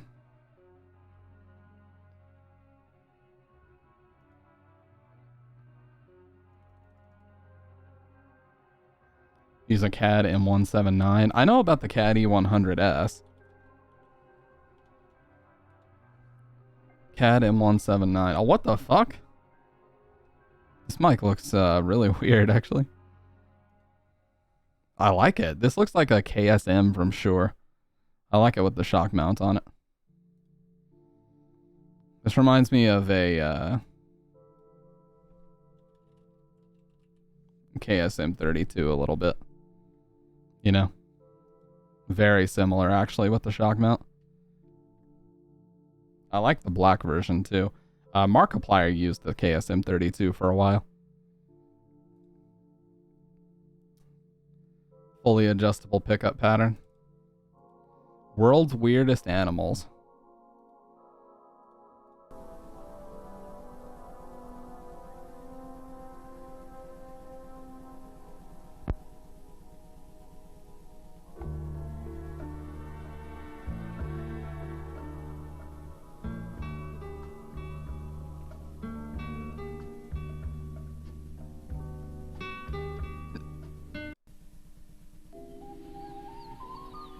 Yeah, super cardioid. Where it's a really thin pickup pattern right in front of the capsule. This channel Gemini has a lot of analog horror on it, right? I feel like I'm at my aunt's house watching some low budget education video that goes wrong. That's how I feel watching the original Chainsaw Massacre, dude.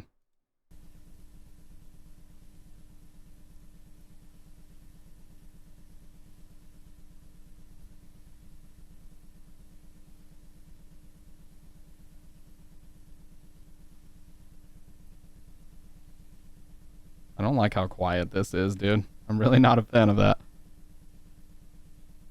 Something is definitely going to go wrong here.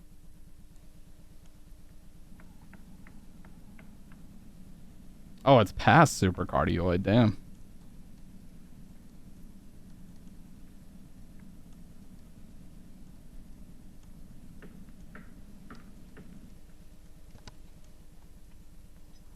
Excellent hunters being able to tread most terrain without making a sound.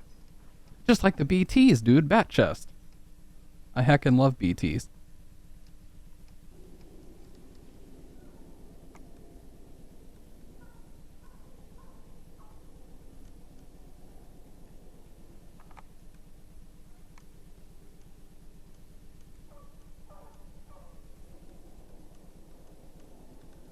You will hear screaming.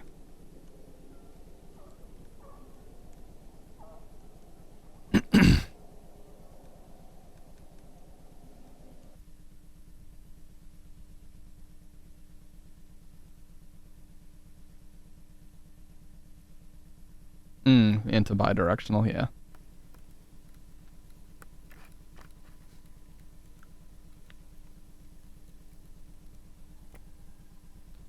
Oh, dude, one of my friends was talking about that. Sorry, I kind of I kind of cut it off at the worst possible time.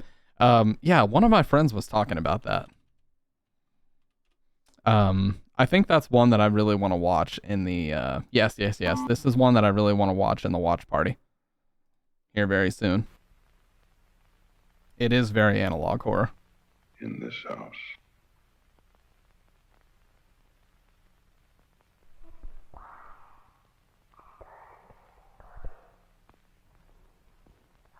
Like, I love the look of that, man. That static noise is so great. In this house.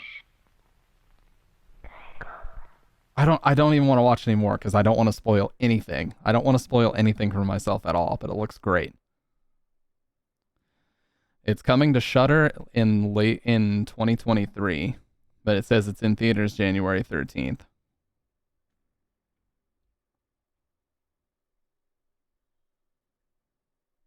Yes, we have to watch this for sure. I'm actually going to favorite this video so I don't forget it. You can torrent it now. Yeah, but that's kind of a gray area. I already did. Well, hey, if you wanna pop in the Discord one day and stream it. I just tend to avoid, torrenting sites. I haven't been to a torrent site in probably 12, 13 years. Then watch it on Shudder after. Garden Tool Massacre, that one's a cool one. Is that a movie?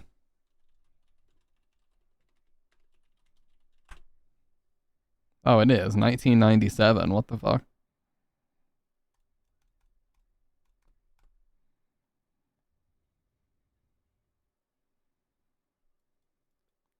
I stopped when the Pirate Bay got taken down by the feds like 10, 15 years ago. It says 1997.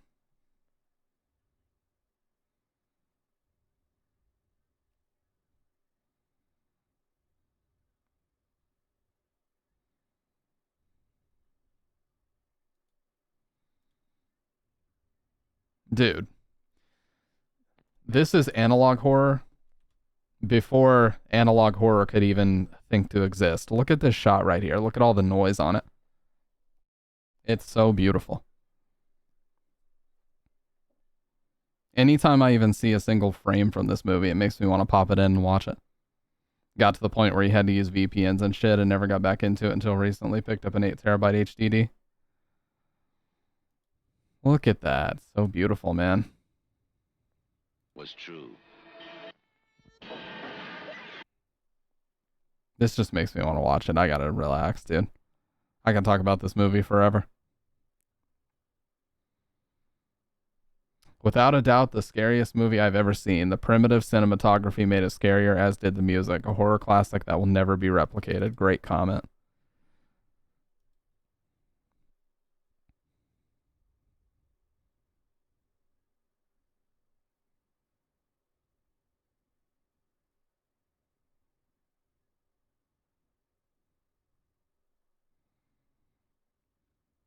Wow, October 1st, 1974. Holy shit. Makes you feel like you want to take a shower afterwards.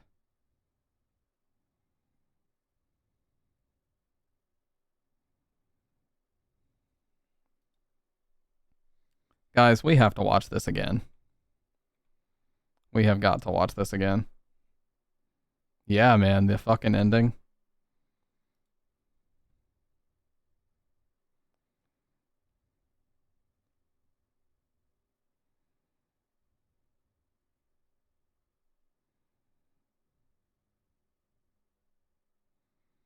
Dude, no. You know what, Dr. Ed? It doesn't make me want to watch it again. We're watching this again very soon, like within the next couple days. We are going to watch the first Chainsaw Massacre again. You guys down? Because I'm fucking down. I've waited way too long.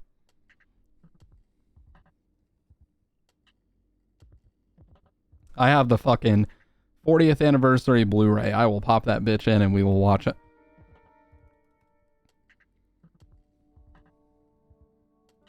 But yes, that Skinamarink movie, I definitely need to see that. That looks fucking great.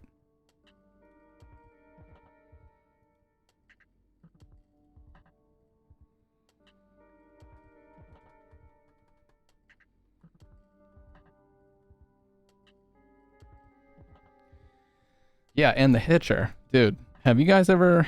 I know a few of us watched it, but The Hitcher is so great.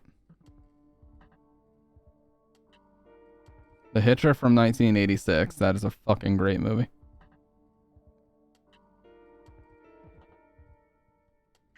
And nobody knows about it because the remake is like all that you can really find, you know?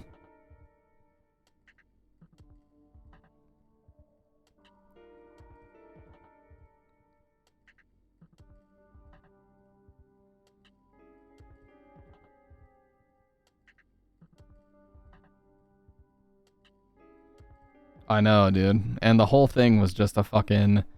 The whole thing was just an escalating climax all the way from the beginning to the end. But you've seen the Skinamarink movie, so what did you think of it? Salt, what did you think of it? As someone who is into horror like I am, what did you think of it?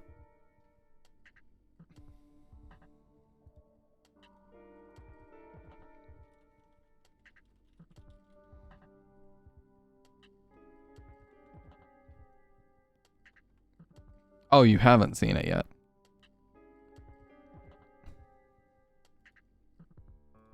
Would you be willing to share it in my Discord?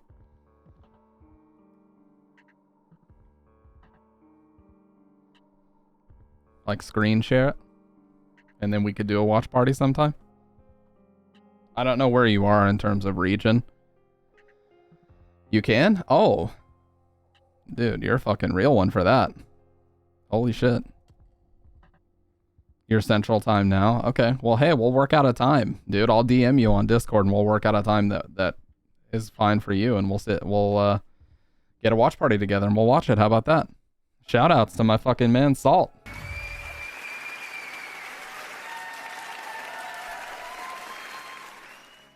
There's like a violin going higher and higher until it slows down one note and goes into an all-out orchestra. Then a sudden stop is one of the most well-executed endings.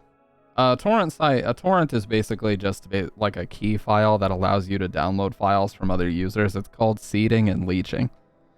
If you're a seeder, you're hosting the file for it to be downloaded. If you're a leecher, you're downloading. And torrent sites were pretty popular in the mid-2000s, but they fell out of use because the service providers, the internet service providers, started to catch on, and they would send people basically these warning letters in the mail saying, hey, if you continue downloading copyrighted content, we will shut down your internet connection. And they would do it too. So a lot of people, including myself, stopped downloading shit. I don't think I've downloaded a single torrent in probably 13, 14 years, and even when I did, it was mainly albums and higher quality, like the Silent Hill albums. Like, I would get them on iTunes, but when I would put them up with my HD 600s, the quality on them I felt was pretty shitty, so I would get FLAC versions. But yeah. And that was also so I could store it outside of iTunes and have it on other devices, you know? But yeah, it's been a long ass fucking time since I've done that. Forever.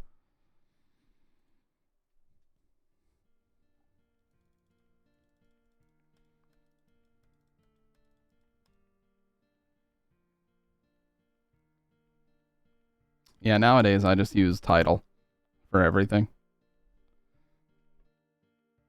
Just use SoulSeek for that.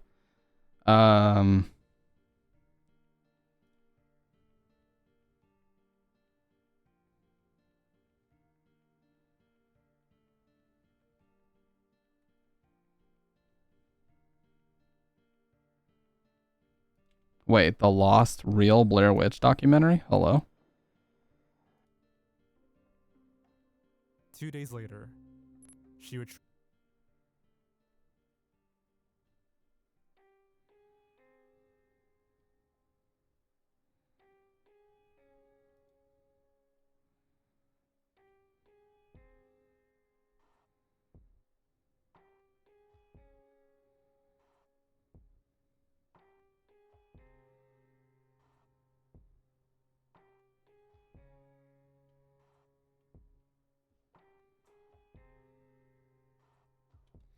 Garden Tool Massacre feels like a fan-made love letter to cheesy 80s slasher movies.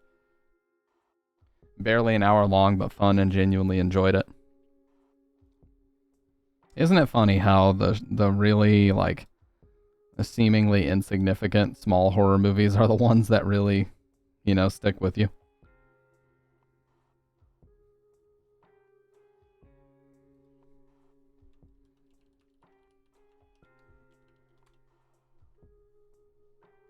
Like, I'd argue that one of the best horror movies I've seen recently was,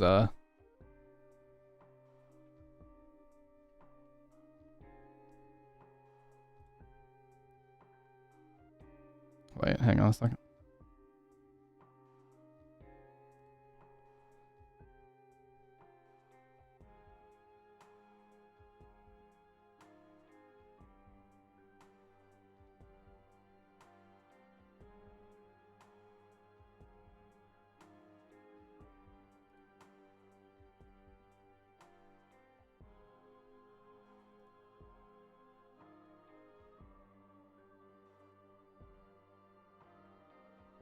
I'm sorry, I had to check something really quick.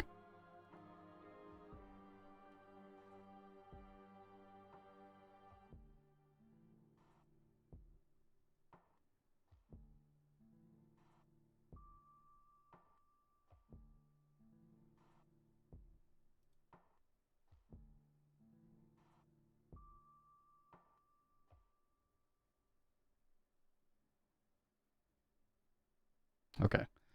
Sorry, I had something really important I had to check out for a second. Mainstream Hollywood horror sucks, like literally sucks. Yeah, that's the thing, is like when Hollywood horror comes out, it's not super exciting. I'm actually more excited by indie projects, and that's why that Skinamarink movie excites me, because it's more indie. Hollywood horror has two problems. They have to worry about it being marketable, and they have to worry about revenue. Indie horror filmmakers do not give a fuck about either of those most of the time. They just put it out into the world, and if it does well, it does well. But if it doesn't, it was a passion project, and they had fun doing it. You know what I mean?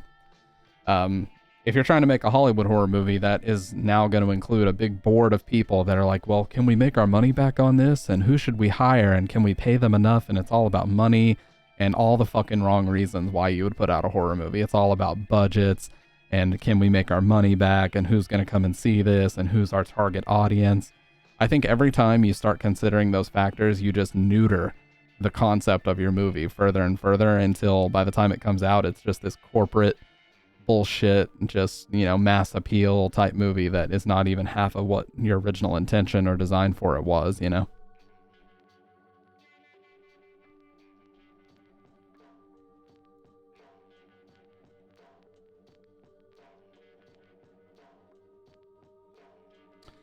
Has to be celebrity, has to have celebrity, stock tension sounds, CGI jump scares, and all the trailers are the same too. It's like, in a world, you know, that bullshit. And then like every 2 seconds there's a fade to black and then a big bass boom, just fucking boom.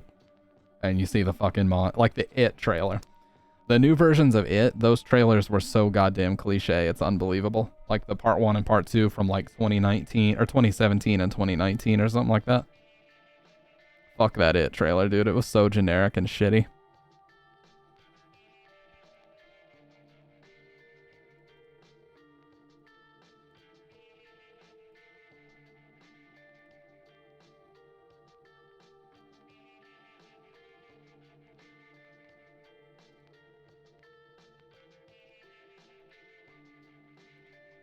Everyone acted like it was the scariest thing ever. Yeah, like, dude, when people ask things like, is Insidious the scariest movie ever? Or is The Conjuring the scariest movie ever? I'm like, you guys cannot be older than like, you know, 12 or 13 to be asking questions like that. Like, if you really want to watch some scarier movies, you have to look into the more underground stuff. Now, let me be clear, there is a gray area where sometimes these underground movies get a little bit far. No, I like them. No, don't get me wrong. They're not the scariest movies ever, but they're entertaining as fuck. I like James Wan movies in general. He did the first Saw movie, which I still think is the best. I think The Conjuring and Insidious are great movies. They're just not anywhere near the scariest ever. You know, if you're asking questions like that, you haven't seen enough.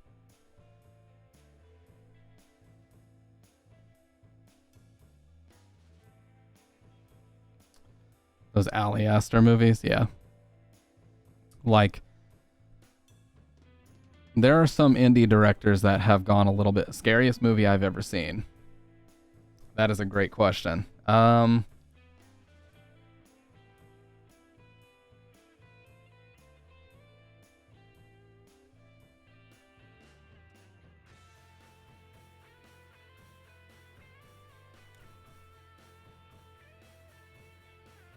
There's two.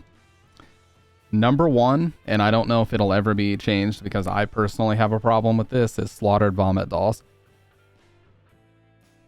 That's a movie from 2006 made by a Canadian director that calls himself Lucifer Valentine. And the reason why it's such a scary movie is because all of the vomit in that movie is real. The title is cringe and it makes you think that you're going to see this stupid, you know, just crazy, wild gore movie. It's actually not a whole lot like that, but there's a lot of just really disgusting, you know, just I can't even get into I literally can't get into the details of a lot of the stuff that happens in that movie. Check it out at your own risk, but it is a movie that exists. It just blurs the lines too much for me. And when I watch it, I just feel dirty. You know what I mean? It's something where I never watch it. I've seen it maybe twice. No, it's not really even just gross out. There's a lot of other stuff. There's a lot of other stuff going on. Like, just some really fucked up shit. I can't even really get into it. Let's just... As an example, he actually said when doing interviews for the movie that he exploited his girlfriend's eating disorder for certain scenes. So if that gives you an indication of the kind of fucked up shit that's in the movie, you kind of have an idea now. But, yeah, that's probably number one. I can't think of anything else that I've seen that actually kind of stuck with me and bothered me that much. Number two would be...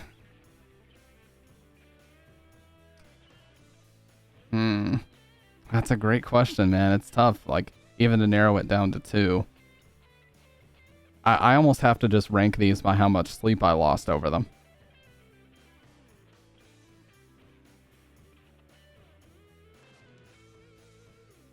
You know what? I'll add just two more. So outside of Slaughtered Vomit Dolls being unequivocally number one. Number two, the first Blair Witch Project. Because the acting is so on point that I was genuinely tricked into believing that it was real when I was a kid, and I lost a ton of sleep over it. Number three is 2001: A Space Odyssey, and it's specifically because of that choir. There's this choir that's really eerie, and it plays like 3 or 4 times in the movie where they discover this giant black monolith, and it just keeps getting louder and louder and louder, and that sound has scared the fuck out of me my whole life. Like, I can't even look it up right now because it bothers me so much. 2001: A Space Odyssey is made by Stanley Kubrick. It came out in 1968, and it's about basically an AI that goes rogue and tries to kill these two guys that are on a mission. But I kind of spoiled a lot there, but I'm not going to say any more. Everybody knows the movie. I mean, if you haven't seen it yet, check it out. It's amazing, but it's really long. It's like 2 hours and 45 minutes long or something like that. Yeah, it's like almost 3 hours. It's pretty long. But, yeah. Slaughtered Vomit Dolls. Listen, I don't know anything really about this director, but when you watch this movie, it just genuinely feels like you're watching something that you should not be watching. You know what I mean? It feels like this came from some really shady snuff website, but it's a real movie that was distributed for a while, and, you know, I'm probably one of the very few people on this earth that owns a hard copy on DVD, but let's just say I don't ever watch it for obvious reasons. I've never watched a movie that scared me, so I'm up for suggestions. I want to lose sleep, weird as it is, as long as no satanic stuff. Well, that's another reason why you'd never watch Slaughtered Vomit Dolls. The director doesn't call himself that for no reason. Yeah, I don't even know. Oh, there is another one, Gummo. Have you guys ever heard of Gummo by Harmony Korine? Let me see if I can find a trailer.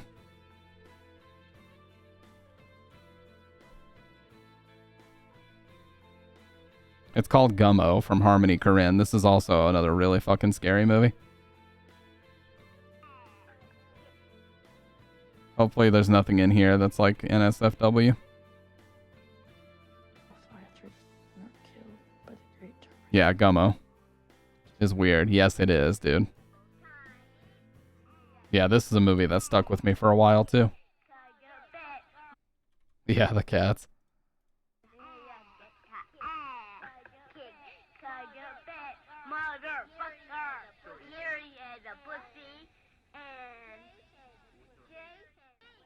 Senior, Ohio. Senior, Ohio. A few years ago. This came out in 1997. Hit this place.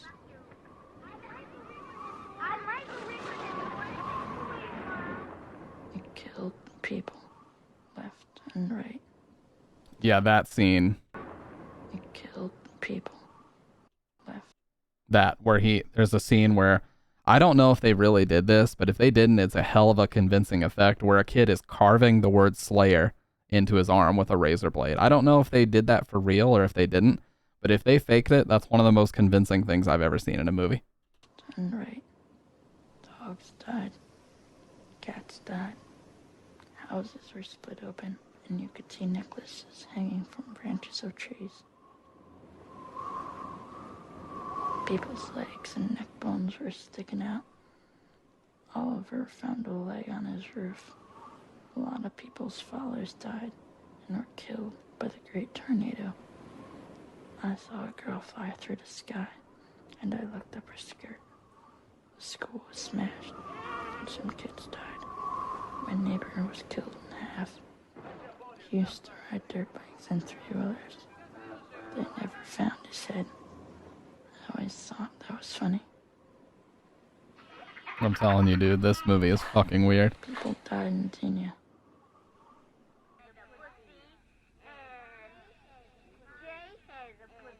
Yep, Nas and DMX are watching that in the music video.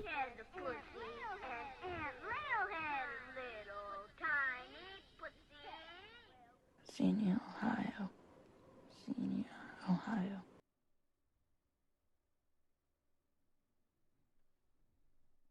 Yeah. It's a fucking crazy movie, man.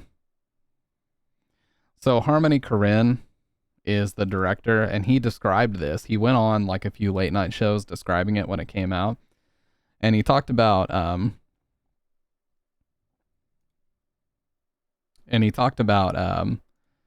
how his thought process for the movie, he's like, I don't care about a beginning, a middle, and end or anything like that. He's like, the only thing I remember when I watch movies are just characters and specific scenes. So I just wanted to make a whole movie that just consisted of memorable scenes and really weird scenarios. Kids is a great movie. Yeah, isn't Kids like really critically acclaimed? I thought it was. He made that with Larry Clark, I believe. It came out in like 1995. Yeah, 1995. Larry Clark is the director. Yeah. A day in the life of a group of teens as they travel around New York City, skating, drinking, smoking, and deflowering virgins. He was banned from David Letterman. Because he stole from Meryl Streep or something. Enter the Void. Movie is so fucking weird, man.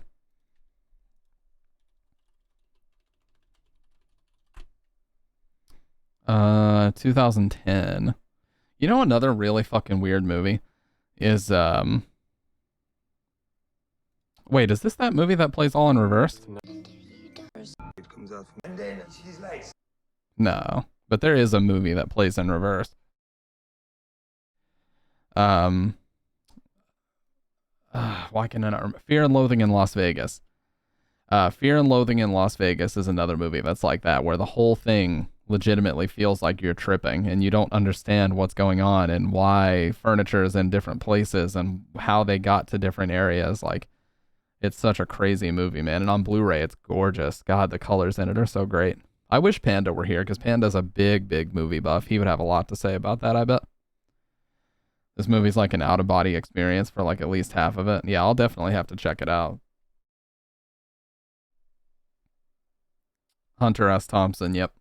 He also wrote Where the Buffalo Roam.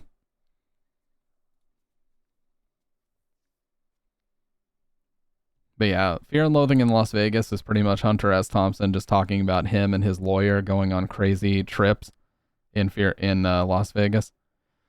Will these make me lose sleep? I would say Gummo would. There's a few scenes in Gummo that I have not stopped thinking about since I saw the movie for the first time about 4 years ago.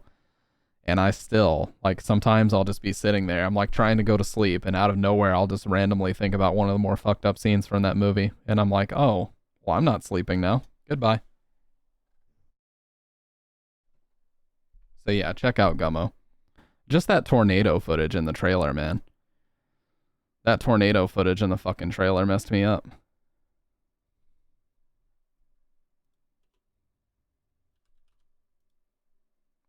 A lot of weird hallucinogenic depictions of drugs and shit. Yeah. The guy sells his sister. Yeah, that is one of the scenes.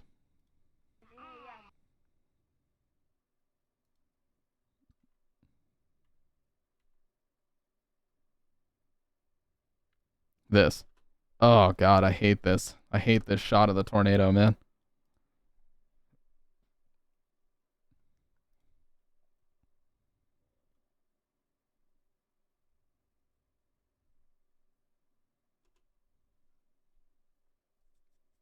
You're in the perspective of a soul for, again, at least half the movie. Jesus Christ, man. I gotta check this out.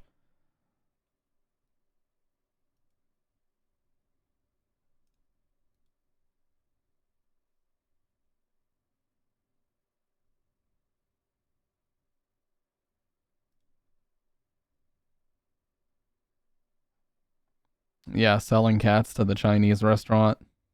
Yeah, a lot of weird shit happens in Gummo. And then there's the one of the more famous scenes is the kid just eating a chocolate bar with spaghetti in a dirty ass muddy water bathtub. And there's a strip of bacon that's fucking taped to the wall in the background and nobody knows why.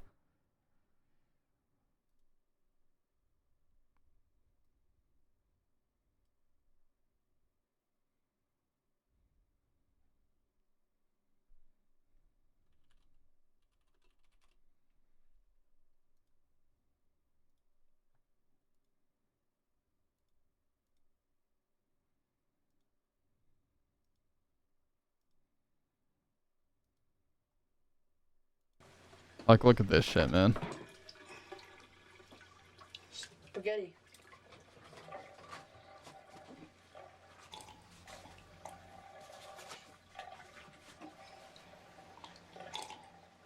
That's the piece of bacon. And there was, like I said, that same interview where he talks about this, they ask him, why is there taped bacon on the wall? And he says, well, bacon is my aesthetic, essentially. And then the crowd started, like, making noise, and then they changed the subject immediately after that. So all he gets to say about it is that bacon is his aesthetic. What the fuck? Hand me the shampoo. That's the conditioner. Hand me the yellow bottle.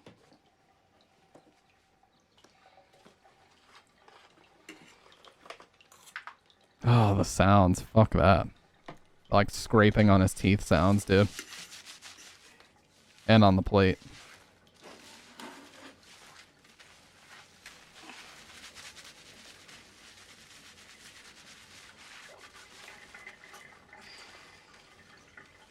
Exactly, Dr. Red. That's what I thought through the entire fucking movie. And this is low quality. Imagine this in like the fucking... See, she just dropped a bunch of soap in the spaghetti. Have I seen Bully? No. Like, what the fuck is she doing?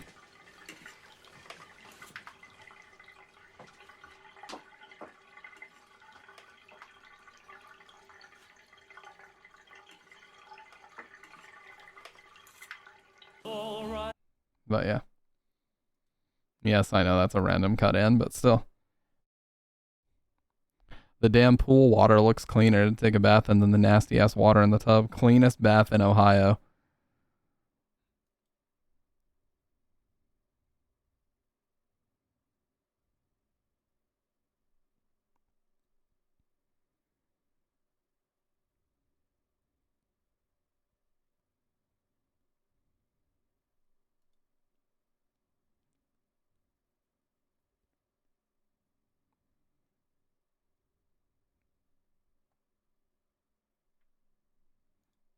A lot of weird ass movies out there. Yeah, there are. And there's also a part in that where she goes to the front door and gets these kids sell her a chocolate bar, and then she brings him the chocolate bar and he starts fucking eating that while he's in the tub too, and just the fucking sounds that it makes, dude. Here. Yeah, dude, that's the best time to watch it. He drops the chocolate bar in the dirty ass water, picks it up, and then immediately starts eating it anyway.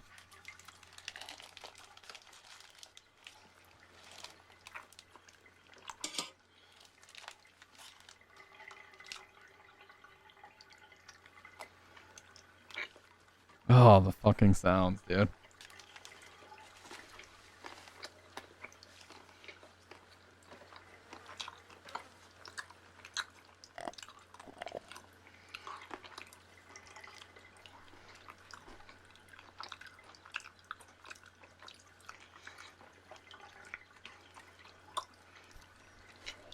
Yeah, this is a this is a movie, dude.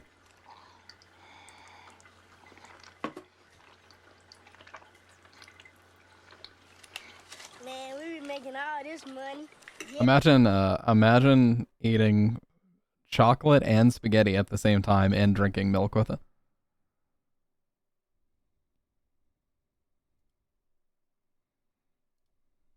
Like, what a fucking weird combo. In dirty bathwater, yes, don't forget that. And there's actually a few scenes in the movie where he has his actors doing something weird. Like there's a part with two brothers where they legit just have a fight on camera and like they punch the fuck out of each other like super hard. And there's a couple times where you can see him glance over at the camera like, dude, are we fucking done? Like this is hurting. Like, can you please turn the camera off? Not the right button. I didn't mean to press that. But yeah, that actually happens a couple times. They're like, dude, fucking turn the camera off. This hurts. People put chocolate in spaghetti sauce to dull the acidity of the tomato. Wait, really? That's the first I've ever heard of that. That's fucking crazy. I did not know that, dude. You learn something new every day, you know? I was not aware.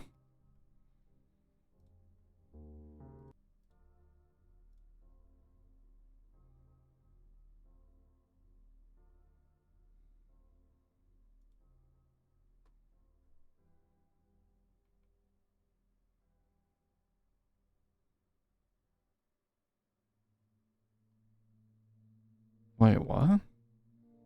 We fought like it was all. I just found a random fucking video with no title that got recommended to me. No clue what that is, but everybody seems to have good things to say about it, so. Hate sweet and tomato sauce. I'm sick of nasty ragu. The best store-bought sauce, and I promise you, Bridget and I have gone through every possible style. Get this. Anytime you guys are at the grocery store, get this shit right here. Oh my god, it is so good. Newman's Own Socceroonie. Get this shit. It is fucking amazing. The best pasta sauce you will possibly find anywhere. We've tried them all, dude. Very low sugar. Not very acidic. Very good. Anyways, man, we have talked about some random shit tonight. We really have, though, dude. What the hell? This started out as a Death Stranding stream, and we've talked about the scariest movies we've ever seen. That's what I love about streaming, though, man. It's so organic. You never know what direction it's going to take, you know? Don't end. No, I'm not ending. We're just chilling, dude. I'm not ending. I was just saying it's crazy how much different stuff we've talked about tonight. Ken Park is a movie you should look up. But yeah, Gummo is a very bizarre movie.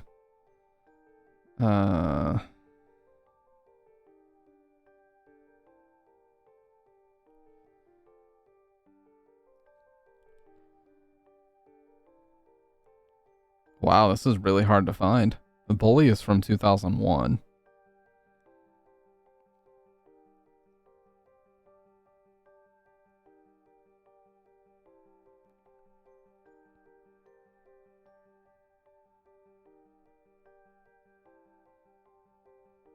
Oh, Larry Clark also made Ken Park. Okay. Yeah, Larry Clark also made Kids. That's why it keeps showing videos of it as well, or talking about Kids. It's banned. It's a Harmony movie. Whoa, what got it banned, though? That's what I need to know. And where can I find this specifically to tell people not to look up this horrible banned movie? I have to spread the word and tell people not to download this horrible movie.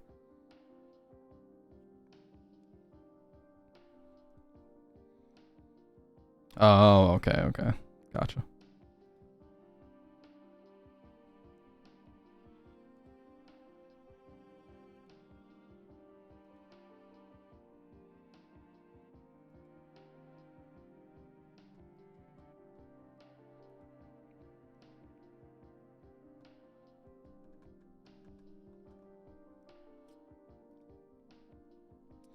See, I've told this story many times before, but I had really strict parents growing up.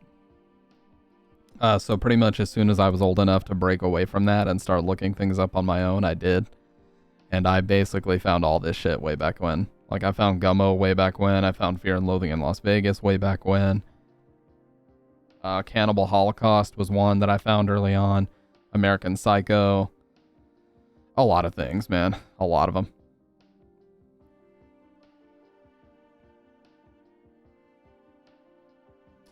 Fear and Loathing in Las Vegas was that one I was talking about with Hunter S. Thompson.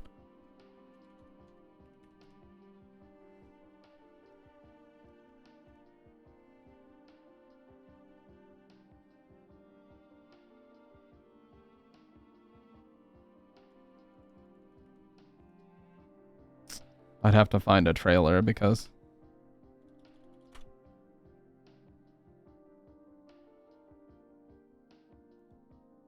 But even the trailer doesn't really tell you a lot about it. Because the trailer makes you think it's going to be like some comedy movie, but then you find out it's literally like just experiencing a psychedelic trip of two guys.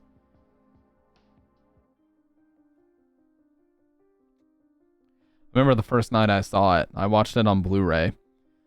And then after it was over, like I was thinking about it so much, I immediately went into my bedroom and put it in my PS3 and watched it a second time because there was just so much going on. I was like, I need to see that again. Like, did I really just see that?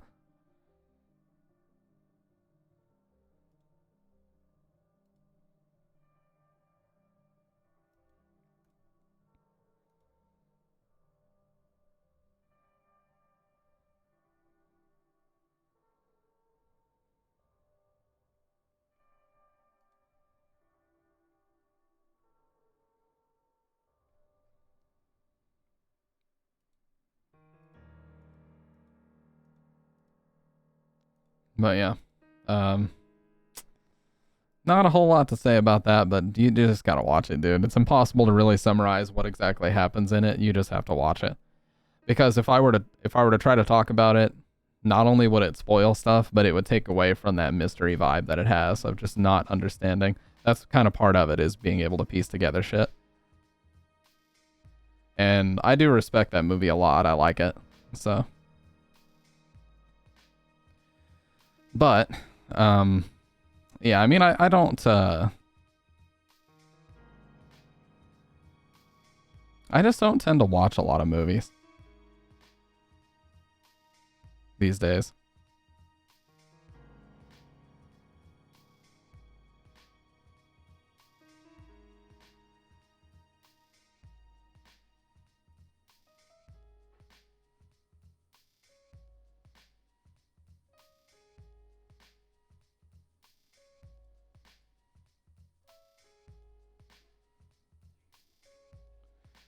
I like to watch older, yeah, I want a suitcase like his. I like to watch older, really disturbing movies like that.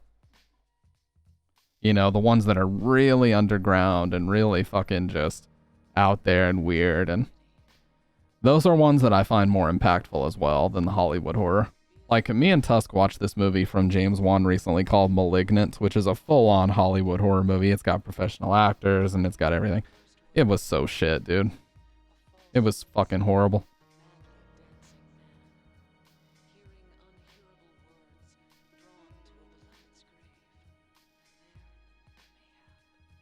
Absolutely dog shit horrible.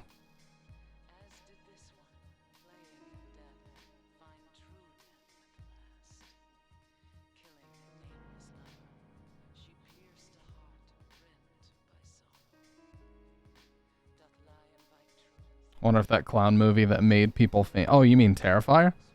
Dude, there's so many. Okay, first of all, I'm putting these in Watch Party right now so I don't forget.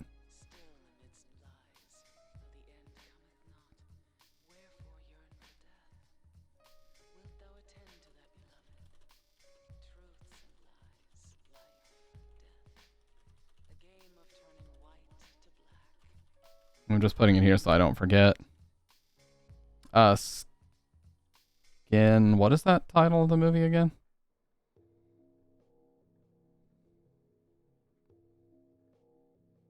Okay, Skinamarink. I was just scrolling up to make sure I was not wrong about that.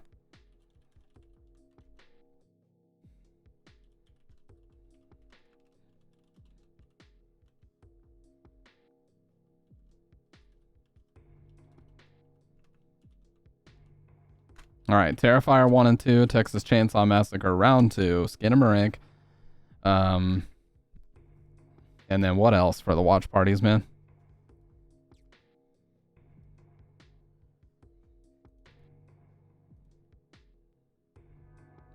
Oh yeah, Alien. The first one.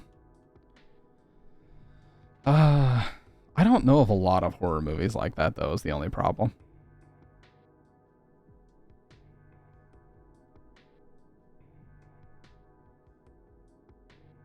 That would actually, because, you know, there's a difference between a horror movie that's genuinely scary and a horror movie that is good for a watch party. You know what I mean? Because some of them, like Terrifier 1 and 2, I bet would be great for the watch parties. But I don't know if, Gummo would be. Actually, I think Gummo would be really bad.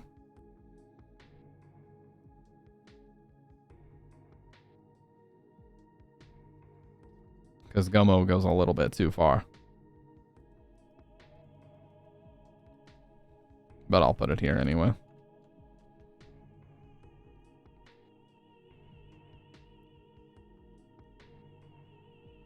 Yeah, Gummo is definitely, I would describe it like that. Yeah, it's definitely more of an experience.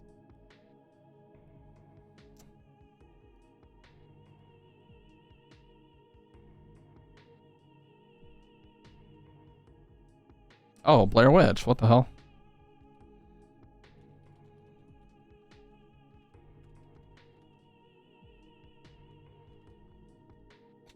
And then, Dr. Red, would you be down to watch the Silent Hill movie with us? Since you did watch the games.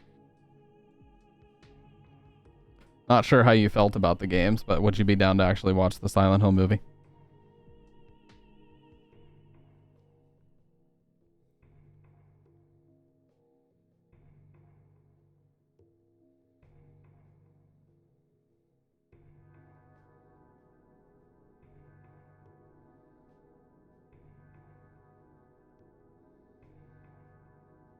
TBH. I have not listened to the Deep Fear OST, no.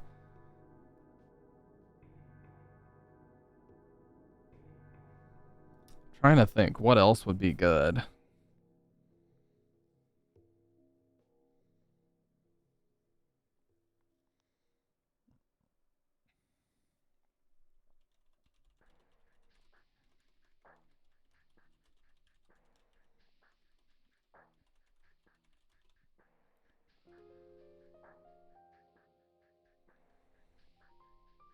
That's pretty good for right now. Same dude who did The Ring and Ghost in the Shell. Nice. 3 with that weird puking a fetus resurrection, some demon thing. Oh, yeah. Kenji Kawai. I like Masafumi Takada's soundtracks pretty well too. Like, listen, check this out, you guys.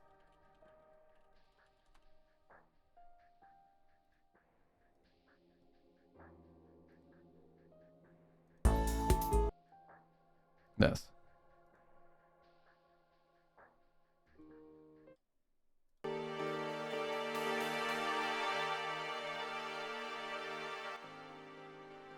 Like, I would actually use his music on the stream a lot for background music.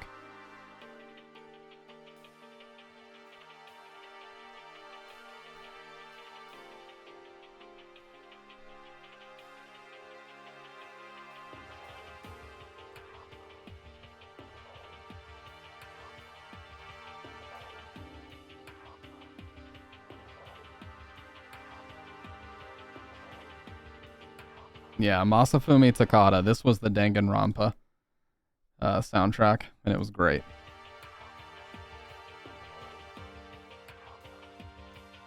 I love this part especially.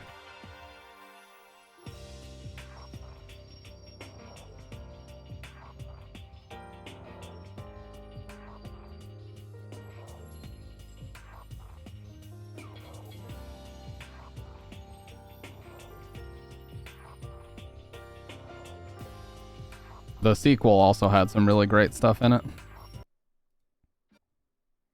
Deep Fear Visitation.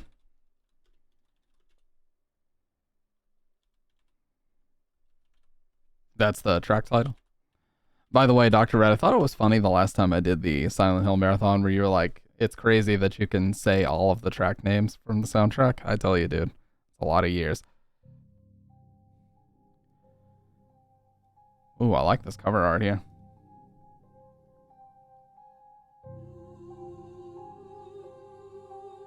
Is working on serious anime or movie like Ghost in the Shell 1 or 2, Patlabor, Ranma. Oh, I see what you were talking about. Oh, I didn't know if you were still lurking or not, Faye. Trying to memorize One Piece tracks. Yeah, literally throughout all of Silent Hill 1 through 4, I can tell you what every song is in every game.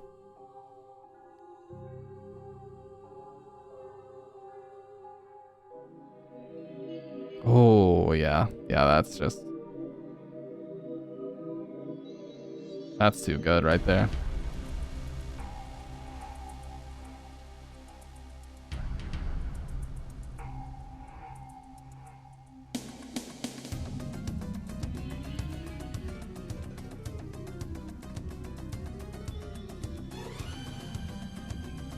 What the fuck is this bullshit? Nobody uploaded this wonderful OST yet. At least not anybody important. I mean, fix that. God damn, my man has some anger he needed to let out.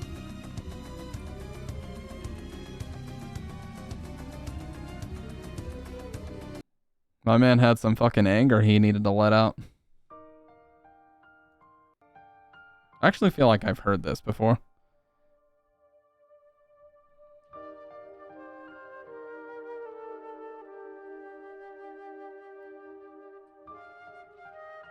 This reminds me of Nujabes from, well, Jun Seiba.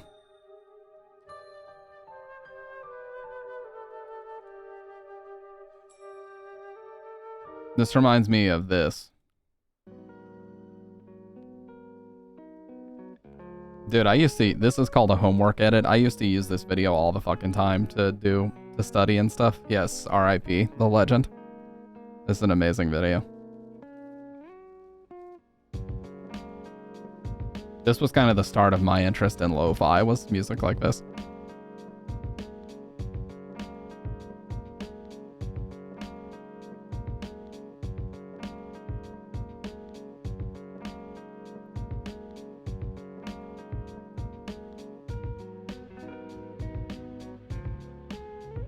Yeah, he's a legend, no doubt about it.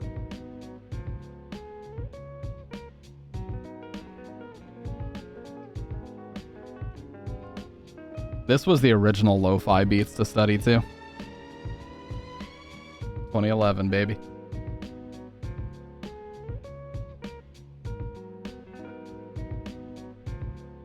There's a video of him performing too. I want to show you guys this video.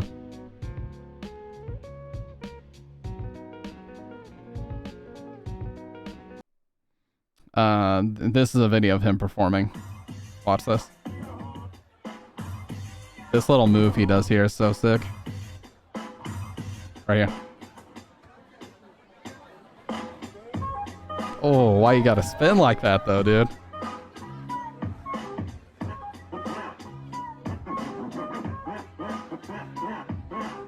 Oh yeah, he was a huge influence.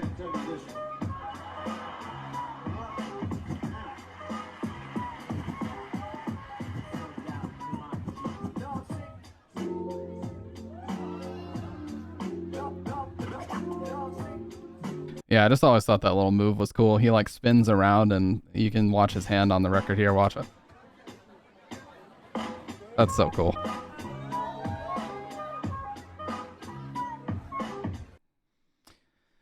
But yeah, I mean, there's a video about it right here.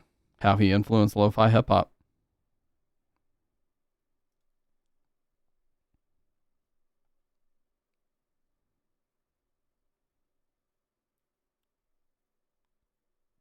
Yeah, Samurai Champloo on vinyl is the original lo-fi hip-hop. It's very true. Very, very true.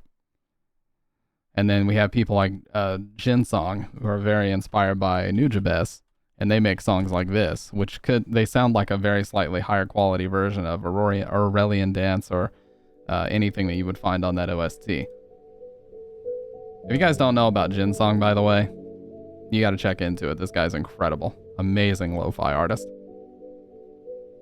I mean, listen.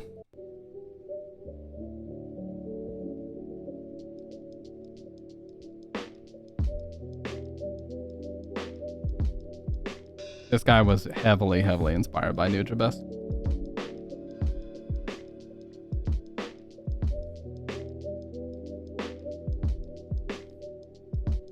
No, a lot of their stuff is, not a lot of their stuff is copyrighted. It's just individual people that are releasing it, so you don't have to worry too much about that.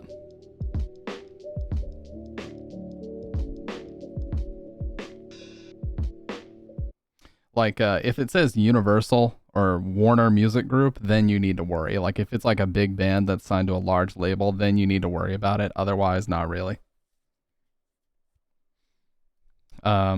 But yeah, just a few of my favorite artists. Aso would be another one with his version of Claire de Lune. Gorgeous.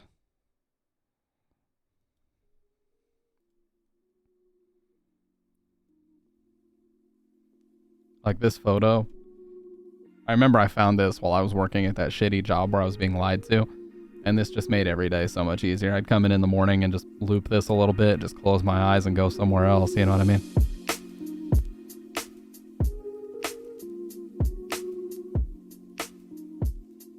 Fucking Burial. Yeah, man.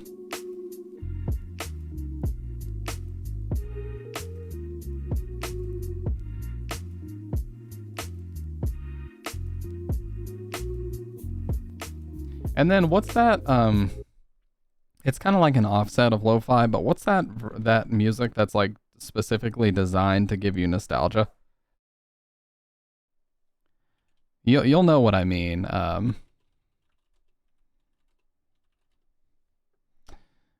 It's called, yes, Vaporwave. Yes. There's a very specific, very famous Vaporwave song.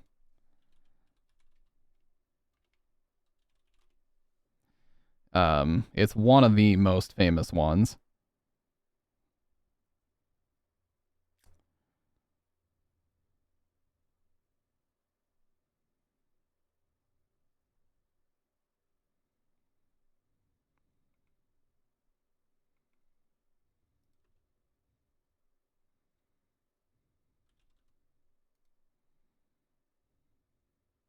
This one. Yeah. Resonance by Home. This one. Yes, Macintosh Plus is another huge one. But yeah, this one especially, dude, this definitely does give me that feeling. I think it does still qualify, yeah.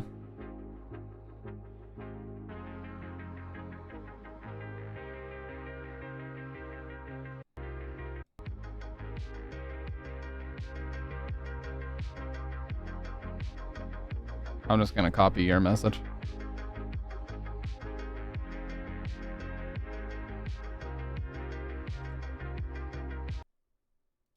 Yeah, this is a very famous one.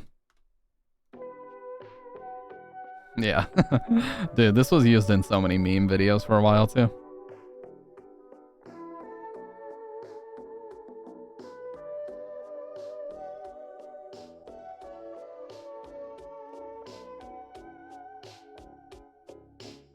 You did, Lime Jim.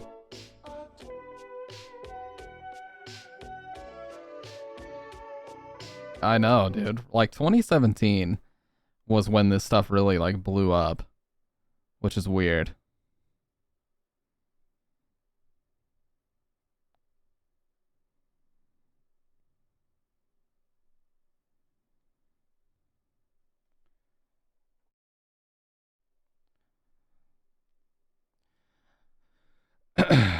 See, I'm a big fan of like the DIY hardcore scene. You know, these bands that like they're on very small labels and they have very emotionally driven music that's just really intense. I explained to some younger kid what Vaporwave was. Is that this Macintosh Plus song is legit a slowed down version of Diana Ross, It's Your Move. And it has a couple, yeah, it shows right here. I was like, what's that all about? And here is the real song, which I don't dare click, otherwise I'm gonna get muted and DMCA'd into the fucking ground.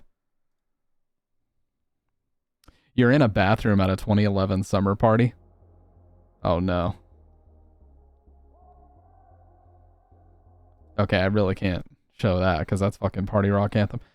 Did I ever get into like 80s punk? I mean, yeah, but it's more like entry level shit, like, you know, Misfits and stuff like that.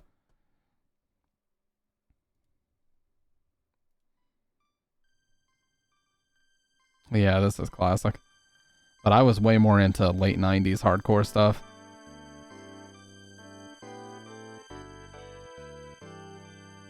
There's a whole rabbit hole of 80s punk music. Yeah, that's where everything originated, dude. That's where the emo violence originated.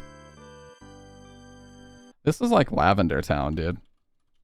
Dude, Lavender Town scared the fuck out of me when I was a kid. I hated it.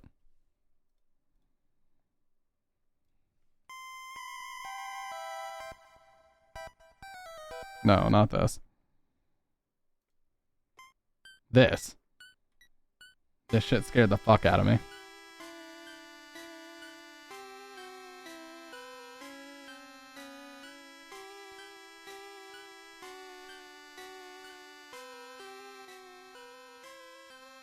There was a whole creepypasta about this a while back too. But what I was getting at is there's this video of these two bands that I'm a massive fucking fan of. Now, let me just preface this by saying a couple of the people in this band dress very sussy. Not that there's anything wrong with that, but you'll see what I mean. But this is just so cool because it's these two small bands that I'm a huge fan of, and they're playing versions of each other's songs. I love this little scale practice they're doing here too.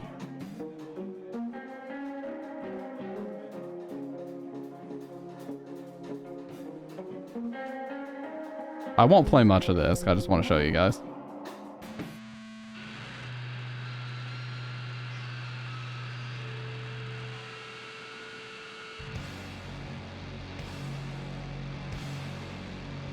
Oh, you'll see. This is an instrument that she's playing. You'll see when she starts playing it. It's actually pretty cool. Speaking of small bands, go for it and tell me about them. You can hear it right here. Here.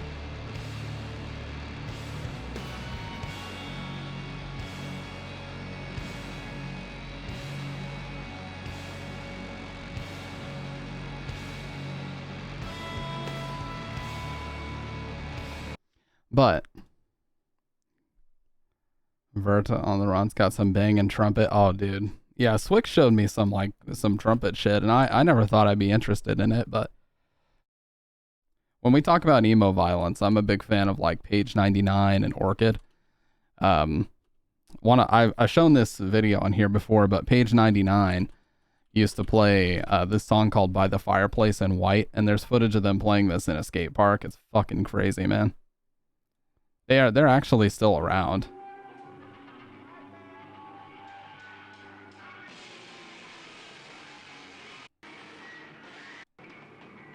This guy screams without a mic a lot in this too. This guy right here, he's one of the main screamers.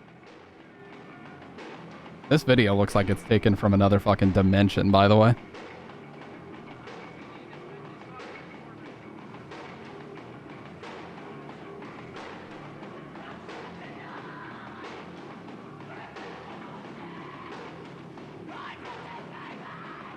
Isn't that fucking crazy?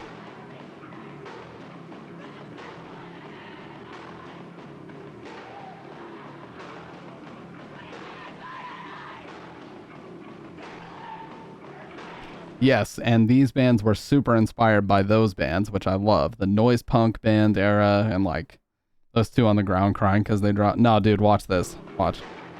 When he picks up the mic, listen how much louder it gets. He picks it up right here.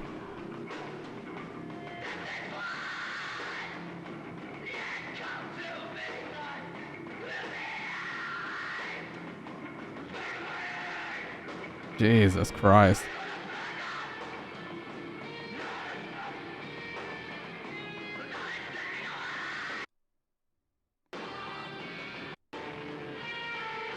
Now, the best part about this is that they do this really long break of that same riff where they're just kind of going back and forth.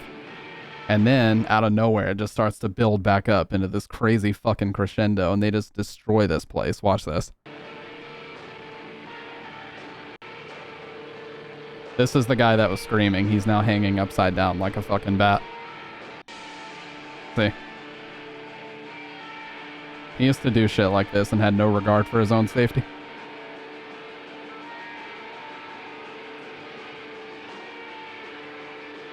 Just watch, it'll just start building right here.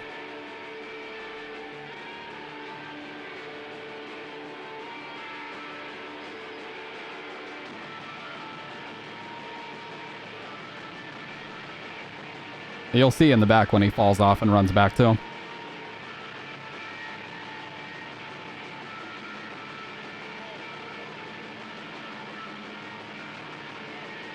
This whole place explodes. Watch this.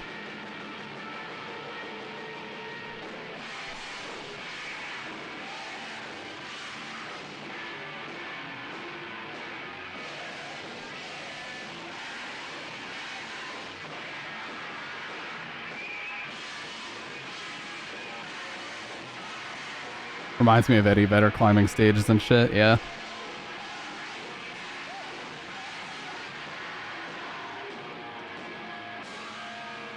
Fucking awesome.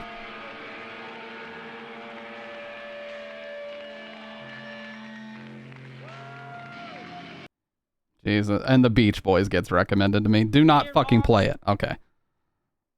Yes, because after watching a video like that, the only thing I'd want to watch is the goddamn Beach Boys, right? Well, I love the Beach Boys, but not now. So yeah, Jerome's Dream is one of my favorite bands of all time who just recently got back together. Wind down with the Beach Boys. They also played that exact same building. It was called the Bristol Skate Park. They played just before Page 99 played, and their full set is also available on YouTube.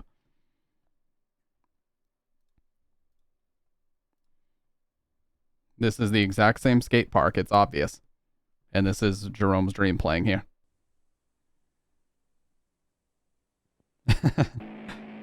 See, you can tell for sure it's the same place, and this is Page 99 standing around watching. So Jerome's Dream was famous. This is Jeff Smith. He was the bassist and lead vocalist. He played with no mic ever, and he screamed his fucking lungs out.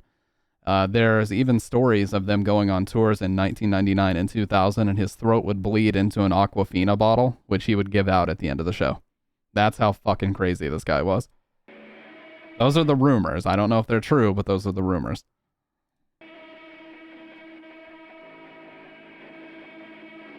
A three-piece band.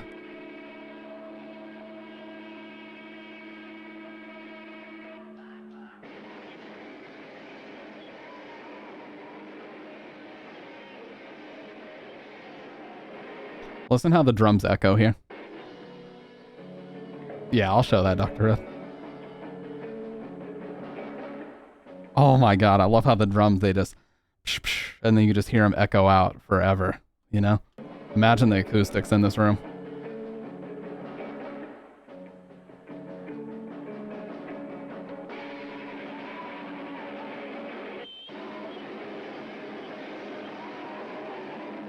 Yes, that is really him screaming over the instruments, by the way. Check out the end of this set.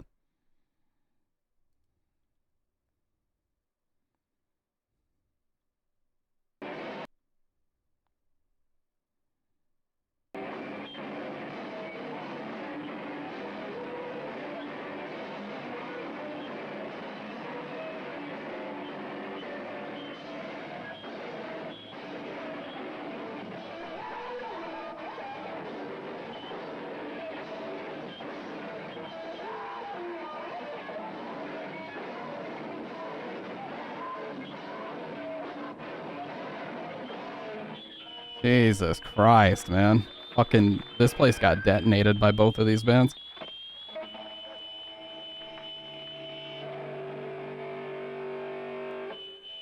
Fucking crazy. So this is how you can be a band without being good at... I mean, hey, dude. They were passionate about what they were playing, whether or not they knew how to play their instruments.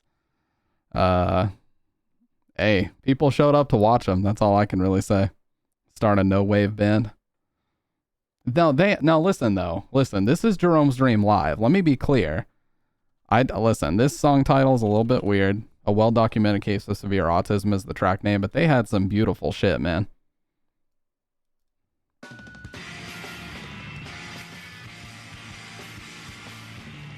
Here's how it starts. Now listen.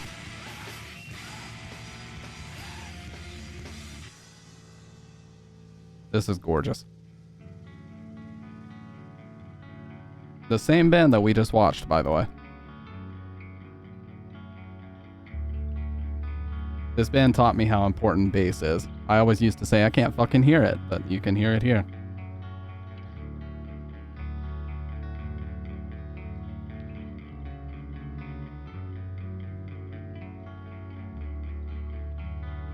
The DIY punk haircut, though.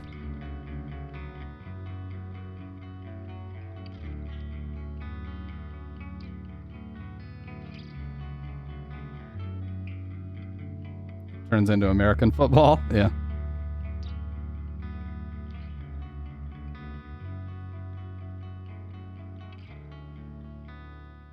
I mean, that's fucking beautiful. Their most famous song is called It's More Like a Message to You.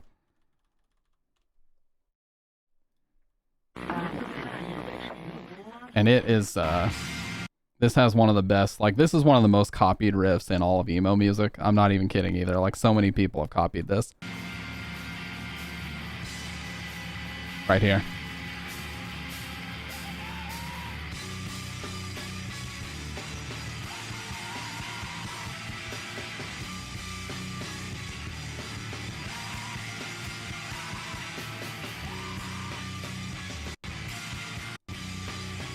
And when it fades out here.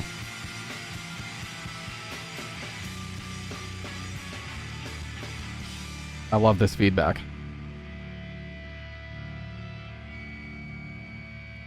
Oh my god, I get chills every time with that feedback, man.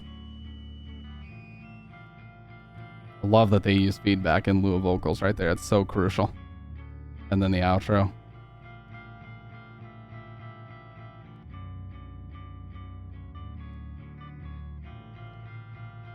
I mean, they definitely knew how to play their instruments. Now, the live songs that they played were more crazy, but they had some kind of beautiful melodic stuff like this.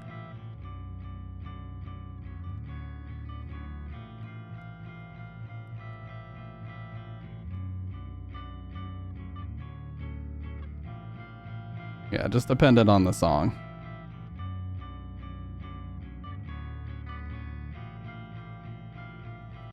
They described a lot of, like, this song especially is supposed to basically be like a car crash and then the aftermath.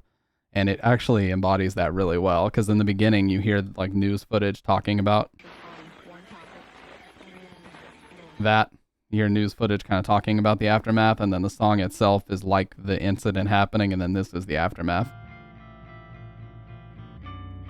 It was live and everyone was high. They were just playing trashy metal. This is more of a yeah, I mean, in the studio, obviously, you got to put something more competent together. You can't just fucking go nuts unless you're in like a slam metal band or something like that.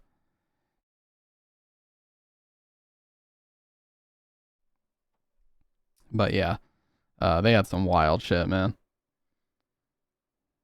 Well, it's just the vibe of it, you know. It's not like the song is telling a story, but that's the way that it progresses is, you know, this slow burn intro, the news, the radio, and then the crazy, you know, 35, 40 seconds of the song itself, and then the aftermath is a slow burn as well, as it just kind of fades out slowly.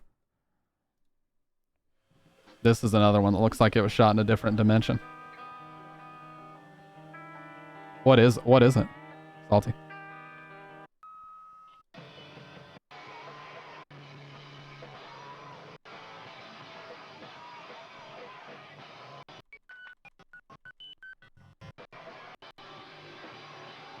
Watch this. This part, Dream Pop. This part's fucking awesome.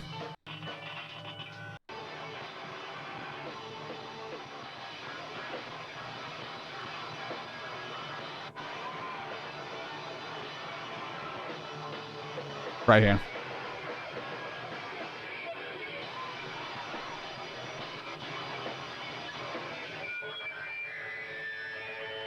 That feedback is kind of murderous though, but that part's badass. There's the Aquafina bottle people talked about.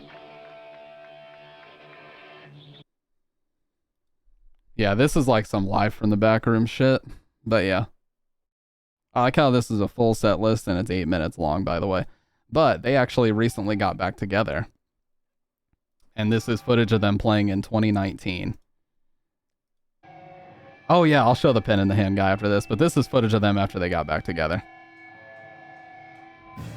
And yes, he does use a mic now, thank God.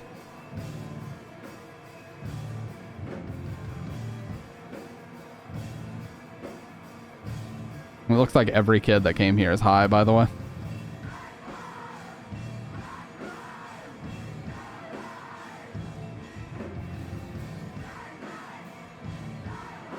Yeah, it's a little bit sad, but I mean, hey, everybody ages, man. There's nothing wrong with that, but nothing wrong with it. Fuck no. But I mean, yeah, they're all in like their mid 40s now, so it's a little bit weird to see them play these songs again or new songs in general. But okay, so you wanted to see, this is some really cringe shit of a band that was opening for Bowling for Soup 10 years ago called Freshman 15. And they're playing this song called Are You Ready for This? One of the lines in the song is, every boy put a pen in your hand, and he just randomly decides to change it to, every boy put a dick in your hand. And he says it just like that, too. It's so fucking cringy, dude. This is so fucking bad. Every boy put a pen in your hand, write some lyrics that are meaningless. Don't forget, appearance is so primary in a scene like this. Oh, Jesus. Those harmonies are dog shit, too. There's a girl that crowd surfs here and basically nobody catches her and she just lands, like falls upside down, and he goes, is she okay? Sick. And then they just keep playing. It's so fucking stupid.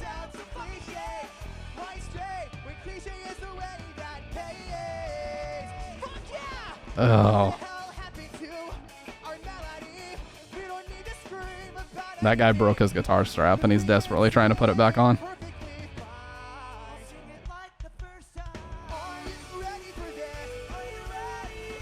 Something about this video that always makes me laugh is when they point the camera at the drummer and he looks afraid. He's like, oh God, get it off me, dude. Watch.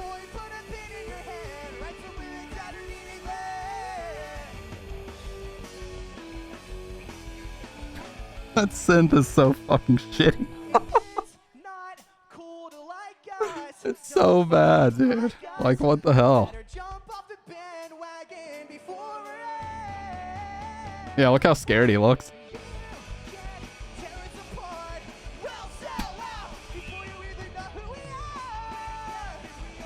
He's so afraid. He said, get away, dude.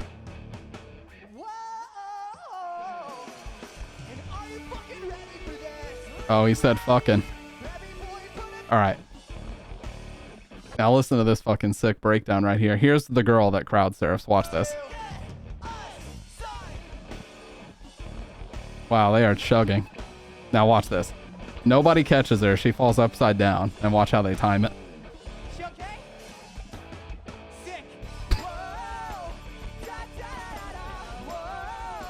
What the fuck?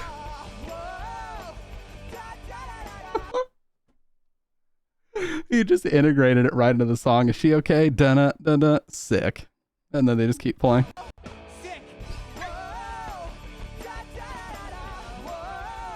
What the fuck, dude?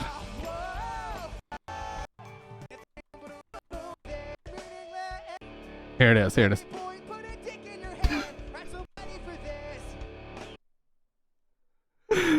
Listen, all he had to say was, every boy put a pen in your hand, and he said, put a dick in your hand. Listen.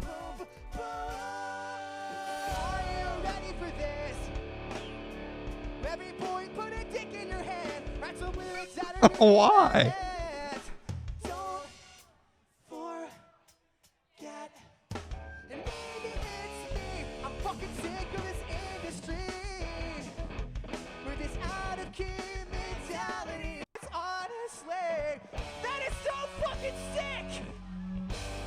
That's this one guy's dad, by the way. Listen. That's the coolest thing that's ever happened to our fucking band. That was my dad. That's his dad. Give it up! I fucking love nothing more than that. I swear. I fucking love nothing more than that. Look at this 50-year-old dude surfing. I wouldn't mind a dick in my hand. Well, it's not even that. It's just like, he just fucking broke that out. It's like how he changed the lyrics to put fucking. Are you fucking ready for this? It's like, wow, dude, you really put a fucking edgy spin on that bullshit, huh? That was that was him coming out. I mean, he's talking, singing kind of sussy. I'm not gonna lie. A lot of stuff in that video is very sussy. Okay, that is pretty bad, but you want to see some more of the worst footage I've ever seen. This is literally some of the worst live band footage I've ever seen. Check this out.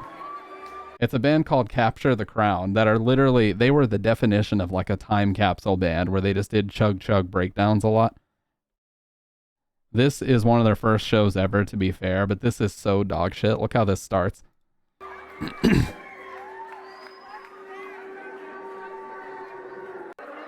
You'll see what I mean, Dr. Red. It starts immediately. Watch this shit.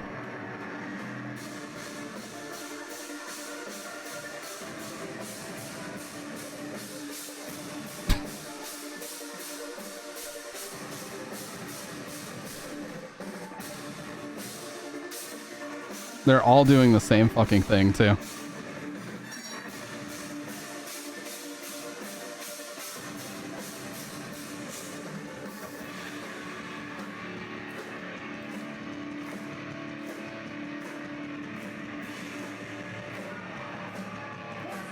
It's so bad, dude.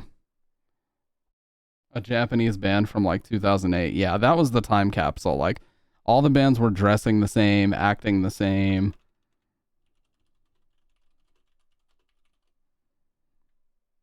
Oh my god, 2.8 million views on this song. Yes, I hear it, dude. But I gotta be careful because songs like this from Japanese labels are very, very quick to get DMCA'd. Like, I played X Japan on my stream one time and it muted like 5 minutes of my fucking VOD for some reason. Way more than me actually playing the video.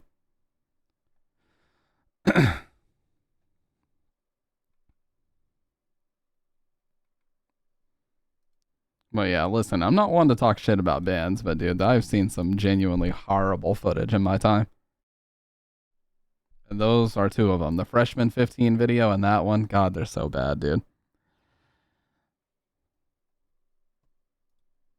I love talking music with you guys though, because I don't want to be one of those pretentious little fucks that's like, oh, my music is so obscure, but I do know of a lot of bands that a lot of other people don't know about.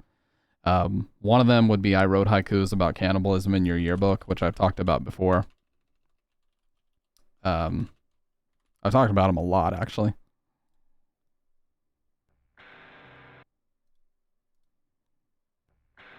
But they were another band that did, no mics. They would scream without mics. Okay, now it's time for my political views. No, there's no footage of that, but I got a lot of that when I would go to metal shows regularly. They'd be like, I hope you guys enjoyed that song. Now we're going to talk about politics for 5 minutes, and I have the mic, so you're going to listen to me, motherfucker. Yeah, that's true, Salt. This is I Wrote Haikus About Cannibalism.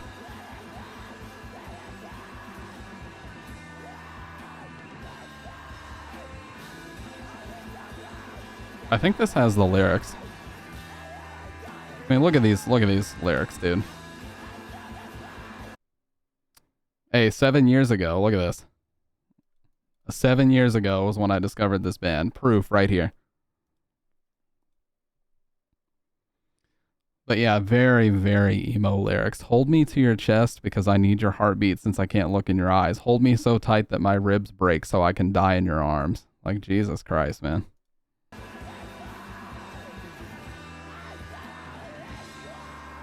They had some beautiful guitar interludes like this.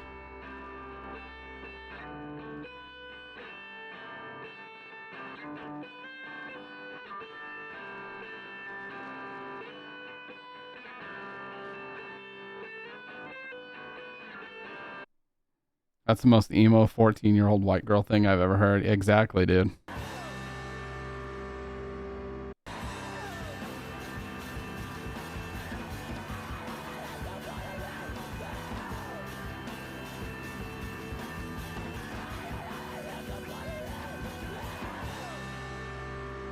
Yep, Bon Iver was exactly where I was going. Actually, good job, YouTube. That's exactly where I was headed. This is one of my favorite albums of all time. You know, people put together bucket lists of albums that they want to own on vinyl. This is my number one. This is one of my favorite albums ever. It's made with I Wrote Haikus members.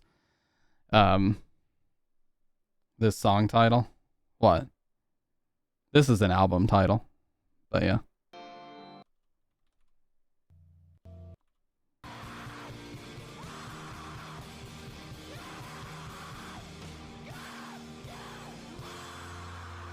This actually, I would love to just find this track isolated and use it for stream music a lot. It's so beautiful, man. It's just one of the main interludes on here.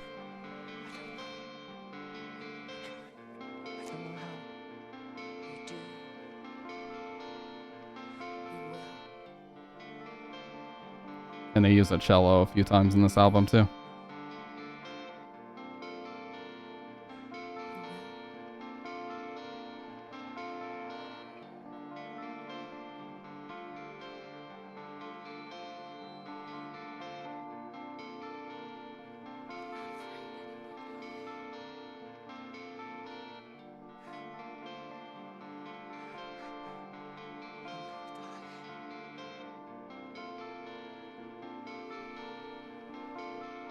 But yeah.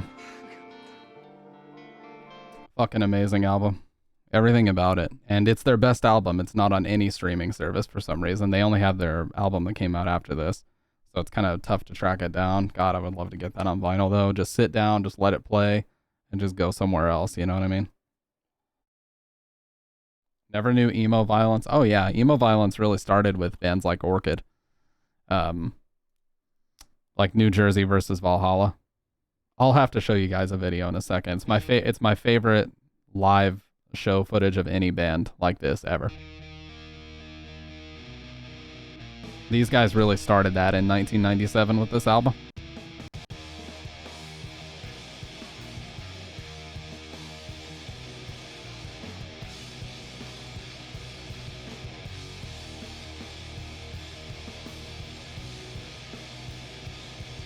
I am Shimmer, you am Shimmer, as you are me, and we am I, and I are all. Is that supposed to be a play on the Beatles?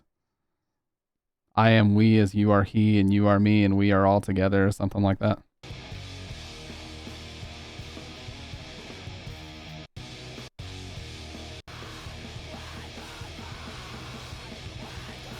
Every time they'd say wave goodbye, he would do this to the crowd.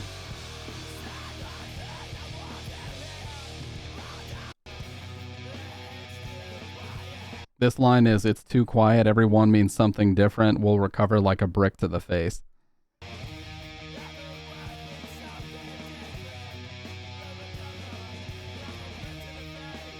Now listen to this fucking end, dude, it's crazy.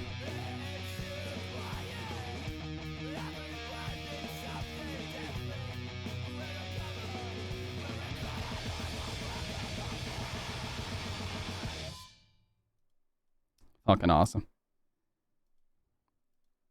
Okay, so basically there was this festival that used to happen, and it was called the Tin Can Full of Dreams Fest in Rhode Island. And there's two shots of this. I'm pretty sure this song is really not super well known, so it's probably safe to play. There's two angles of this. And this is a gorgeous instrumental that Orchid made. You know, this band that's known for emo violence. And they all played Rickenbackers for some reason. Basses, but yeah. This is gorgeous here. And the camera's really close to the guitar, so you can really get that full cab monitor volume. Listen how beautiful this shit is, man.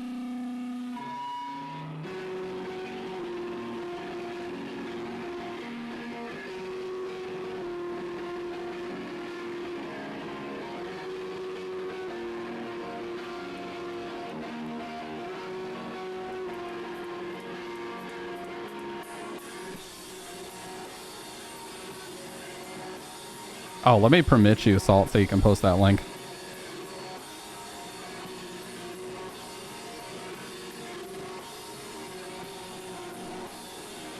Okay, you're permitted.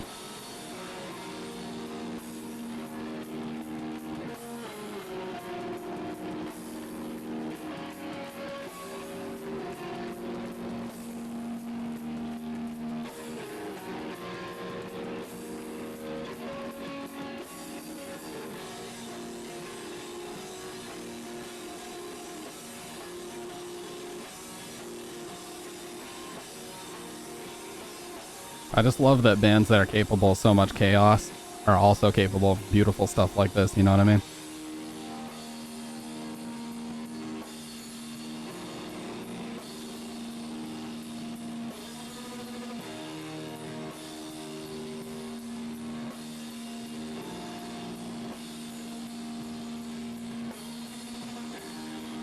This song is called Trail of the Unknown Body, one of their best songs they ever put out. Weird as hell. I love that descriptor. That's the best part here.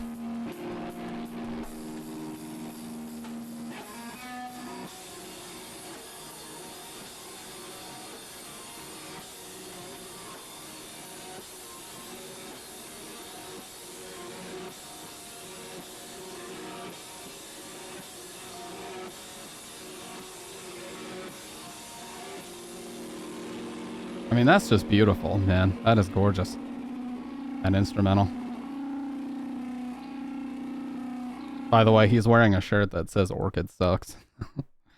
Oh, man. They were so rebellious back then. Okay, I've got both the videos queued up here. It's from a band called Giraffes.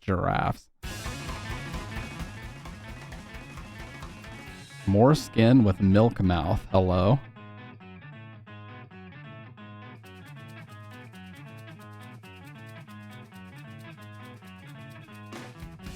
Dude, this is 9 minutes. This is like a fucking jazz odyssey. This is literally like a fucking jazz odyssey song. Where they just straight up press record and then they jam for 20 minutes, you know?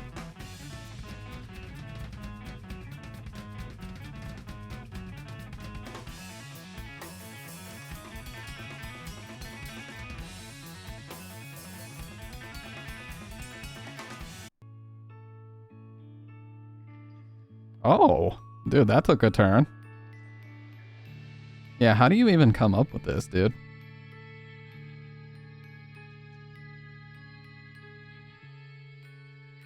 Ooh, that took a nice little turn.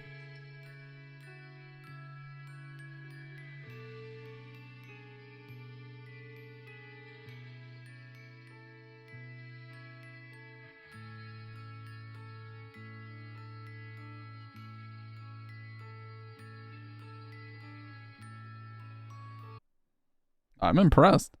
And 7 minutes gives me strength. Let's suppose that you were able every night to dream any dream you wanted to dream. And that you could, for example, have the power within one night to dream 75 years of time. Or any length of time you wanted to have. Oh, dude, this reminds me. Listen, dude, the VOD's probably going to get muted, but I love scary tape recordings in album intros. You guys know the band Brand New? Listen to this right here. I love this intro.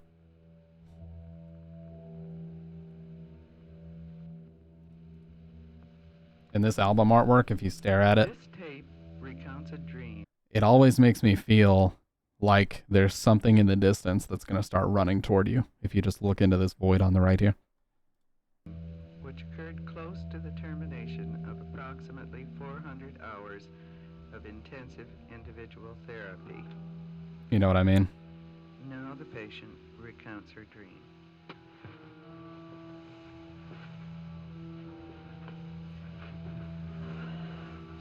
I had this dream early this morning, and I wrote it down.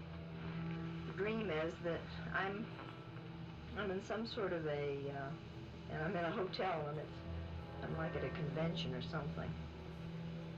And I feel sort of almost like there's too much going on. Oh, I can't do it, dude. I can't do it. Check this album out if you want that. If you want to listen to that whole thing, it's a little bit too late for me to be listening to it. But if you want to listen to the whole thing, it's called Lit Me Up by Brand New. Fucking wild. You know the band There. Completely unrelated. It's like an angsty rock band. You're not a weeb, Dr. Red. You participate in Japanese media as much as I do. Old as heck, 1985. Are there lyrics in it? Oh, this is live footage. This sounds like some inspirational talk show music. My man's about to tell me why everything is worth it. And there is meaning in life. Never put yourself down.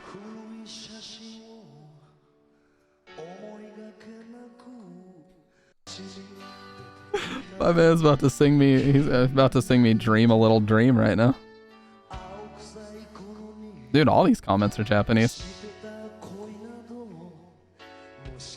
No, it's not, Dr. Red, no. There's nothing wrong with this at all, dude. Like what you like and own it. I respect anybody that likes what they like and they fucking own that shit. I respect it a lot, actually. Escaflowne OST, also YouTube doesn't give a fuck because the show is still on YouTube like back in the olden days. What is it? Is that an anime? Escaflowne? Like if I understood the lyrics, that'd be fucking awesome. Yeah, it is an anime. Dude, there was this one.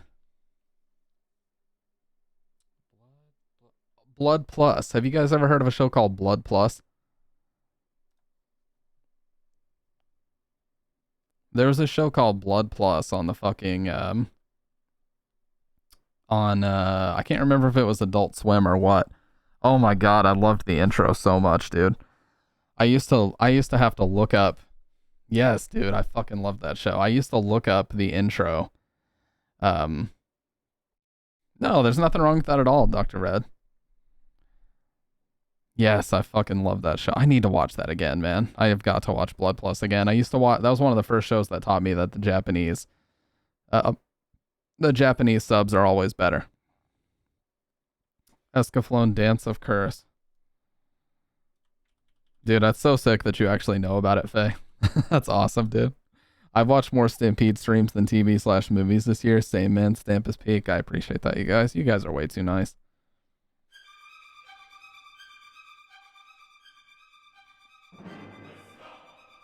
Oh, dude, this is like some Attack on Titan shit. Yes, I love this orchestral stuff.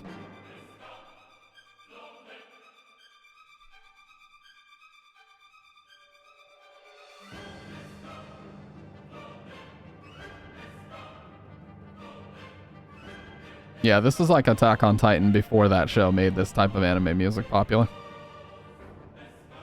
You have 334 hours? Oh my god, dude. Blood Plus specifically, it had this intro. The end of this intro, like it seems like a pretty standard anime song, but it had this like guitar drone at the end of the... Yeah, it had this guitar drone at the end of the intro. You know what I'm talking about, Faye, but this sound right here.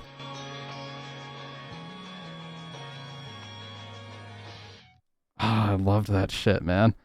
I used to replay the intro over and over just to hear that little guitar drone part at the end. Berserk. Oh my god, yeah, the music of Berserk too was so fucking great, man. Apparently they remade this and it's called Blood Sea or something.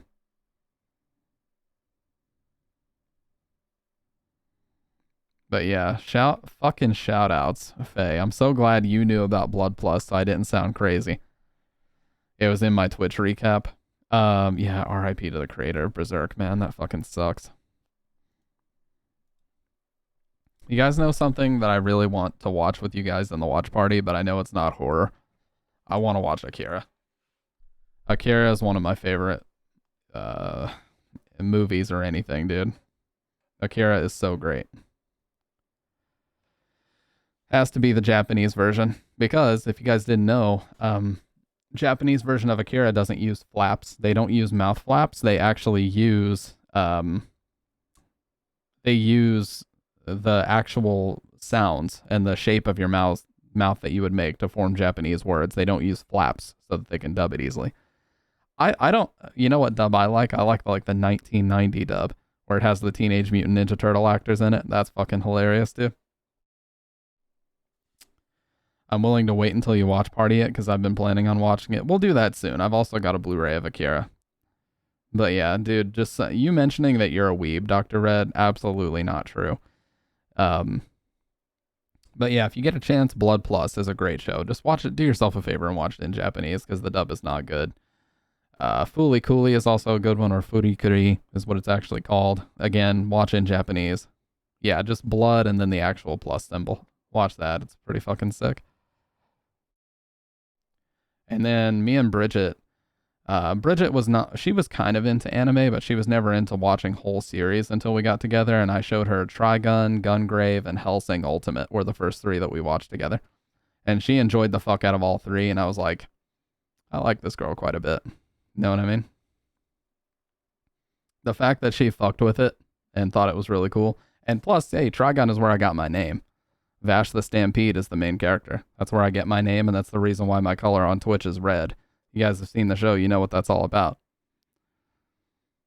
I made that shit when I was like, well, it was 2011 when I made the account, so now 11 years ago. So I was 16 when I made it.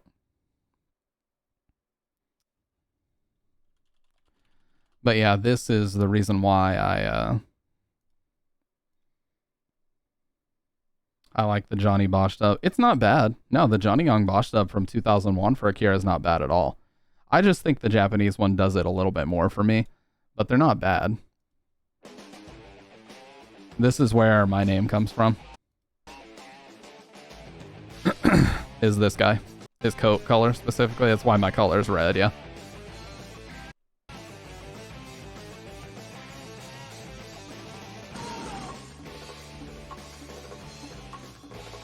It's so great, man.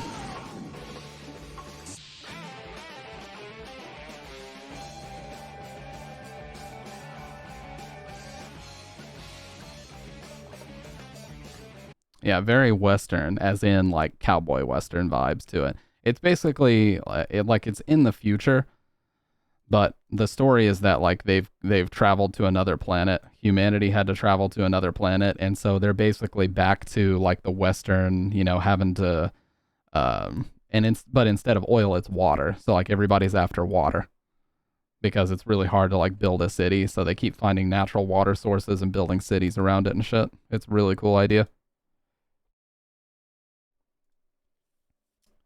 Wow, another person just commented on the video. The SM57 video. He said, I agree, there's no need to spend 400 USD. These stage mics do a great job. I purchased the Sennheiser E835 for 90 bucks after comparing with the SM58. It's amazing for the price. With my a bit bassy voice, much clearer than the Shure in the midtones and not these cramped bass sound in the low. Very strong build quality. In any case, we get lots of mic for the money. That's really cool that people are commenting on this now.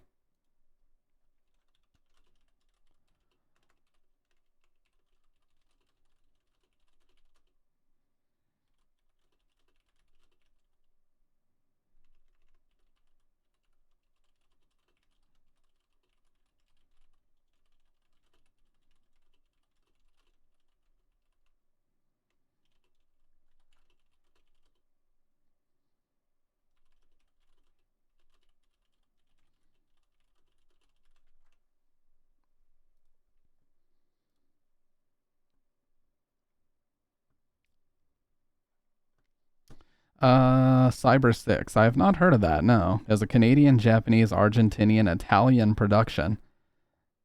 Kind of short-lived. It didn't do well in the US and was canceled.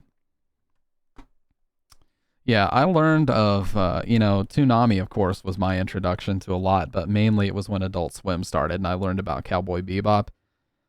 Dude, what a fucking masterpiece that is. Holy shit. And the dub of that is actually excellent, by the way. Main character is a cyborg woman who by day is living as a male teacher. The intro to that was banger too.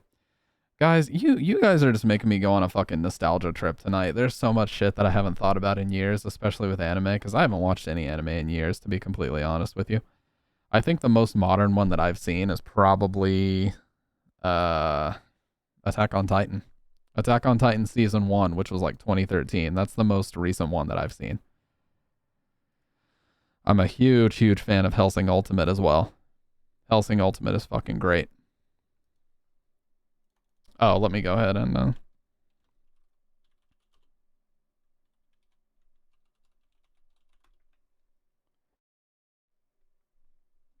There you go. You're permitted. in the early 90s influenced by it, rock, and all the biggest a lot of that has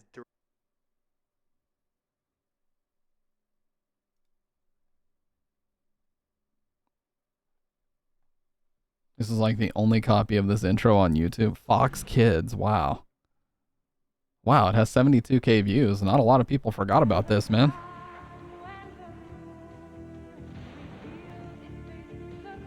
Oh, dude, this is when you would wake up super early on a Saturday morning and your parents weren't even awake yet and you just start browsing channels. You'd find shit like this.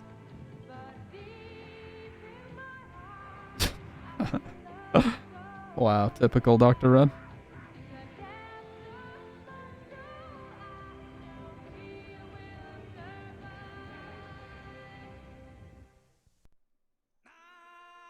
Okay. What the fuck, dude? Disney Music Vivo, you just fucked this stream into the ground. I hope to God those 2 seconds don't get me fucking muted. What the hell was that, dude? Death Note season. Oh, dude. Fucking Death Note is so great. It's actually made by the same guy, Hajime Isayama, I think his name is. He also made Attack on Titan.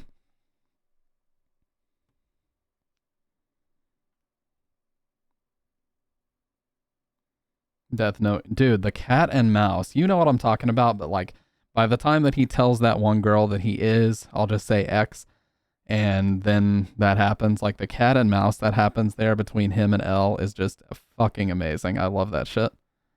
Like it's just so well done. Unbelievably well done.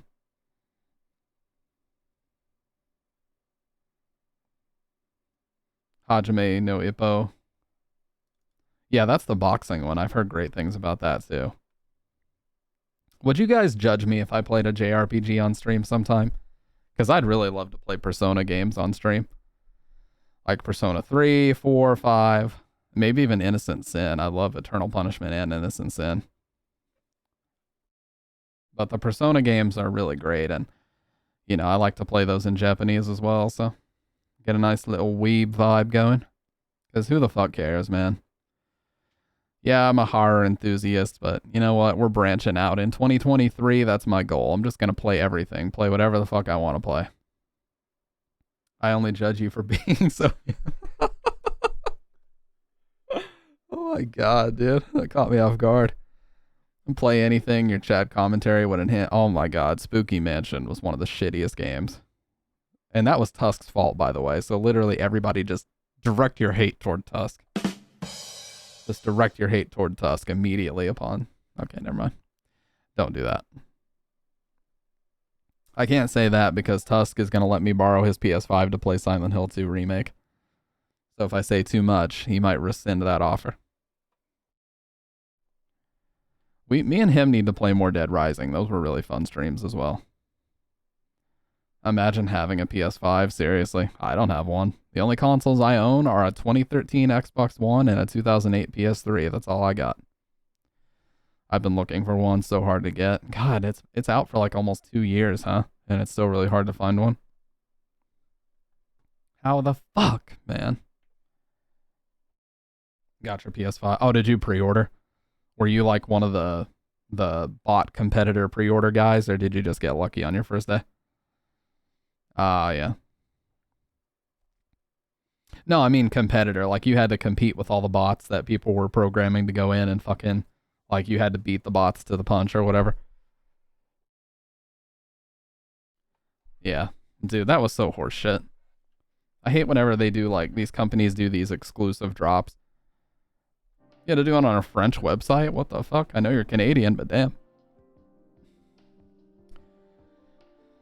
They are out a lot. You have to look. GameStop by me has them every other week. That's actually true about graphics cards as well. You know, when the big graphics card shortage was happening, if you were just around your Best Buys, like if you called your local Best Buys a lot, you could generally find out if they had one. And yeah, that would be an easy way to find one. Now, a lot of people did like camp out and stand in lines at Best Buys, but that was a good way to find out. It was just to call your local Best Buy and see what they got in, you know. That was not a bad idea.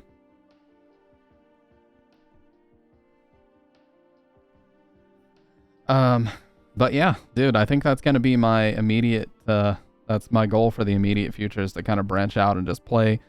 You know, I've been doing this horror shtick now for a while, and although horror games are absolutely my most, my most enjoyable streams, because I love especially showing like PS2 era horror games to you guys and talking about all the things that I've spent my entire life looking into, especially the Team Silent games.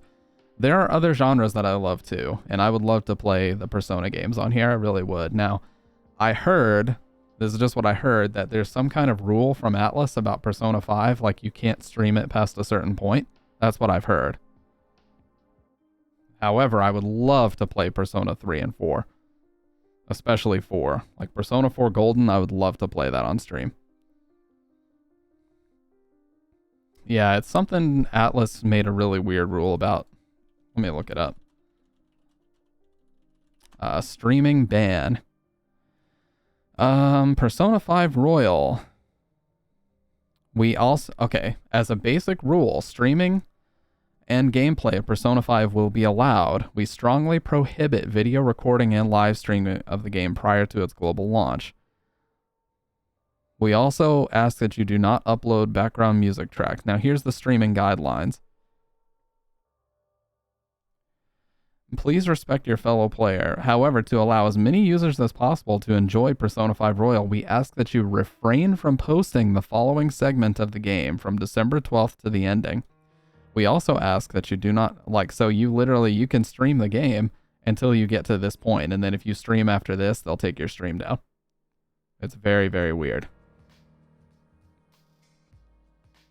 Very bizarre.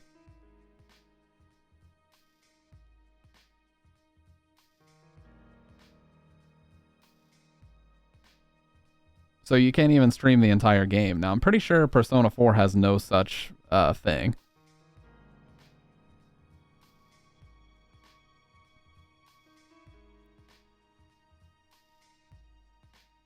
Yeah, this is from just a couple months ago. So yeah, but I'm pretty sure Persona 4 has no such thing, so you can still stream those games all the way through.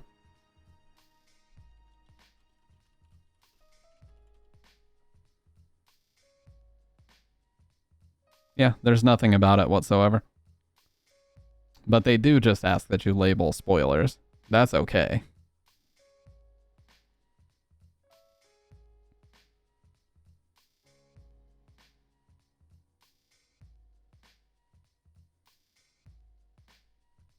But yeah.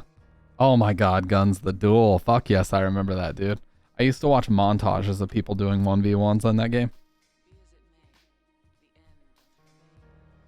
I saw this one with Blitzkrieg Bop where a guy was dressed up in a Trigun-ass outfit, and it was just this insane 1v1 where they were like wall running and doing all this crazy shit and double pumping. Dude, I remember all this shit. Look how this game was, dude. This was such a legendary game.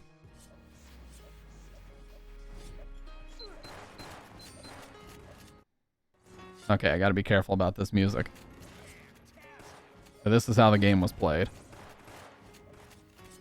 Oh my god, it was so sick, man.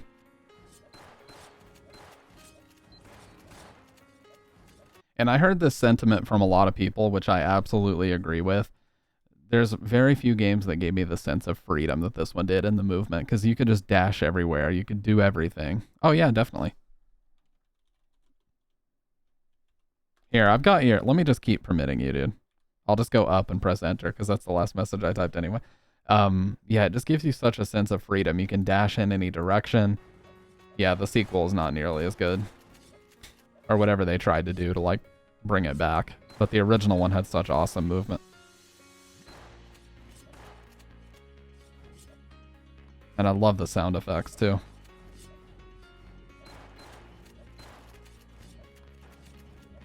When you got good at this, you just felt like a god gamer. Straight up. I love the diving and the rolling.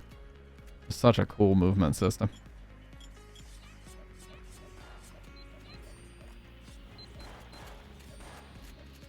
I mean, look at this shit, man. This is awesome.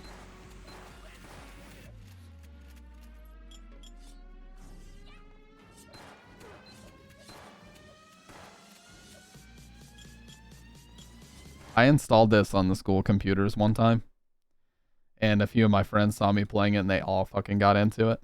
I was like, hell yeah, man, this game's fucking awesome. You guys should all try it, and we did. Me and a few friends, I got them into it after that. I definitely got in trouble for installing it on a computer lab computer, and it didn't even run that well. It was like a fucking Dell Optiplex with like a really old i5 in it. But it was still really fun.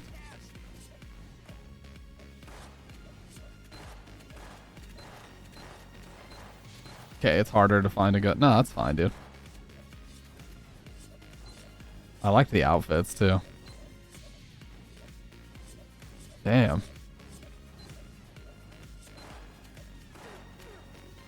And everybody had their own custom binds for this game. Like, everybody would have their own crazy bind that they would use to move faster, or like, you know, put your hand in a position where you could do the dashes quicker. Just one of those, like, time capsule games that were really great, and I felt like this was super underrated.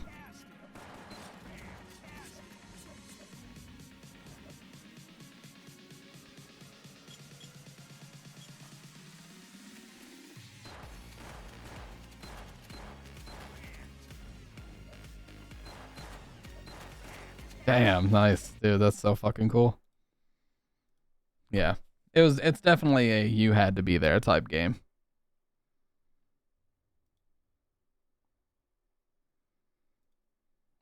Yeah, vintage YouTube videos, man. That's definitely a you had to be there type game.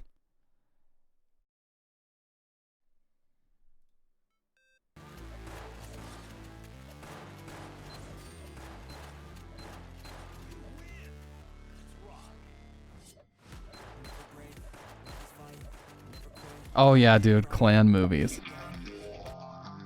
Dude, remember fucking... Oh my god, 14 years ago. Holy shit. Remember Clan montages? Remember when every fucking one had Bodies by Drowning Pool on it?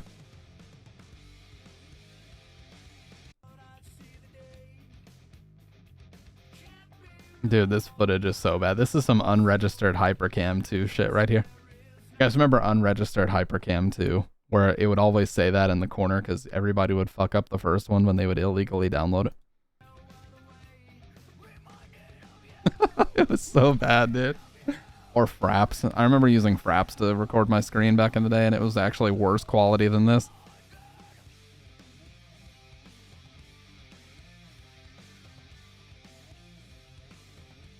Yeah, that's probably what the white border is covering. True.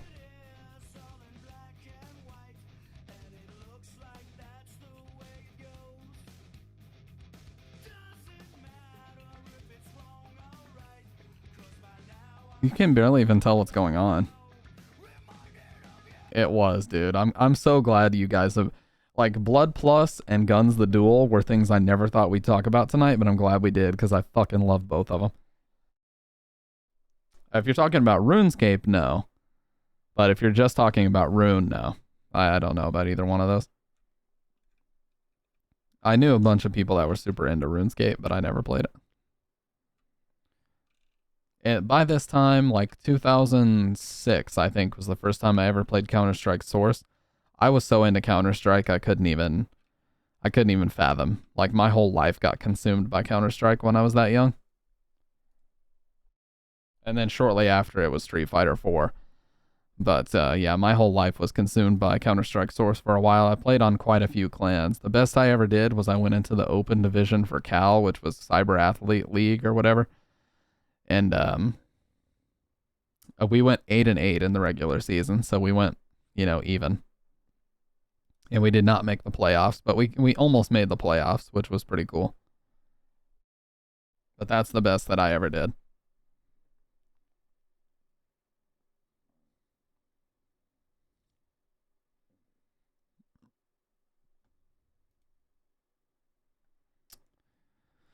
Oh, memories, man. My computer was so dog shit back then, though. I seriously had like a Pt.2 Duo or something like that.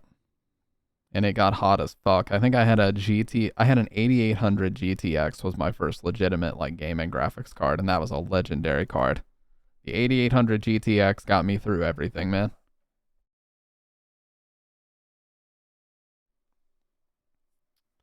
Good memories for sure. Until I became a dumbass and I tried to steal people's Steam accounts.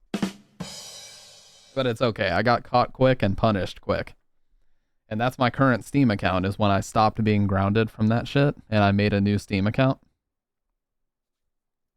Yes, the 8800 is a legendary graphics card, man. 8800 GTX. Hell yeah. I think I had a Foxconn version too. You can still buy these. Holy shit. It came out November 06. Oh, man. Yeah, man.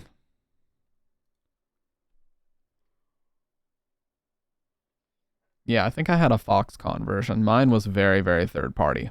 It didn't even have a full cooler on it. It had like a really small shroud cooler on it. Yep, this is the one. I think I might have actually had a Founders Edition. Yep, this was mine. This is exactly what I had, so I must have had a Founders Edition. The cooler didn't even cover the entire PCB back then. DVI out only, baby. God, I had so many hours. I wish I would have kept this card, man. I can't even fathom the amount of thousands and thousands of hours of Counter-Strike Source was played on this shit. Legendary fucking card. No, I never SLI'd them because my computer was a hand-me-down from my dad. My dad upgraded and he got like a GTX 460 or 470 or something way later on, and I inherited his computer, but he built one that had a very slightly nicer card, and I got a hand-me-down in like 07. And that's what I played this on. But yeah, that was, God, what a great fucking card, man. But yeah, if you had even one of these things, you were fucking balling out. But especially if you SLI'd it, you had like a fucking NASA tier PC back then.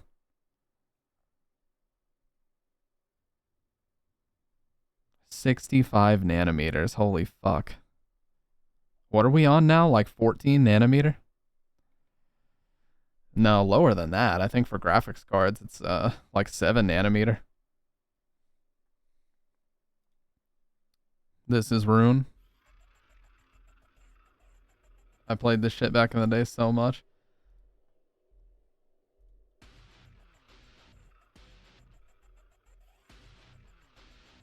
Dude, I fucking love shit like this. Like the mid 2000s were so cool, man. Like all these games were popping up on, you know, for like MMOs and shit. Like Guns the Duel is the perfect example of a game that just kind of popped up out of nowhere. Wasn't it originally like a Korean company that made guns? And it became really popular in the States.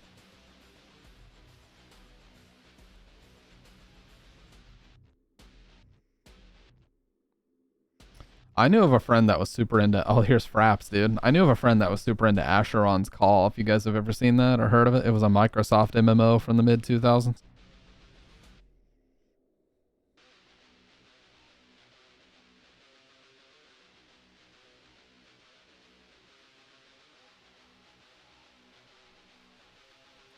Like this movement.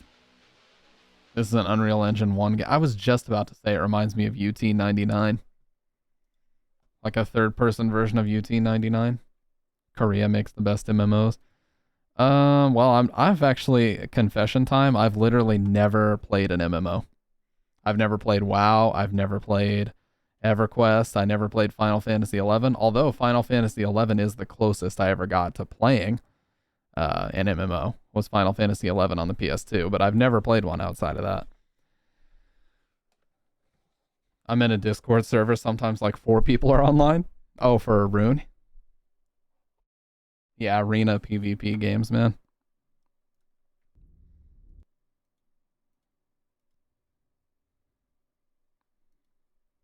Oh, I've played this game, Sick Boy. I've played Happy Humble's Burger Farm. I'm pretty sure. $12.99. I think I might have just played the itch.io version or something like that. I wonder how effective. Did not expect that to be that loud. A genius game. 9 out of... Oh, this is the full release. Yeah, I definitely didn't have the full release before.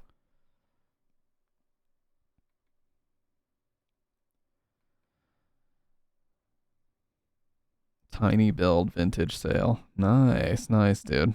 There's a lot of good shit on here that's on sale.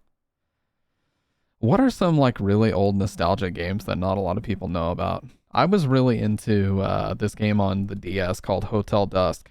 You guys ever heard of Hotel Dusk Room 215? This is genuinely one of my favorite games ever. I hope they re-release this someday. But I don't think they ever will. But this was made specifically for the DS and it had amazing music. Look how this game just fucking looked, man. And how it sounded. The soundtrack was so great.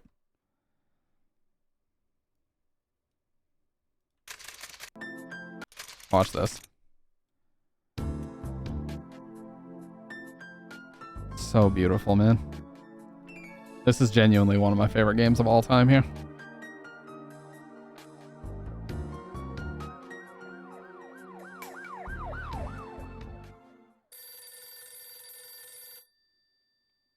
Look at that style.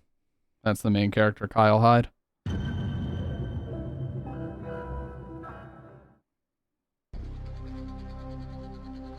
Yeah, and this is the top and the bottom screen, obviously, how it would go together. You would hold it, you hold the DS sideways. You would hold the DS sideways, so you got them like that.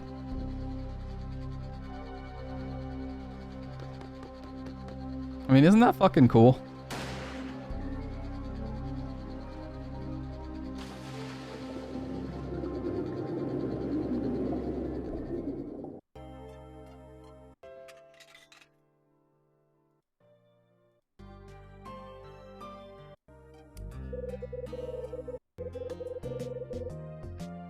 I always thought he looked really cool too.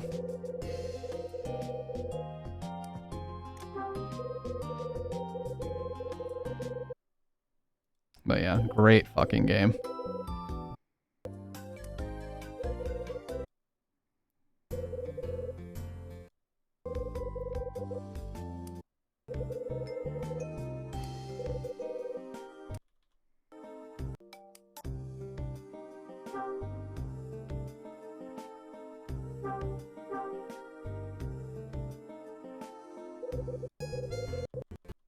I love the shots of you calling on the phone. This is like your secretary that you would talk to.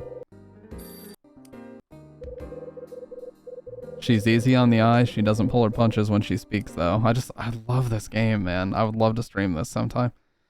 Diablo clone that was on PC and PS1, Darkstone.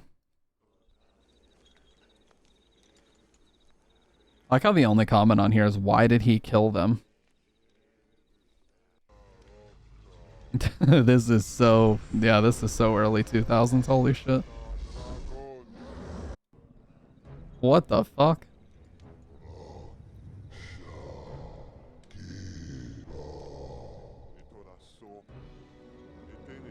$19.99.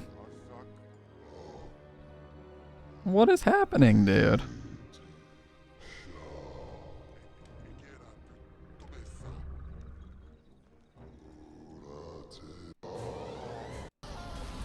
Oh my god! He committed murder, dude! He murdered them all.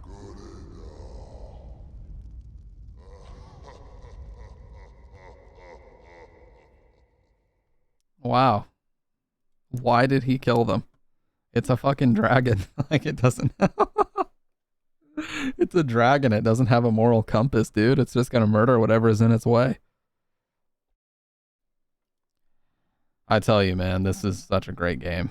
I guarantee a lot of other people are talking about it too.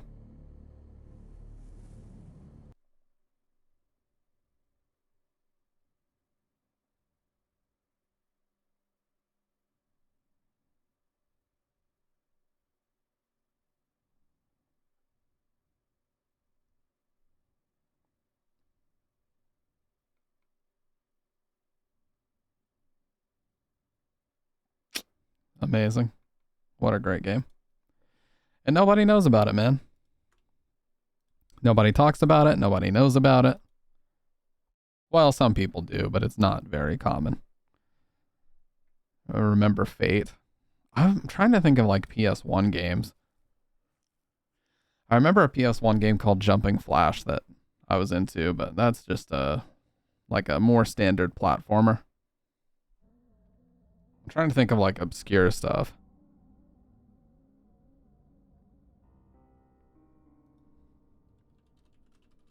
I played this PC game from 1998 called Die by the Sword.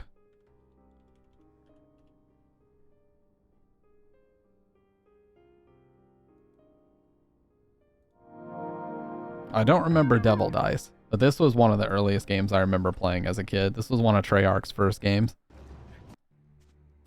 It's so bad, dude. And the controls were goddamn weird as hell. You basically had to use like the entire numpad to play this game.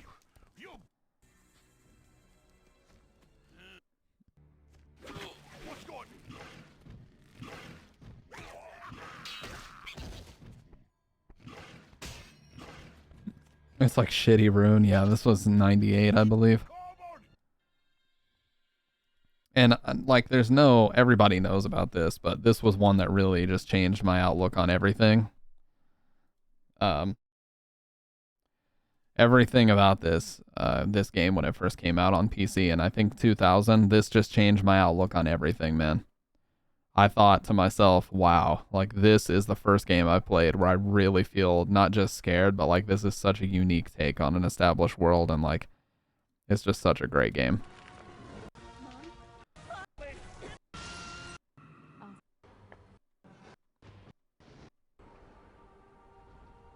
Moving to mobile, it's getting too cold, time to jump in bed. I gave this game to a girl I had a crush on in school. Like a fucking idiot. I had the CDs and the key with it and everything, and I gave it to a girl I had a crush on in school. And I never got it back. I'm so fucking dumb. I should get the... dude, I need to call her up. Hey, yeah, you know what? I don't give a fuck if you're married now. Give me my game back. Just kidding. I would never do that. A simp L, but we forgive you. It was so dumb. First Far Cry was banger. It's like the first FPS games that had outdoor environments that felt real. Yeah, that first Far Cry game and the first Crysis were kind of like that too. And then they kind of got a little bit formulaic, especially Far Cry 3. That's one where everybody was like, oh my god, it's so great. But that's where I felt like it got really Hollywood and really, you know, formulaic.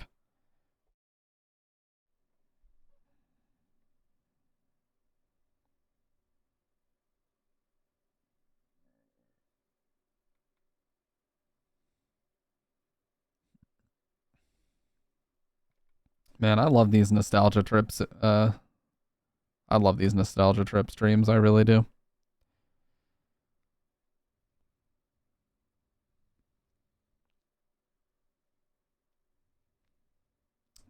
You know what? I need to play Fatal Frame here very soon as well. I finished the first one not too long ago. I'm pretty sure I have it on the YouTube channel, but I need to play Fatal Frame 2 from start to finish. Worst movie I've ever watched? It's this weird random Netflix movie that came out a few years ago called Jenny's Wedding, and it's just really awful acting from beginning to end. And the amazing, heartwarming ending to the movie is just a gigantic conga line at a wedding. It's so dog shit. Yes, we're going to be playing Fatal Frame 2 very soon.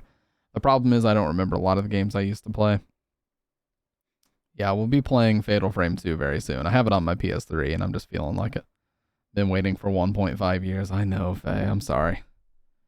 Fatal Frame 2 is one of my favorites ever. Such a great fucking game.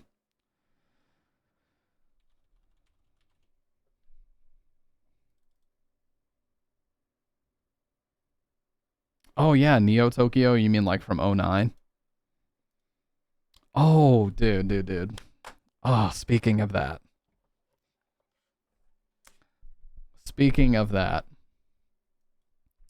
There was a game that came out in 2008. One of EA's weirdest, you know, the fact that they even did it is unbelievable. Like the fact that they made this, but it's one of my favorite games of all time. I used to speedrun this. I used to play it every day for months and months and months. I was in a forum where we would discuss strategies where we would try to do the time trials. Fucking Mirror's Edge. If you guys have never played or seen Mirror's Edge, it is so fucking great, man. So great. God, I fucking love Mirror's Edge. The first Mirror's Edge, there's a new Neo Tokyo thing.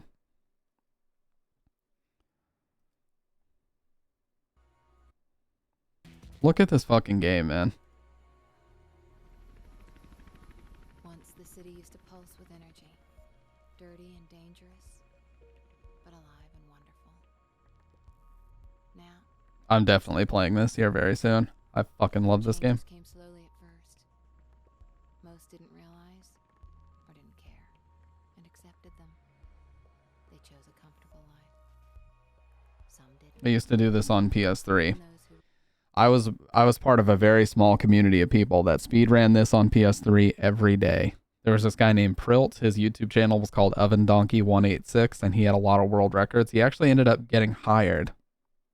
He was a friend of mine that I knew. He actually ended up getting hired by Naughty Dog because he was so good at finding things like that.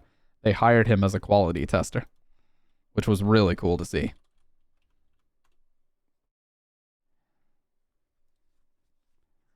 So here's his channel.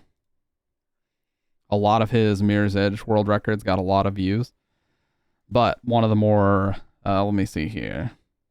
Right here, he posted about being hired by Naughty Dog 7 years ago. I'll be working for Naughty Dog as a QA tester and ruining speedruns for everyone. How ironic. That guy that was so good at speedrunning Mirror's Edge, and he did speedrun Uncharted games as well. Got hired to be a quality tester. I thought that was really cool. God, I love this game though, man.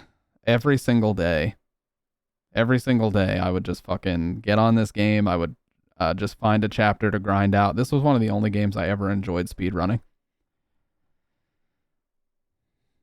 It was so great. It really was.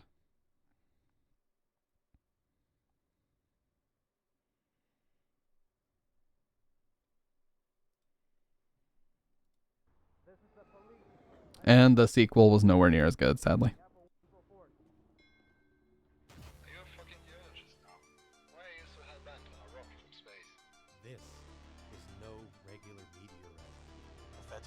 Ah, man, this looks a lot like Mirror's Edge, but I can tell this is made in the Source engine for sure.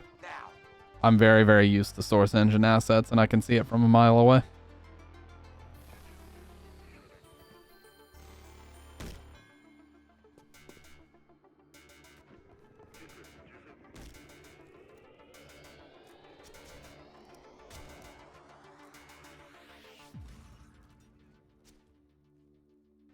It really was, though, Dr. Red. There was nothing better.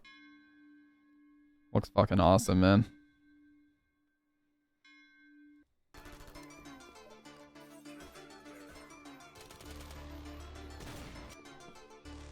This is so anticlimactic. There's some really well-made horror games like Cry of Fear that use Source. I'll have to redeem. Yeah, dude, I played a lot of Cry of Fear, mainly on Sick Boy's recommendation, but I never beat it.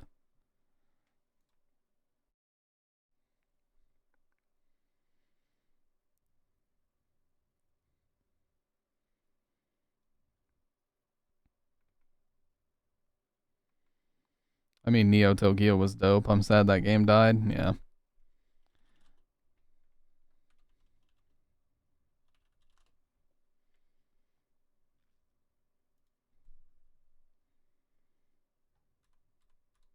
I want to see something really quick.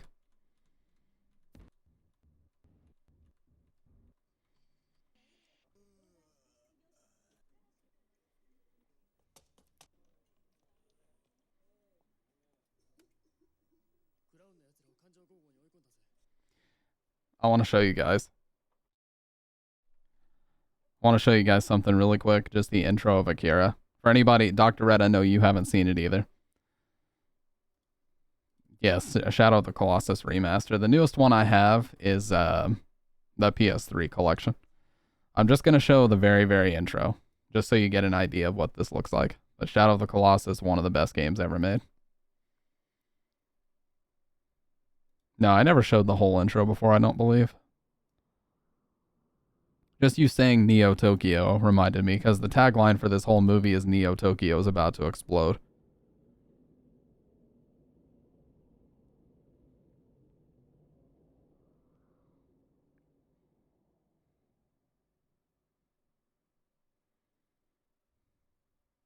I mean, just look at that, man. How does that not just like pull you in? You just want to see what happens next, you know?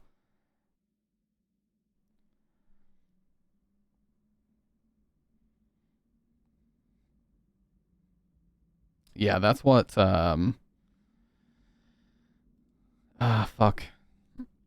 No, Blue Point. That's what Blue Point Productions does. You see what I mean? Look at that. 31 years after World War III. Hey, this movie already happened. 2019, Neo Tokyo, baby. It already happened.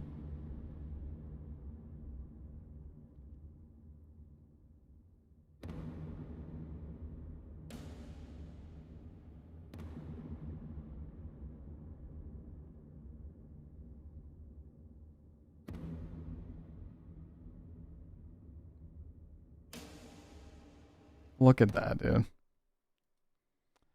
Yep, on to World War IV. Let's go, baby. And then Blue Point Engine for purely visuals. The OG engine translated into C. That is pretty fucking wild. Like, how do you even get that House of Cards to work? Yes, we are going to 100% watch party this. Malice. So, Malice on PS2.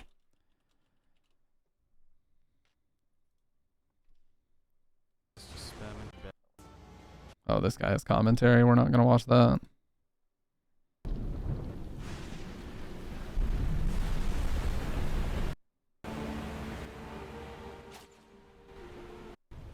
This one being so fucking huge. Yeah, I like the PS3 version as well. But when I got to this, it genuinely, like, it almost makes your stomach flip, dude. Like, on PS2, I remember it had a really low frame rate as well, so everything felt even more epic and gigantic. You know what I mean? But when you got to this shit and you saw how huge it actually was and you got to run up toward it, that was fucking like an actual mind-blowing moment. Yeah, it's like 2005 as well. I didn't even know the PS2 was capable of shit like this.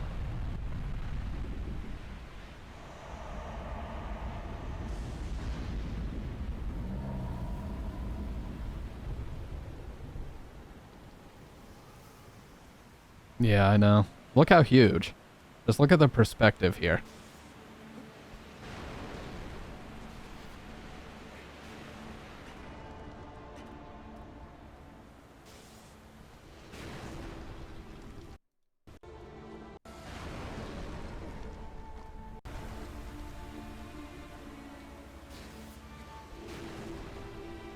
And how realistic the movement animations were too. That was very advanced at the time.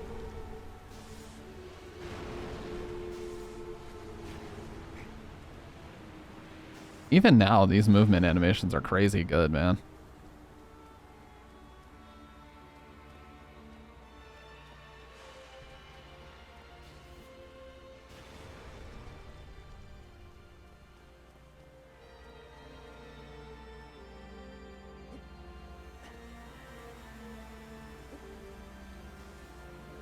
Yeah, animation blending is really good.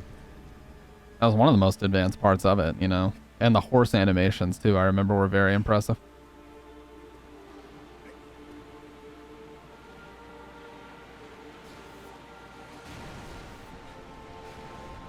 And there's this intricate network of tunnels you have to go through before you even get to them, you know.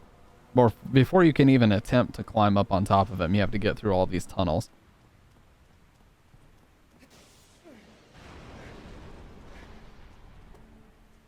Kid woke up. What's this game? Shadow of the Colossus. One of the best games ever made, bar none. Eco and this are very close for me. I can't decide, but this one I personally have a lot more memories of, but I love Eco just as much. What a great game. Never got to play The Last Guardian. Yeah, okay, yeah. Somebody mentioned that this looks so insanely realistic. Watch what happens when you actually get hit.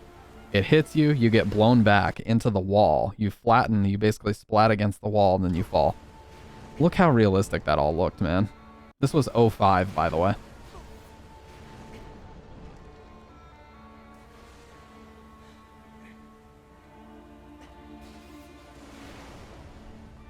Yeah, 2005 on fucking PS2. Like some fucking technical wizardry that they pulled this shit off. You guys don't even realize how underpowered the PS2 was. The PS2 came out in the year 2000, by the way.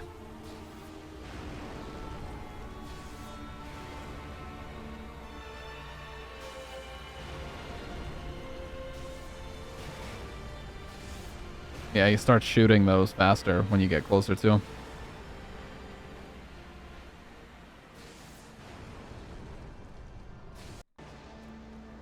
Now here's where you actually come up underneath him.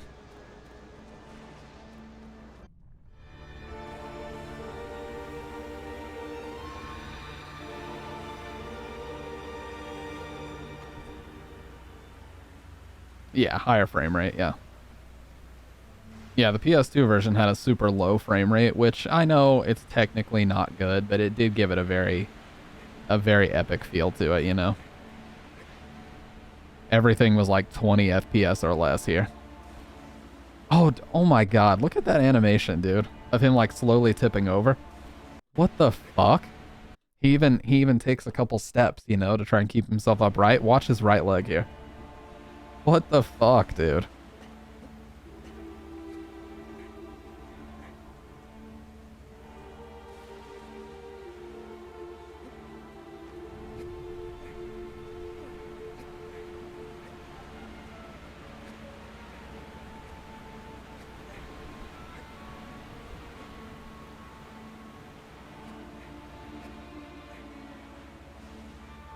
Dude, I've beat it a couple times. It can feel a little bit like a chore if you're not in the mood for it, because it does take a while and it requires a lot of time. But god, what a fucking great game. You can see the armor pieces are kind of shifting too.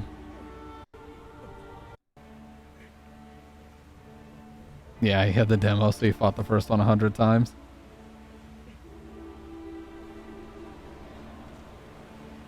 Yeah, this is cool. So you have to shoot him there so that he lifts his hand up, and then you can use that to climb on his shoulder. It took me forever to figure that out the first time.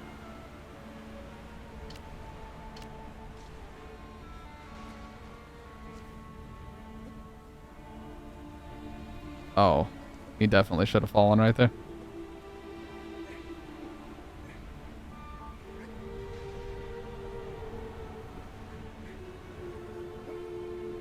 Just look how high up you are, too. Like, this is the actual edge of a cliff.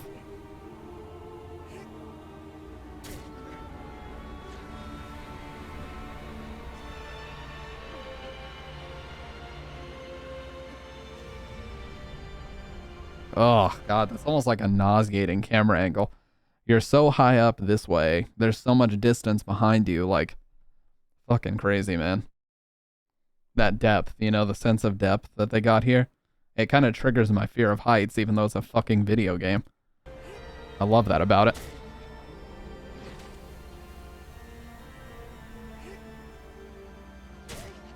Like, just imagine if you were to let go here, how far you would fall. You would be dead in an instant when you hit the ground. He's swinging you back behind the cliff right now, too.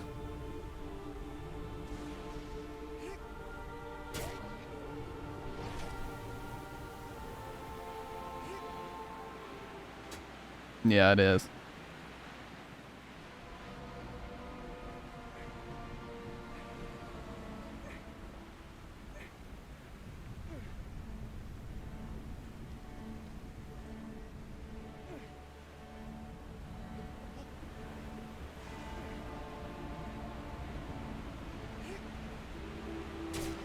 It also does this really cool slow motion when you do the final. Yeah. Well, I'm just showing, you know, basically as a gameplay example. I won't show any more. But yeah, good lord.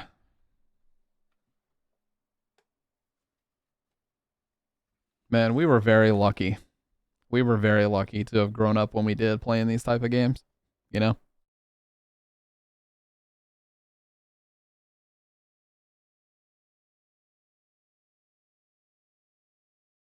Oh yeah, Dorman, the voice Dorman. Sorry, I'm just blowing my nose really quick.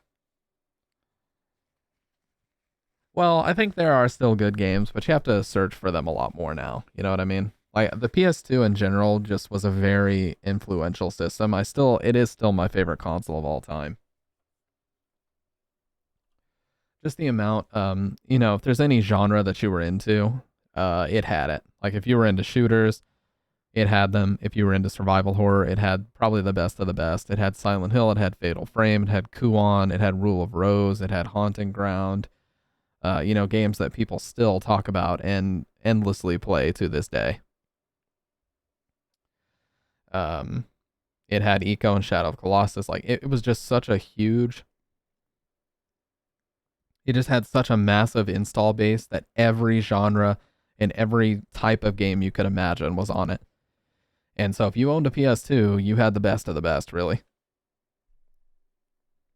Yeah, exactly. There was no formula nailed down, so they would just release whatever. Like I always use this as an example. Fucking Mr. Mosquito on the PS2 or Katamari Damacy.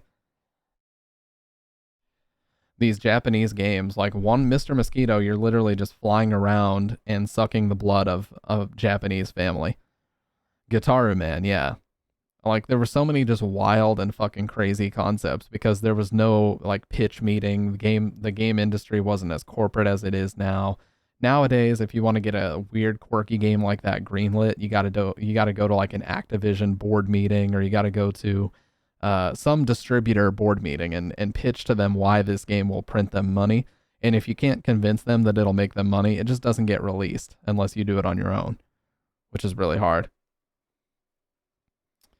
Yeah, couldn't do that back in the day. If you released a game, it better be fucking 100% finished and ready to go. Quality tested, completed, updated, whatever the fuck you had to do, that better be done before it shipped, because when it shipped, there was nothing else to be done. No more work could be done.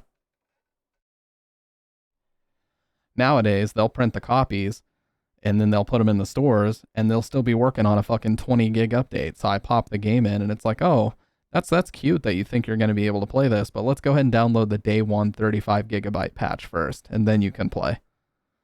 Fuck me. Like, I'm just trying to pop my fucking video game in that I bought and just play it, you know what I mean? It was getting pretty cancerous toward the end of the 360 PS3 era, but PS4 and Xbox One is where they really got out of fucking control with it. Fuck me. That's where I draw the line in the sand. True. But yeah, this was a fun ass little trip through nostalgia lane right here, dude. Oh no, the PS3 360 era had some great games. The only problem is it was kind of soured toward the end by a bunch of games that started coming out like that, you know what I mean?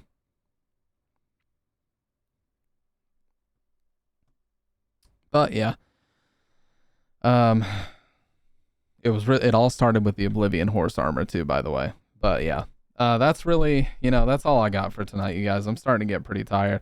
But you better fucking believe. I said we were doing some long streams, and we are doing some longer streams. I'm going to be streaming tonight and probably Thursday night as well. Oh yeah, dude, like the 360 and PS3, they were like 8 years, were they not? 360 was 05, and the Xbox One didn't come out till 2013, so that was 8 years. And then the PS3 was 06, and PS4 didn't come out till that year, so that was 7 years at least. But yeah. Either way, that's all I got for tonight, but man, it has been a blast talking with you guys. If we see you again, Salt, hopefully it'll be on your main, but if not, we accept our new Salty Bay bot overlords, okay? We accept them. And yeah, stream 5 more minutes, so I hit 7 hours. You know what? Let me say something here. Sorry to miss you. Hey, no problem, Jordy. I've been live for quite a while. We started out playing Death Stranding. We started out playing Death Stranding. And although I'm enjoying that game, Although I'm enjoying that game, we ended up watching a Mr. Nightmare video. And then the nostalgia trip just took over the whole stream. The nostalgia trip just took over the whole stream, dude.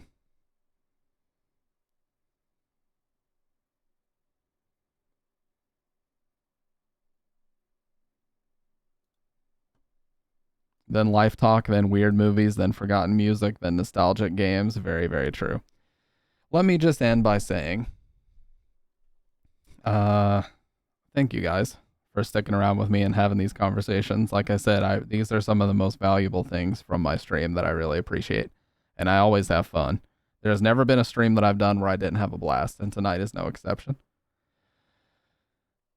But yeah, I have got to go get some food. I'm starving. I might actually just make a protein shake, and I'm going to chill out and watch some other streamers. But yeah, I appreciate you guys hanging out again, and we will be back tonight. We're going to be hitting it hard. We're going to be playing some more games. We're going to be having some more nostalgic conversations. You better believe it. And I might reintroduce the DBX and play around with those settings some more. But if you're not in the Discord, Dr. Red has hooked me up by posting the link there for the invite. And I do have a stream dump YouTube channel. Not really a dump, but a stream upload YouTube channel. And yeah, you guys get some rest and have a great rest of the night as well. Appreciate everybody watching, and I will talk to you tonight. Goodbye.